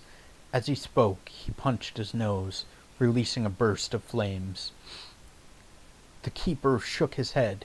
"You were taught the Samadhi fire so that you could use it to refine your inner core. Spitting fire carelessly, such as that, dissipates your ki and is nothing more than a trivial trick." He continued, "The liver corresponds to wood, which generates fire. The heart corresponds to fire, which generates earth. The spleen corresponds to earth, which generates metal. The lungs correspond to metal, which generates water. The kidneys correspond to water, which generates wood. The 5 elements generate each other in a continuous cycle. With the Samadhi fire, you should use it to refine the energy of your 5 organs." Growing impatient, Red Boy said, "Enough, I understand. I'll go back to my practice." On his birthday, the Bull King hosted a grand banquet in the mountains, inviting many friends to celebrate. Red Boy ordered some minions to bring out 5 small carts. The minions arranged the carts according to the 5 elements: gold, wood, water, fire, and earth. Red Boy approached them, recited an incantation, and spat out fire from his mouth, while thick smoke erupted from his nose. Flames burst forth from his eyes, and fire surged from the 5 carts. After several bursts, the red flames blazed into the sky. The keeper was displeased, feeling that Red Boy was too playful and overly interested in trivial tricks. He feared that the boy might waste his potential in the days to come. However, the Bull King was very pleased. To him, although Red Boy was not engaged in deep practice, he already understood how to employ his skills to create useful tools which showed great ingenuity. He immediately ordered the creation of 5 larger war carts for his son. From then on, the 5 element carts became Red Boy's companions in his practice. Within 100 years, these carts, imbued with his samadhi fire, gained sentience and became formidable guais in the Flaming Mountains. Father of Stones. In mountains a deity grand, envy not, but anger does stand. Within his grasp a skeleton light, a romance lost in the distant land. One day a tattered-clothed girl stumbled into the valley of Yellow Wind Ridge, covered in wounds. She sought refuge in a cave belonging to a rock guai, after noticing some living goods inside. When the Father of Stones discovered her presence, his initial intention was to expel her. However, upon witnessing her pitiable condition, he relented and granted her permission to rest for a while. To his surprise, the girl ingeniously utilized the wild fruits and game found in the cave to prepare a delectable meal. The tantalizing aroma tempted the Father of Stones, leading him to reconsider his decision and allow her to stay and continue cooking. From that point forward, the stone deity would regularly procure ingredients while the girl skillfully transformed them into delicious dishes. Thus, the guai and the girl coexisted harmoniously for a span of 2 years. During a routine day of washing clothes by the river, the girl unexpectedly encountered a woodcutter from her village. Overwhelmed with emotions upon seeing a familiar face, she couldn't contain her tears upon returning to the cave. Through her sobs, she revealed the harrowing truth that she had fled from her abusive parents, who planned to force her into a marriage with a foolish suitor in exchange for a dowry. The girl now lived in constant fear of being captured and forcibly taken back to her oppressive home. As expected, the following day at noon, a group of villagers arrived at the valley. The girl's parents, afraid of the Alguai, desperately pleaded at the entrance of the cave. Despite their pleas, the determined girl refused to comply with their demands. Frustrated and enraged, her parents resorted to cursing her. However, their vitriol subsided momentarily when the Father of Stones emerged from the cave and bellowed a commanding shout, causing the villagers to retreat in fear. Yet, as soon as the stone deity returned inside, the villagers resumed their insults, persistently tormenting the girl. The Father of Stones decided to guard the entrance, but the girl's parents threatened to bring a Taoist to subdue the stone guais if their daughter was not returned. Fearing that her presence would bring further trouble to the stone guais, the girl made the difficult decision to quietly leave the cave during the night. Tragically, she fell off a cliff and lost her life. The following day, the stone guais discovered her lifeless body, already cold and devoid of any signs of life. Upon hearing about Lady Rakshasi of Flaming Mountains and her reputed power and compassionate nature, the stone deity made a difficult journey, carrying the girl's lifeless body to seek her help. However, Lady Rakshasi, with her deep understanding of life and death, examined the girl's body and came to a somber conclusion. She expressed that attempting to revive her would be futile. Even if she were forcibly brought back to life, she would be nothing more than a shellless soul, devoid of the essence that made her who she was. Unwilling to give up, the stone deity waited on the mountain path of Flaming Mountains every day with the girl's body, hoping to gain Rakshasi's sympathy, even as the girl's flesh turned to bones. He did not abandon his hope. That's so sad.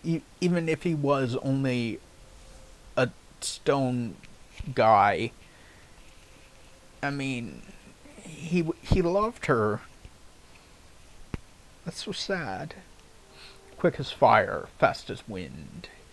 Fiery spirit, life he stakes. Madness flaunts the wind he makes.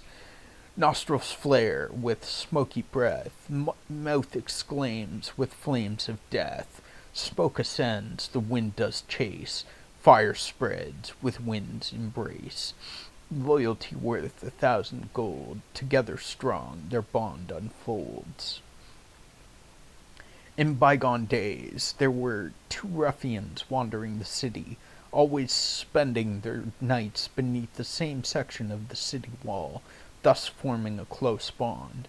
With no attachments or concerns, they acted recklessly and without restraint. One time, during their robbery of a wealthy young master, they accidentally killed him, leading to their joint sentencing to death by beheading, their execution scheduled in the autumn.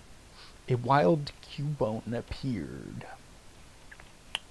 While imprisoned, one ruffian said to the other, "We've had a carefree life, and if we must die, so be it. It's a pity we won't be able to enjoy ourselves together any more." The other ruffian replied, "If you wish to continue our fun together, it's not impossible. I am a descendant of the Falling Head clan and possess some tricks." He then whispered a set of skills into his companion's ear. Come autumn, the two were beheaded in the public square as the executioner sprayed wine and swung his blade. Their heads fell to the ground, but suddenly flew up into the air, much to the astonishment and cheers of the onlookers. Afterwards, the two heads flew into the mountains and became Yaoguais, one named Quick as Fire, and the other Fast as Wind.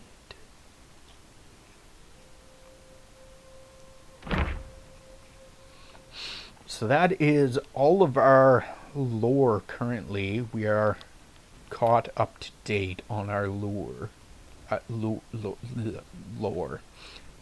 Apparently, after all that, now I can't talk properly. Get out of here, rock guy. You too.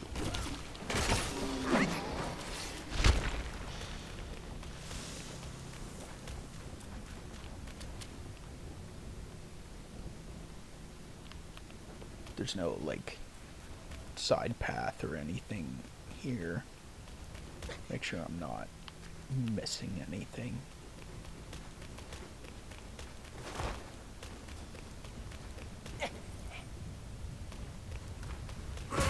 Oh, okay. Hi.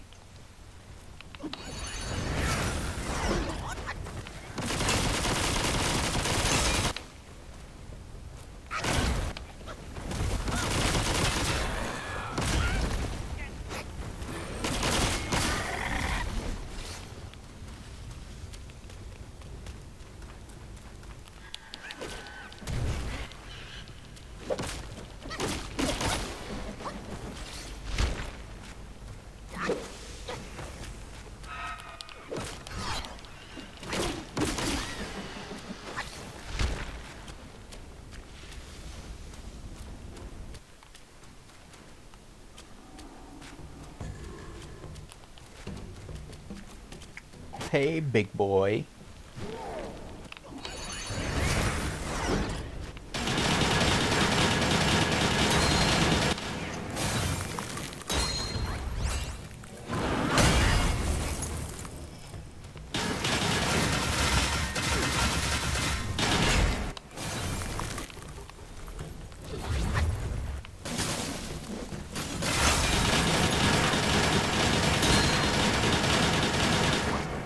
I don't know if I can break his shield, but like... Oh, I can't... I mean, I can't break it. He, like, discards it. But it got rid of the shield, at least. Oh, oh, oh! Oh, oh, oh, whoa, oh, oh. We are... That was not good. That was not good. We almost fell into lava. For those not watching, we almost fell into lava.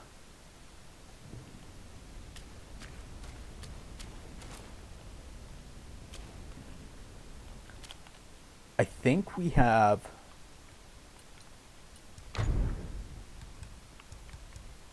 something that allows us to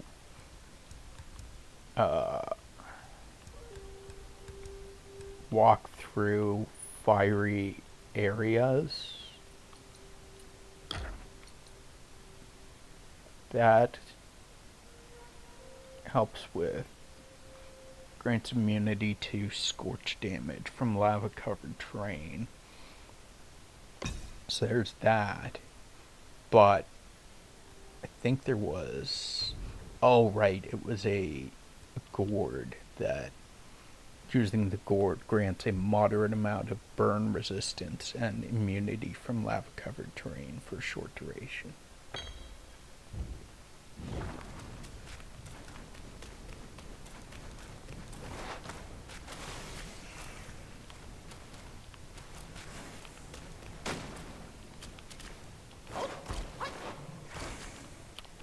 So we can I fell.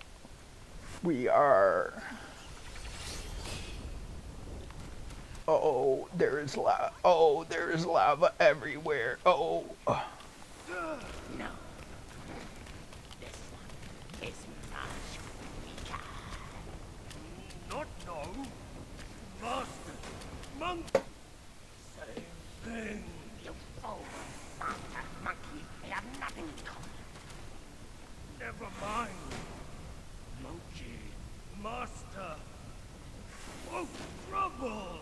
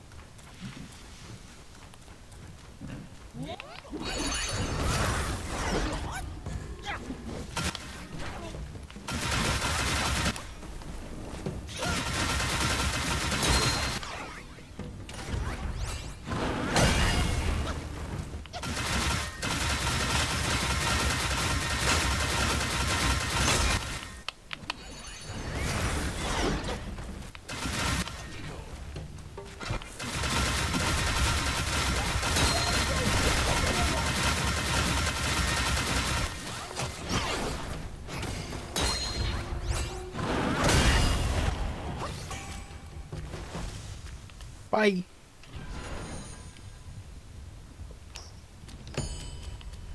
Consteel.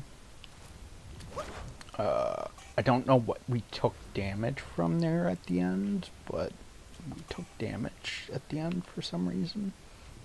So we'll heal up and then use that.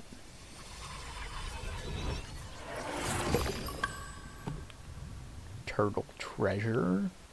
Spirit, yeah.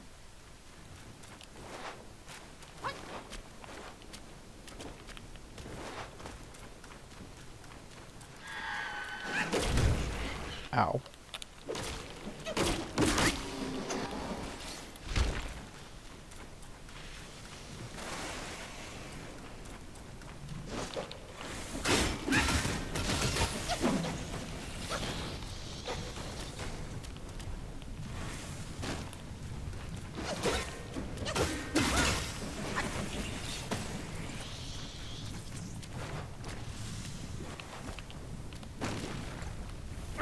Fucking mimic. Goddamn mimics. Oh, I lagged.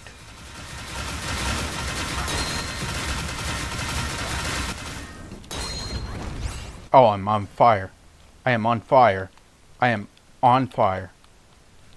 Roll. We gotta roll to... because our life depends on it. Stop, drop, and roll. We learned that in school. Just don't roll through the flames. I mean, I am, but it's probably not good. I imagine it is probably not good rolling through the flames.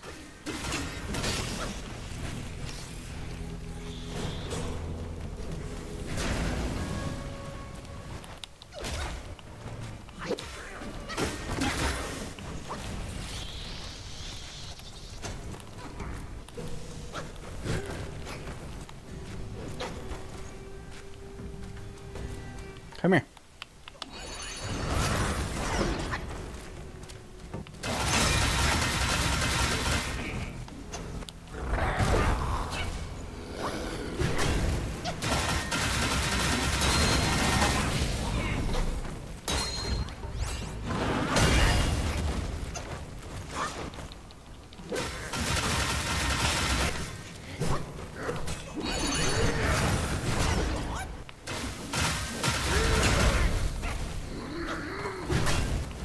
I don't know what was causing the lightning damage on him, but I am totally okay with it. It might have been because he got lightning blight because of from the slam, maybe, and then the lightning was just showing that he was taking double damage, maybe? I don't know.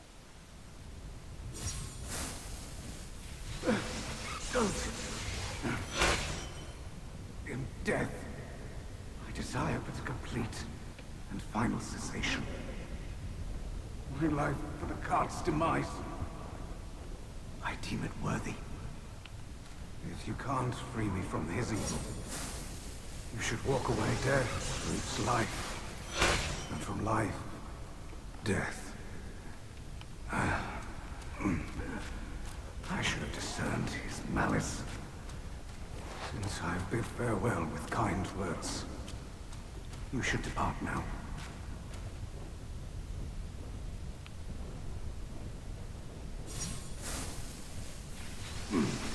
My body has been exploited. I beg you to leave my soul in peace. Go. Take the whip now, and my soul shall scatter. I implore you to stop.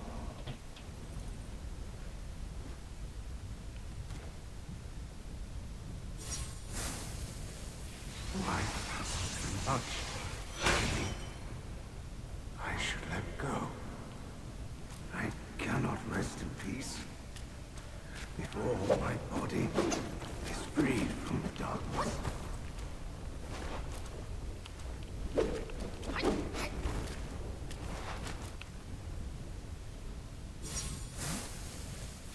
Why so much? I should let go. I cannot rest in peace. My body is freed from darkness. Horse guy.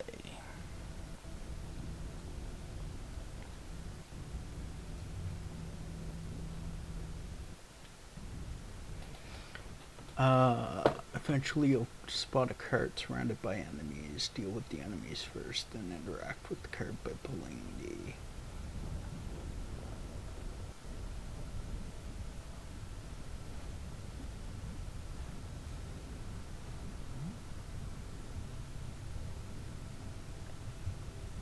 Okay, so finish chapter 5 now. And after finishing chapter 5, come back here to the part. I think we've exhausted his dialogue. Fairly certain. I should let go. I cannot rest in peace before my body is freed from darkness.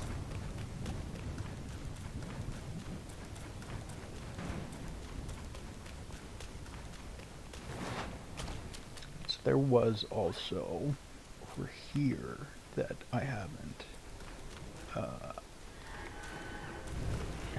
checked out yet.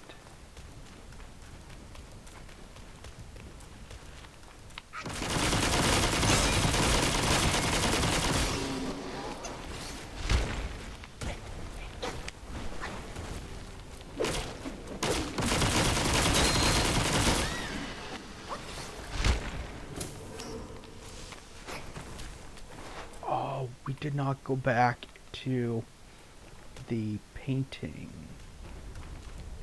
We did not go back to our painting. We need to go back to our painting at the next shrine. Remind us to go back to our painting at the next shrine. I am mostly talking to myself, but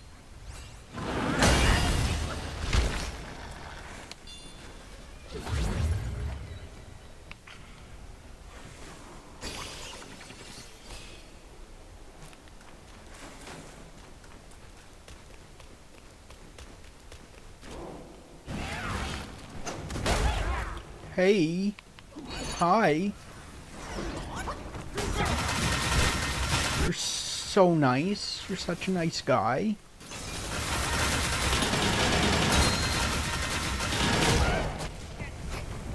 Friend.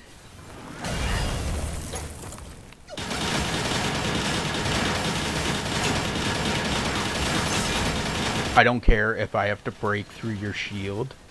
I'm going to kill you.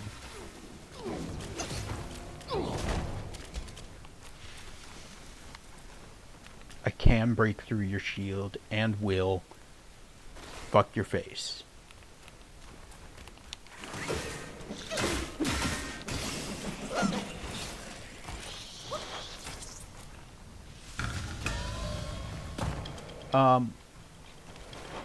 Okay. I guess we're doing this. I was just looking, but you know. Oh, hey.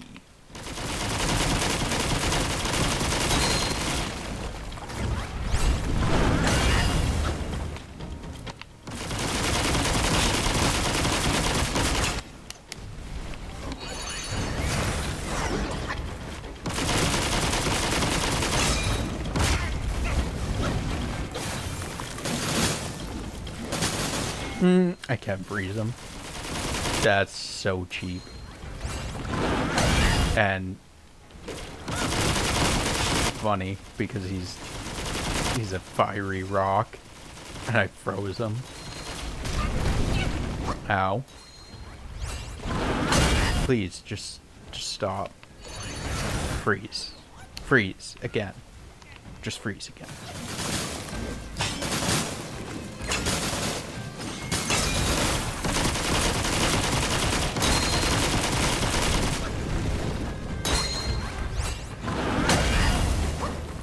How are you still alive?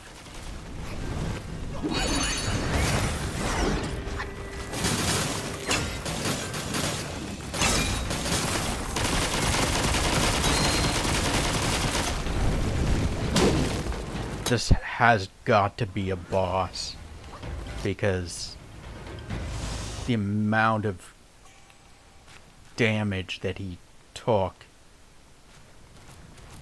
I'm assuming, because I don't actually know how much damage he took because I can't see his health bar, but I'm assuming he took so much fucking damage from me beating the shit out of his ass. I mean, it wasn't really his ass, it was more like his grundle. I was all up in his grundle.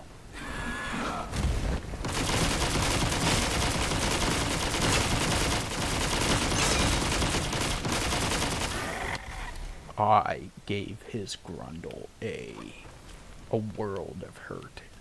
I don't know where I am. This way.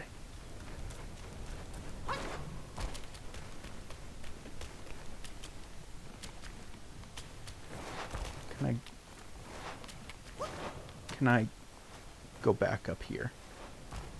Can I climb my way back up the hill? Up the mountain? Yeah. Sweet. Thank you.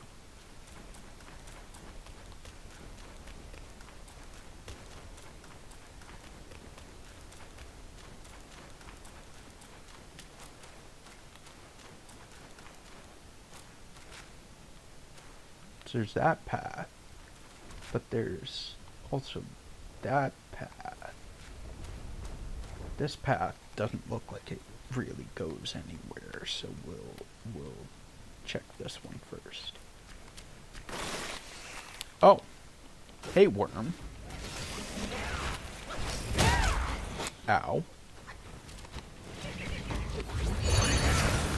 Shield guy, did you not learn from the other guys that I pummeled to death? Did you not learn from their mishap? Ow. That did a shit ton of damage. Your shield will not protect you forever. I will break through it. Or just kill you. Oh god, we are frozen.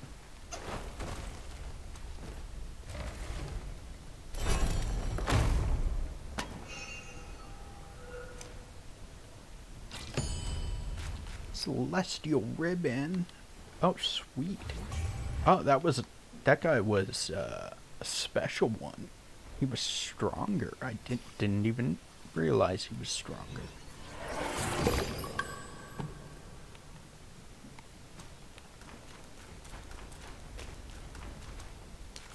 I can probably go down there. And there's probably something down there. Like a boss or something. But if I go down there, am I going to be able to... Maybe I can't go down there.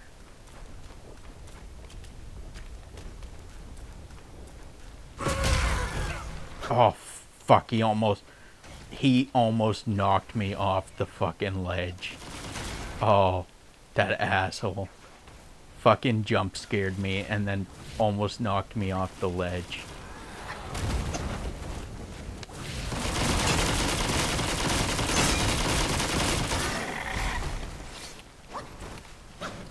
Why are we still on fire?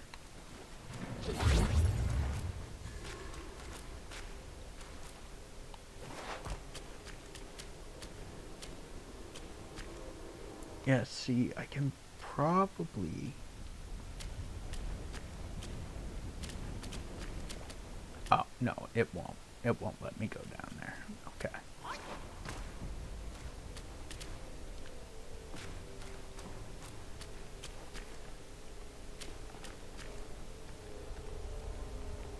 Did I came through that gate, right? And came up here, yeah. Okay, so it's that gate that I haven't gone through yet. Thought another one was gonna try and fucking jump scare me there.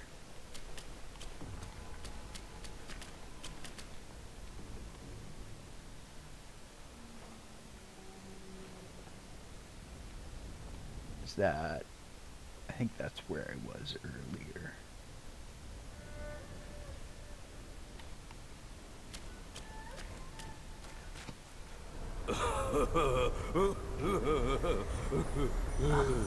Wanted monkey, wanted star, wanted dead or alive.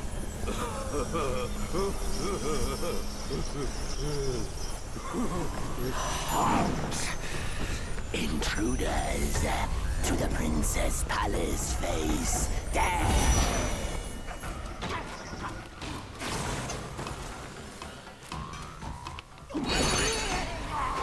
Ow. Now here comes a trick. Here I go.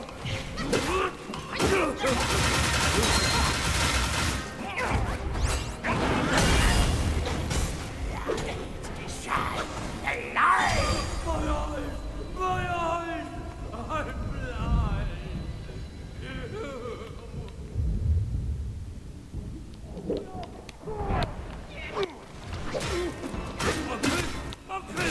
Where is he? My eyes are on him. Stop that. What the fuck is going on? Is this part of the boss? Like, I understand that this is part of the boss fight, but is he like one of the bosses forms? Like, if I damage him, is it going to damage the boss? I don't know, though, because I don't have health bar on.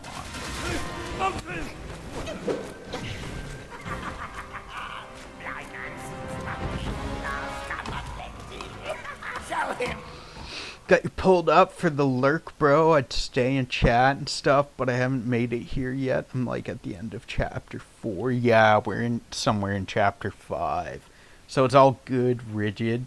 Thanks for the lurk. Appreciate it.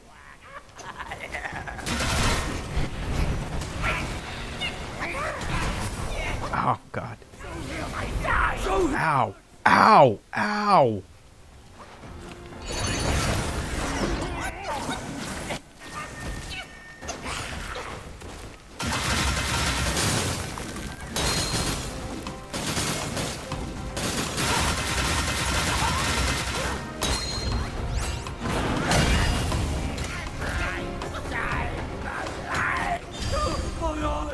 My eyes, I'm blind.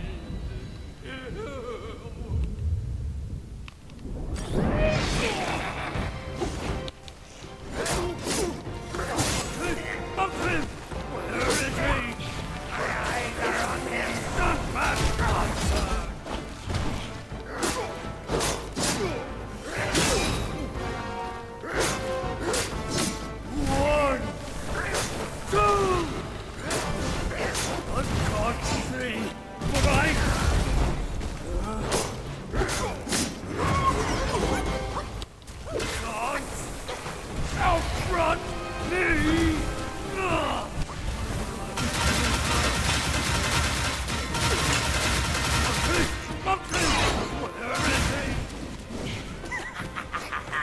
Blind as bats. Stay. Now here comes a trick. Here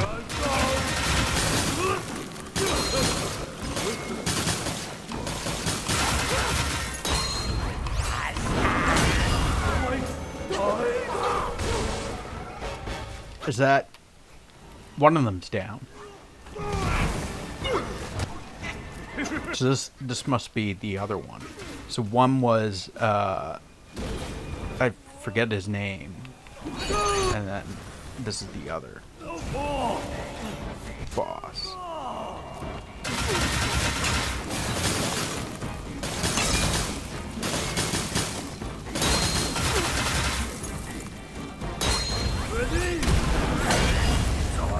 Cloudy Mist, and the other was Misty Cloud.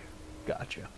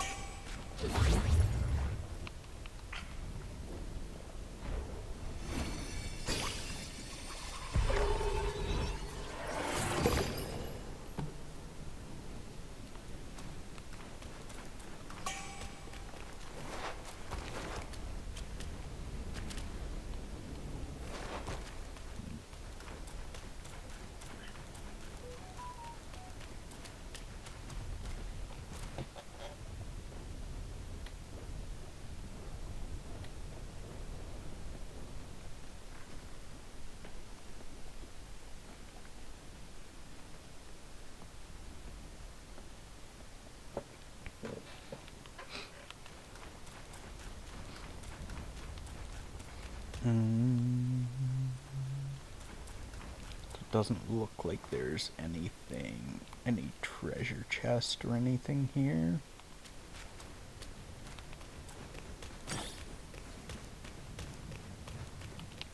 So we got a few new things.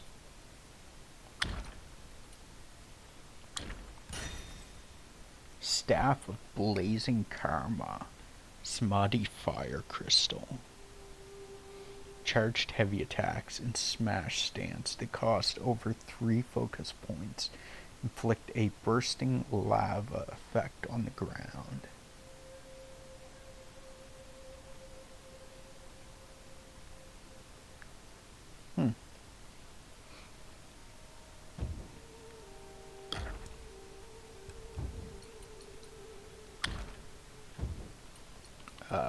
We want, I think that's the, yeah, that's the one we wanted. So Misty Cloud and Cloudy Mist. Take the form of Misty Cloud and wield an incense bunch to whip the foe. Then take the form of Cloudy Mist and unleash 3 beams of light to bash them. So Misty Cloud was that guy. Cloudy Mist was the guy that shot beams. Moderately reduces the mana cost of Cloud Step. Oh, I didn't realize we could.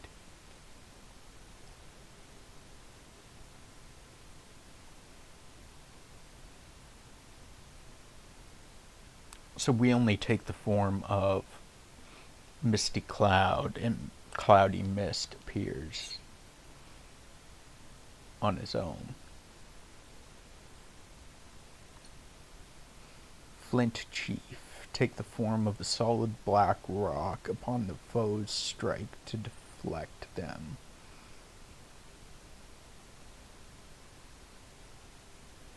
Slightly increases Forbane's resistance.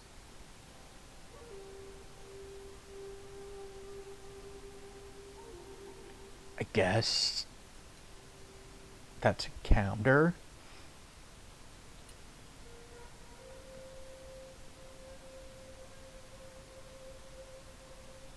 Take the form of Earth Rakshasa. Thrust a heavy shield to smash the ground and damage nearby foes. Then plant the shield to block attacks.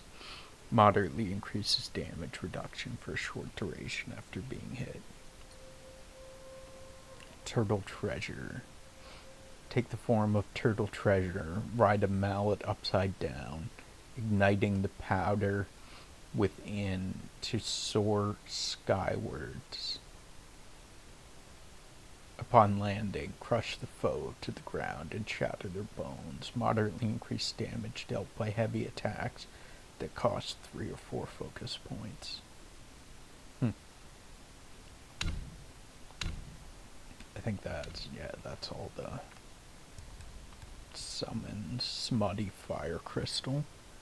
We have 1 of 6. How many did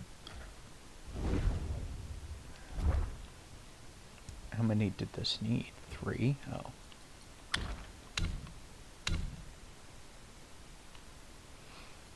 Lesser Yaoguais.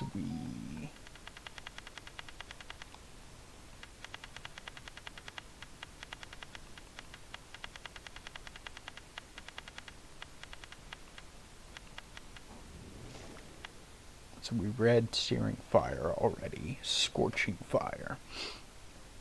Ignorance ignites a fool's fire, daily anguish in a somber mire. Enduring a life of ceaseless pain, they yearn for death, not celestial gain. Legend has it that during the reign of the Yellow Emperor, an official of pottery named Ning Fengzi learned the art of fire with 5 colored fumes from immortals and tried to ascend by roasting himself over the flames. Some say he achieved ascension, others claim he burned himself to death. No one knows the truth. The tale we have here is recounted by a runaway disciple from the Fume Fire Temple in the Kingdom of Sacrifice, a place rooted in the art of the five-colored fume fire. The master of the disciple served as the abbot of the temple.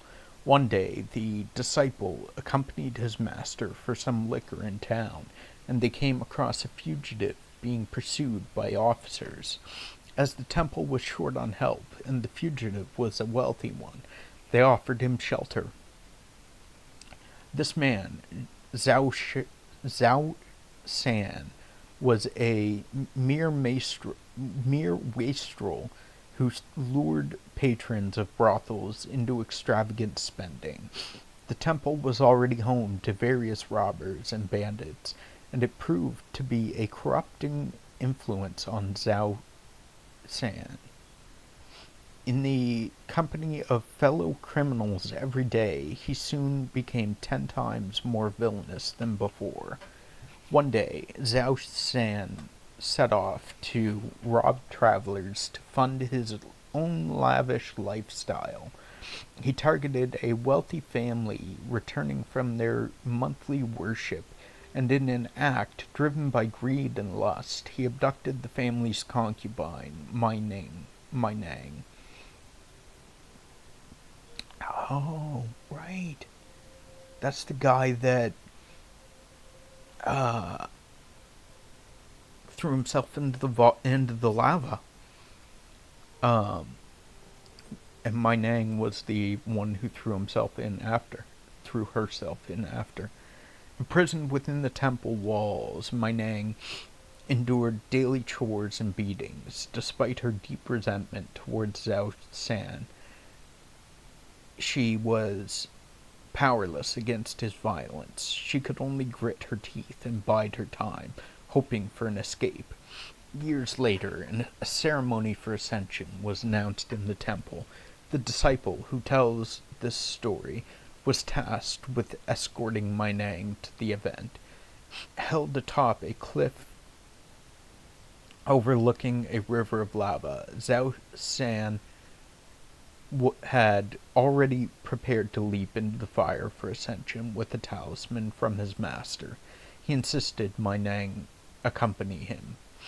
Amidst the frenzied cheers of the followers and the terrified cries of Mai Nang, the disciple pushed the girl off the cliff as ordered.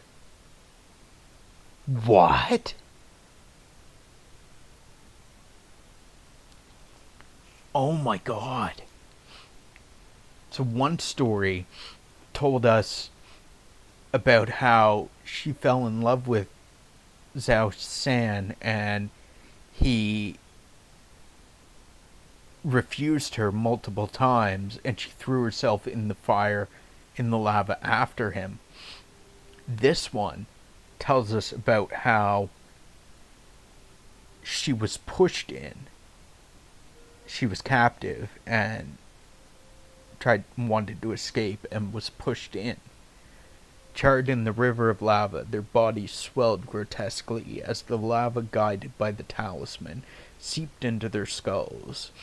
Their distorted new forms staggered up, writhing in agony, and ran towards the depths of the Black Mountains. Witnessing this horrifying transformation, the disciple renounced his belief in the temple's teachings. No matter how vehemently the master rationalized it as a transcendent metamorphosis. Crazy is right. Flamling.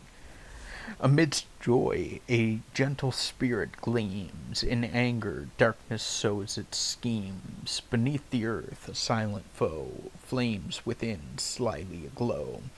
Ancient texts speak of flame ore bearing a resemblance to cinnabar ore, but being non-toxic and more potent for pill refinement.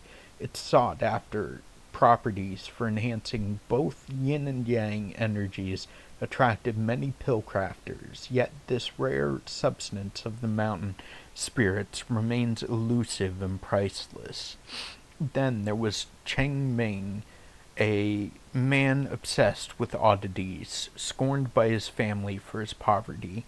Learning that flame ores were formed within flamlings, he set out to profit from it. Selling all he had, he plunged into the mountains, fixated on capturing a flamling. Days turned to weeks with no news, save that his makeshift shelter mysteriously burned down. Raging at his misfortune, he saw a large red worm emerge from the ground before him, half buried, half exposed, with the innocent face of a child, much like a disciple of Guan Yin's. Startled by Cheng Ming's fury, it wept. Cheng Ming shouted to scare it and silence it, but it only angered the flamling, who swiftly burrowed away. It was only then that Cheng Ming realized it was a flamling. He leaped about, hoping to lure it out again. Finally, the guai, annoyed perhaps, burrowed out and struck him with a fireball. The clothes and skin of Cheng Ming caught on fire, and he rolled on the ground in pain and despair.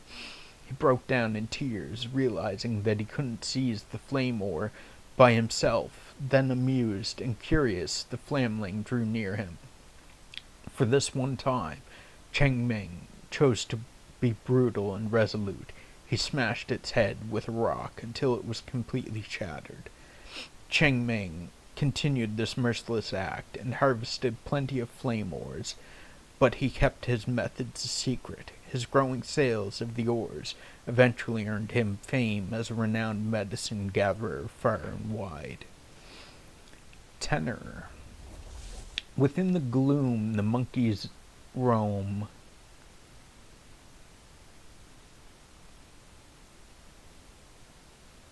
Far away from their lauded home, ensnared in traps as troubles brew, in revenge's journey, what's cause, what's due. Centuries ago, the troops of the court raised Mount Huaguo once more. Upon hearing of the great sage's death, many monkeys left their home in sorrow and began searching for new sanctuaries for their practice. Given the great sage's past association with the Bull King, many sought his protection at Flaming Mountains. The Bull King hated monkeys, as the great sage had betrayed him. Another thing that the great sage did that was horrible or bad. Fuck Sun Wukong. Man, this guy is trash. Yet he offered shelter to these distressed refugees. But life in Flaming Mountains was harsh, afflicted with scorching heat and frequent harassment from outer Yaoguais. Fortunately, the keeper of the land treated them kindly, providing food and support, and earned the trust of the monkeys. Soon, however, a plague struck. The monkeys' fur began to fall out. Their skin festered with sores and large black boils. Horrifying and infectious sprouted on their back. The plague spread rapidly, leaving many in such agony that death seemed a preferable fate. The macaque chief, their leader, ordered the infected to be cast into the scorching furnace valley to fend for themselves there. Abandoned and dying, these monkeys cursed their former kin. As death neared, the keeper came and saved them with astounding cures. In weeks their skin healed, in months their boils burst and revealed dark wings.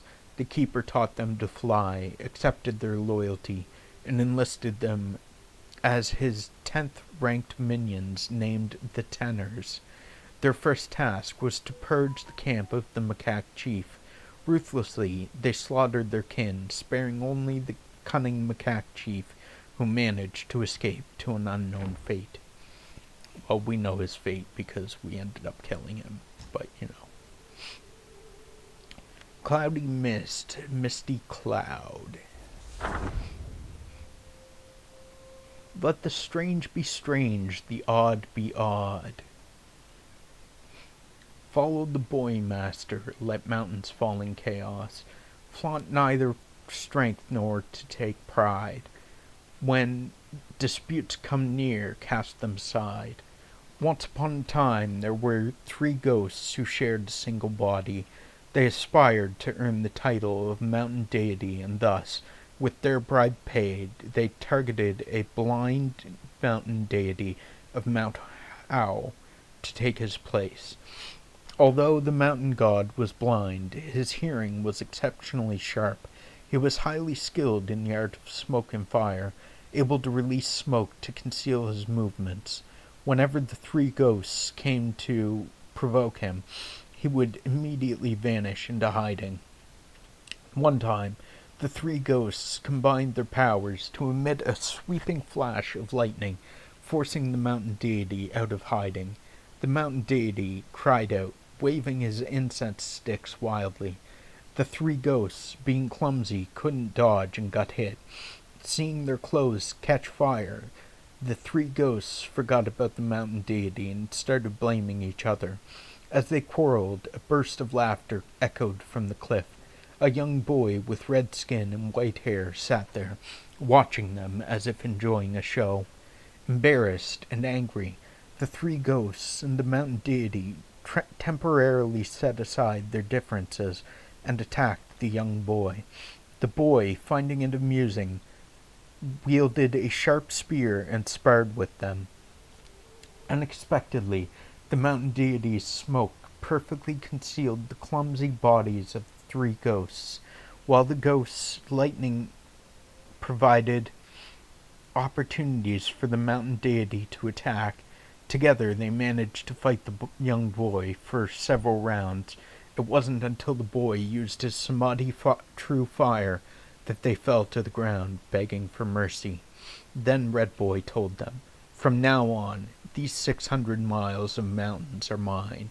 You will follow me and become my captains." From then on, the three ghosts were given a new name, Cloudy Mist, and the blind mountain deity was named Misty Cloud.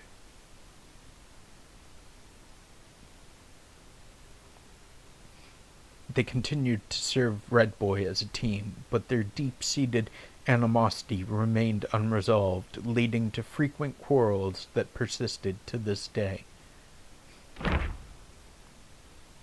So it was three ghosts in a robe? Huh.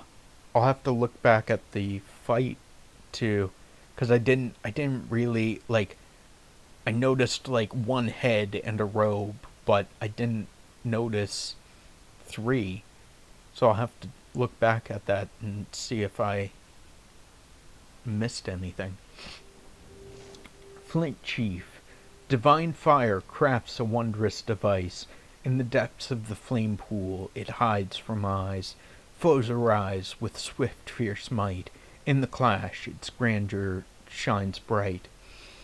When it comes to who spoiled Red Boy the most in Flaming Mountains, it has to be the Keeper.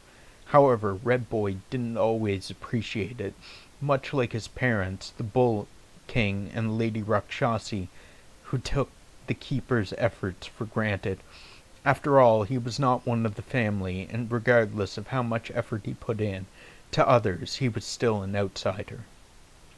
One day, Red Boy demanded to have a flint vanguard modeled after the stone vanguard of Yellow Wind Ridge.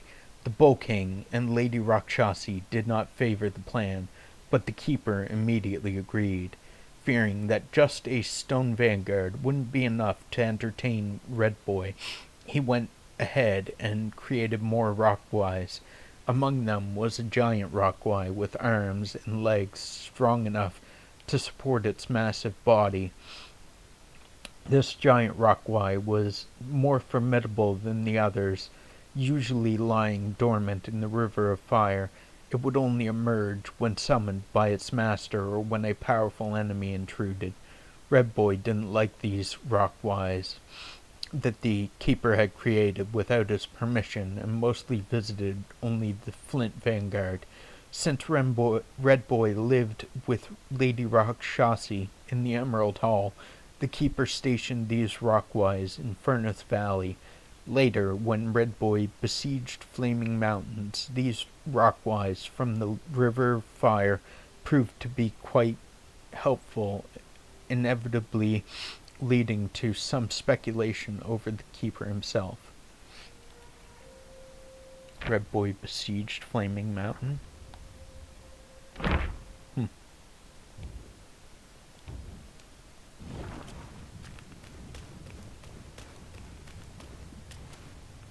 So, I have a feeling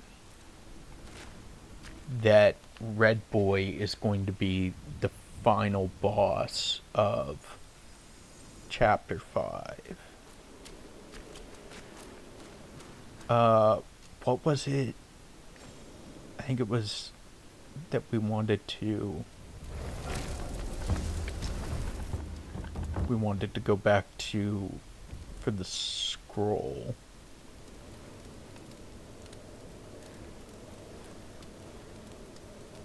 Is there anything else that...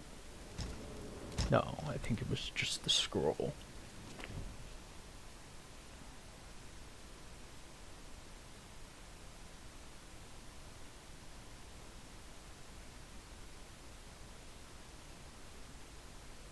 Yeah, Corrado, the pencil shave eater.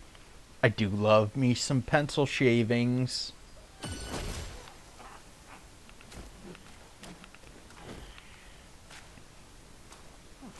May Lord Lao illuminate your path. This is what my ceaseless toil finally yields. Yeah, give me that medicine. Fuck, I did not mean to request more medicine. I do that Is an art of patience. I do that every goddamn time. Multiple times. Every single time. It never fails. I need more mind cores.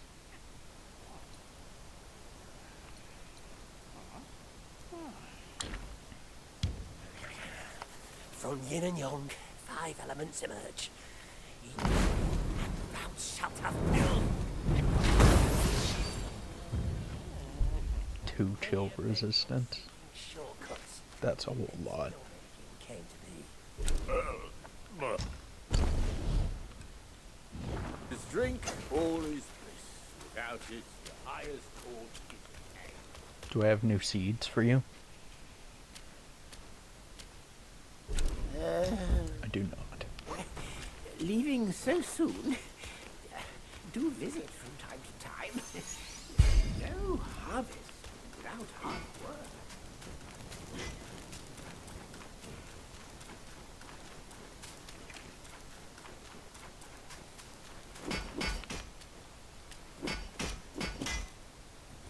Back so soon. What do you got? Cold iron leaves, refined iron sand, silk. Yeah, okay. So all the basic stuff. Craft. I want to upgrade our... Can I upgrade? I need more celestial ribbons. Fine gold thread. Celestial ribbons. We'll upgrade that one. Now, put it to the test.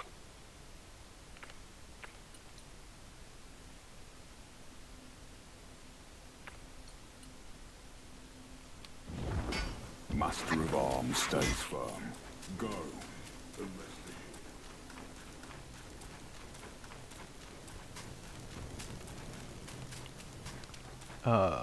Oh, right. I forgot. I bought all the stuff, but I bought all the stuff in all the stores, but I learned recently that each of the secret areas has a different store, or different store, has different store, items. So let's go back and buy all of these, even even if they're junk, we'll buy them because we might as well get the extra medicine making stuff for future uses if we do ever use them. I mean, we have the money. We've got tons of money, so we can afford to, right? So like, it's not like we're hurting for money. Did not mean to brew. Store.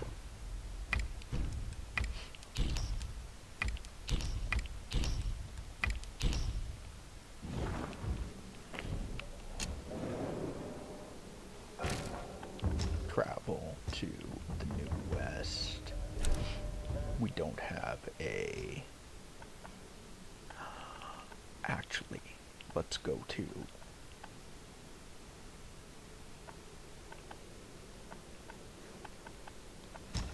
Let's go to the Great Pagoda because I want to see...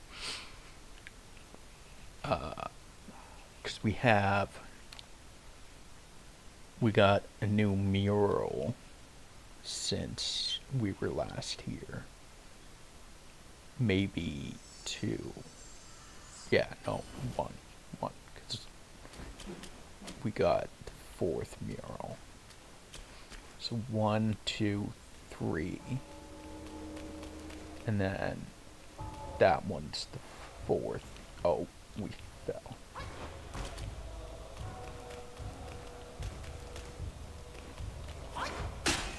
So that one is the fourth mural. So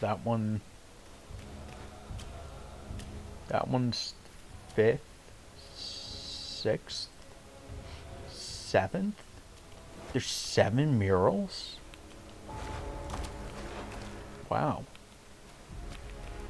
Does that mean there's 7 chapters?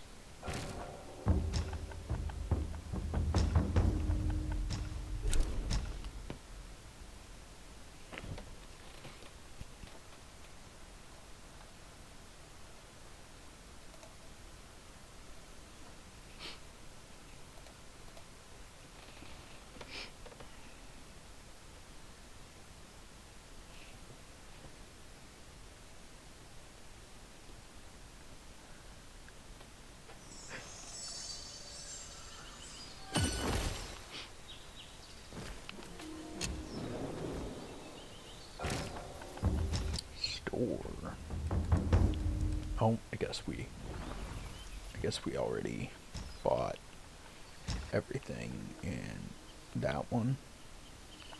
Did we buy everything here? We probably did.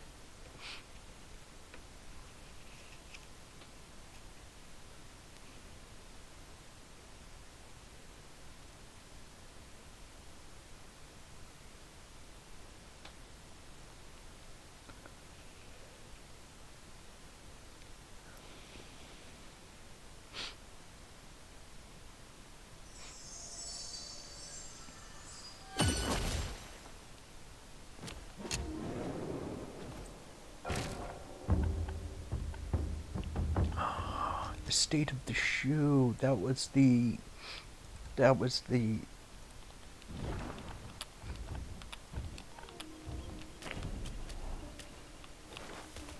so this is the spider house.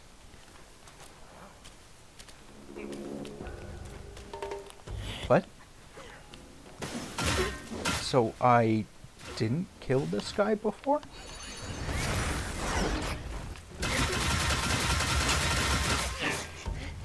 How did I get past him without killing him?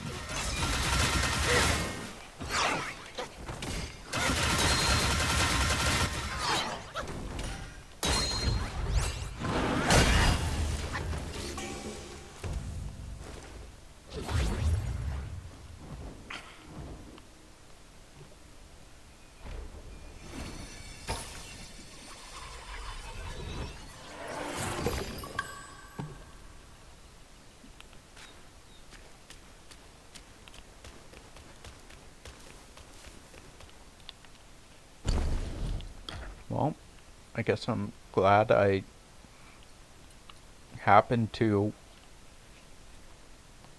by chance, find that. Take the form of lantern holder. Wave the lantern to summon will-o'-the-wisps that chase after the foe. Moderately increases the will gained.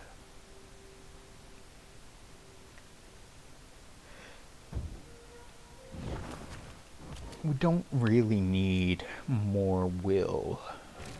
Because will is just our money, and we already have so much money.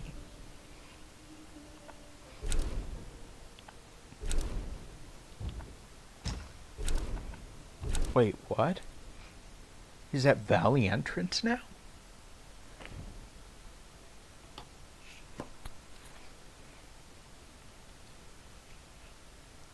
This bull guy seems to have moved.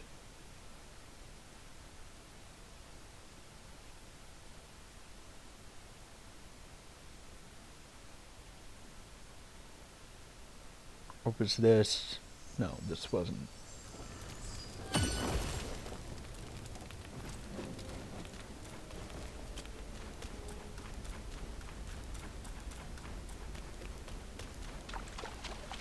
Where's bull guy?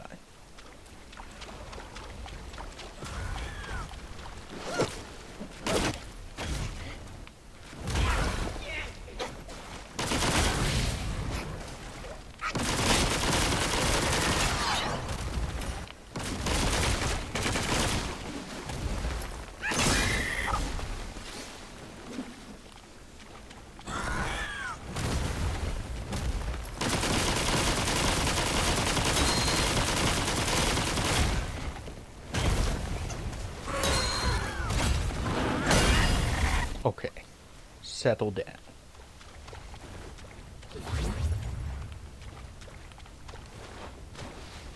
Where is our bull guy? Oh.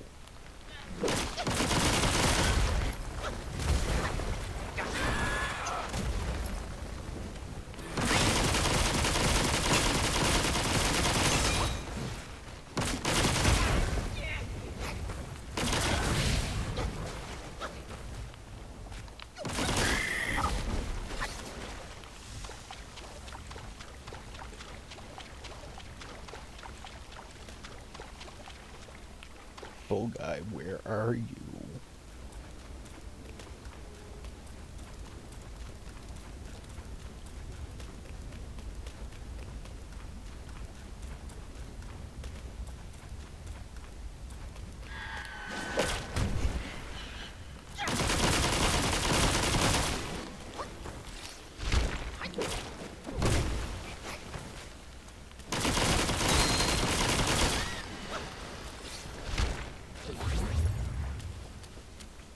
Bull guy. Hello, bull guy.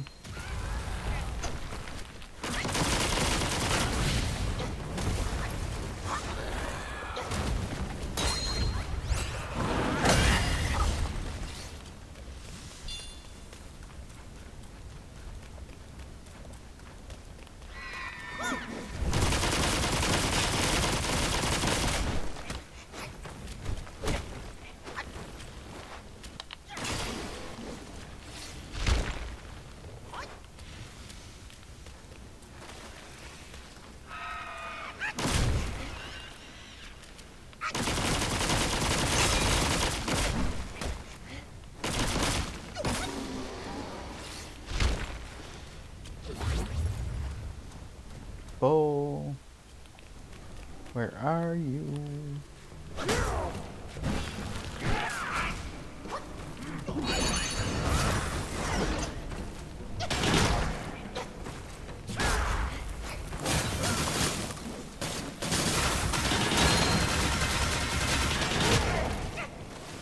Ow!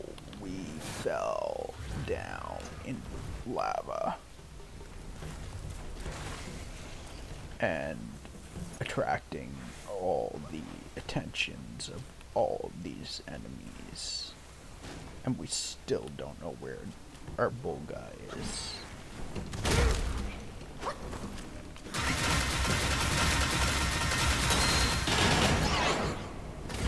I almost think the game's lying to me and that he's still back at the other place where we had met and talked to him before.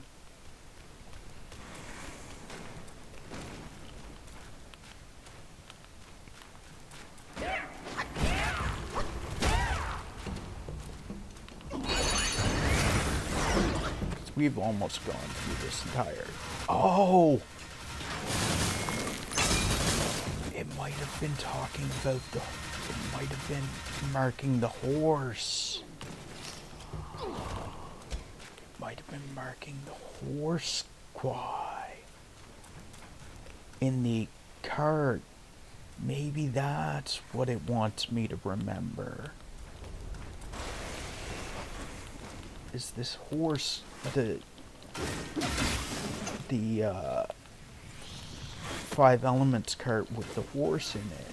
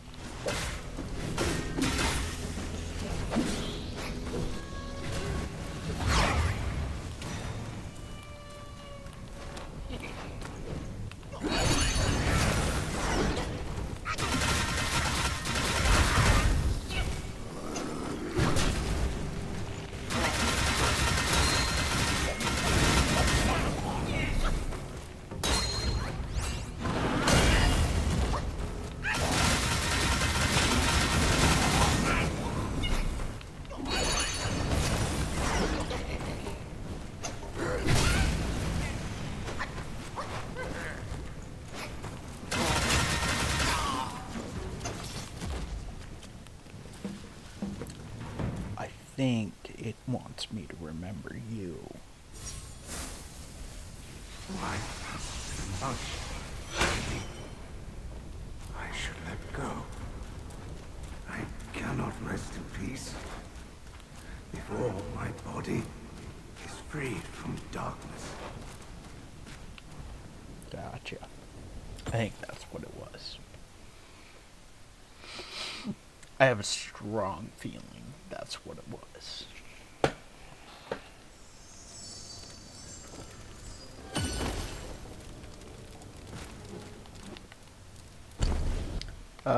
So we have 3 points now. We can put those in.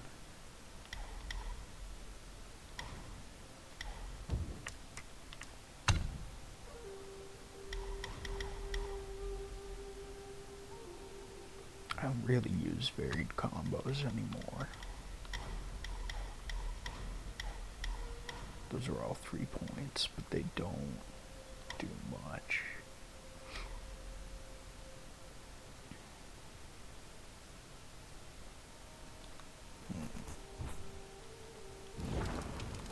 I've heard that those don't really do much.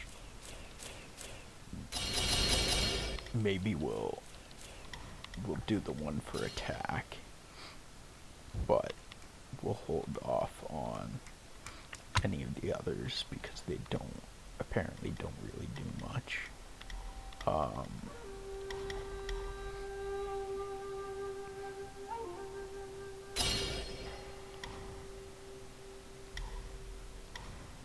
Scorch damage. Increases damage after perfect dodge. Defense. So these are two each there and 1 each here. So we want frost. So we'll put that in. Hopefully that'll give us more freezing.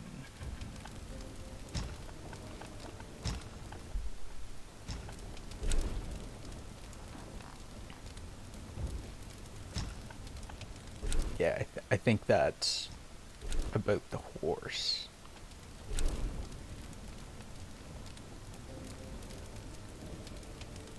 I wonder if the bull guy's still there.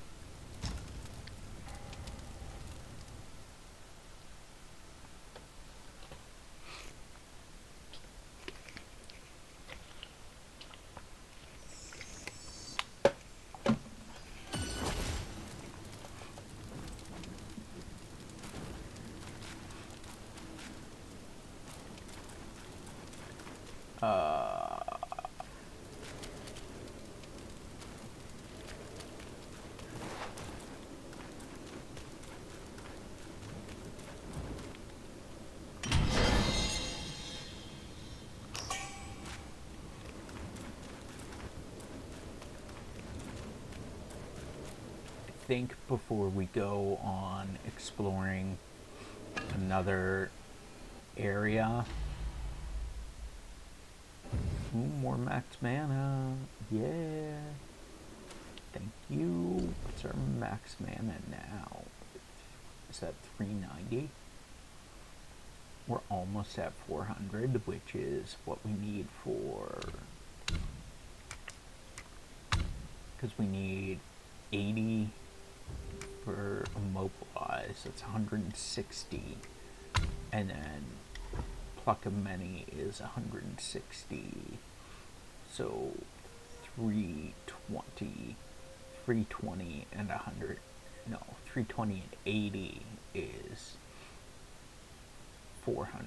So we're 10 off the extra mana, which I could spec into with 2 points. Because I think that gives 10 mana. Maybe.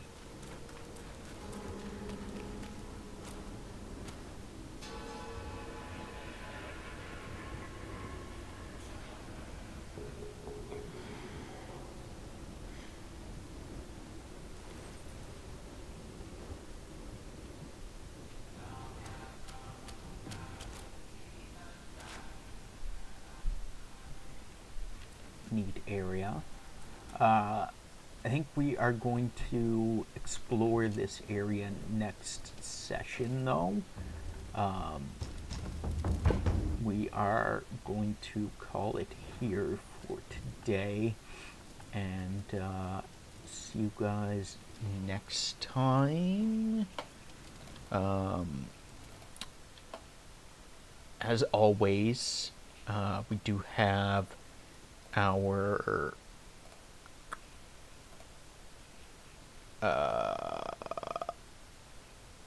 what's it called? Guide to Raid, Channel Point Redemption. If there's a particular streamer that you would like to support, feel free to use the Guide to Raid, Channel Point Redemption, and we will raid out to your streamer of choice. Otherwise, we are going to see who we can find that we have online. I think thinking maybe classic.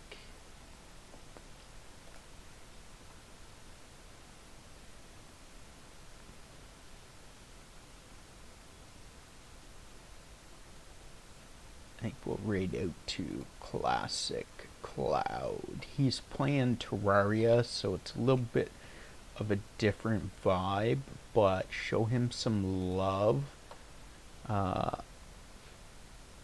He's a supporter of our streams, so show him some love, and we will see you guys next time. Thank you for hanging out with me, Houston. Glad you enjoyed the lore. Have a good day.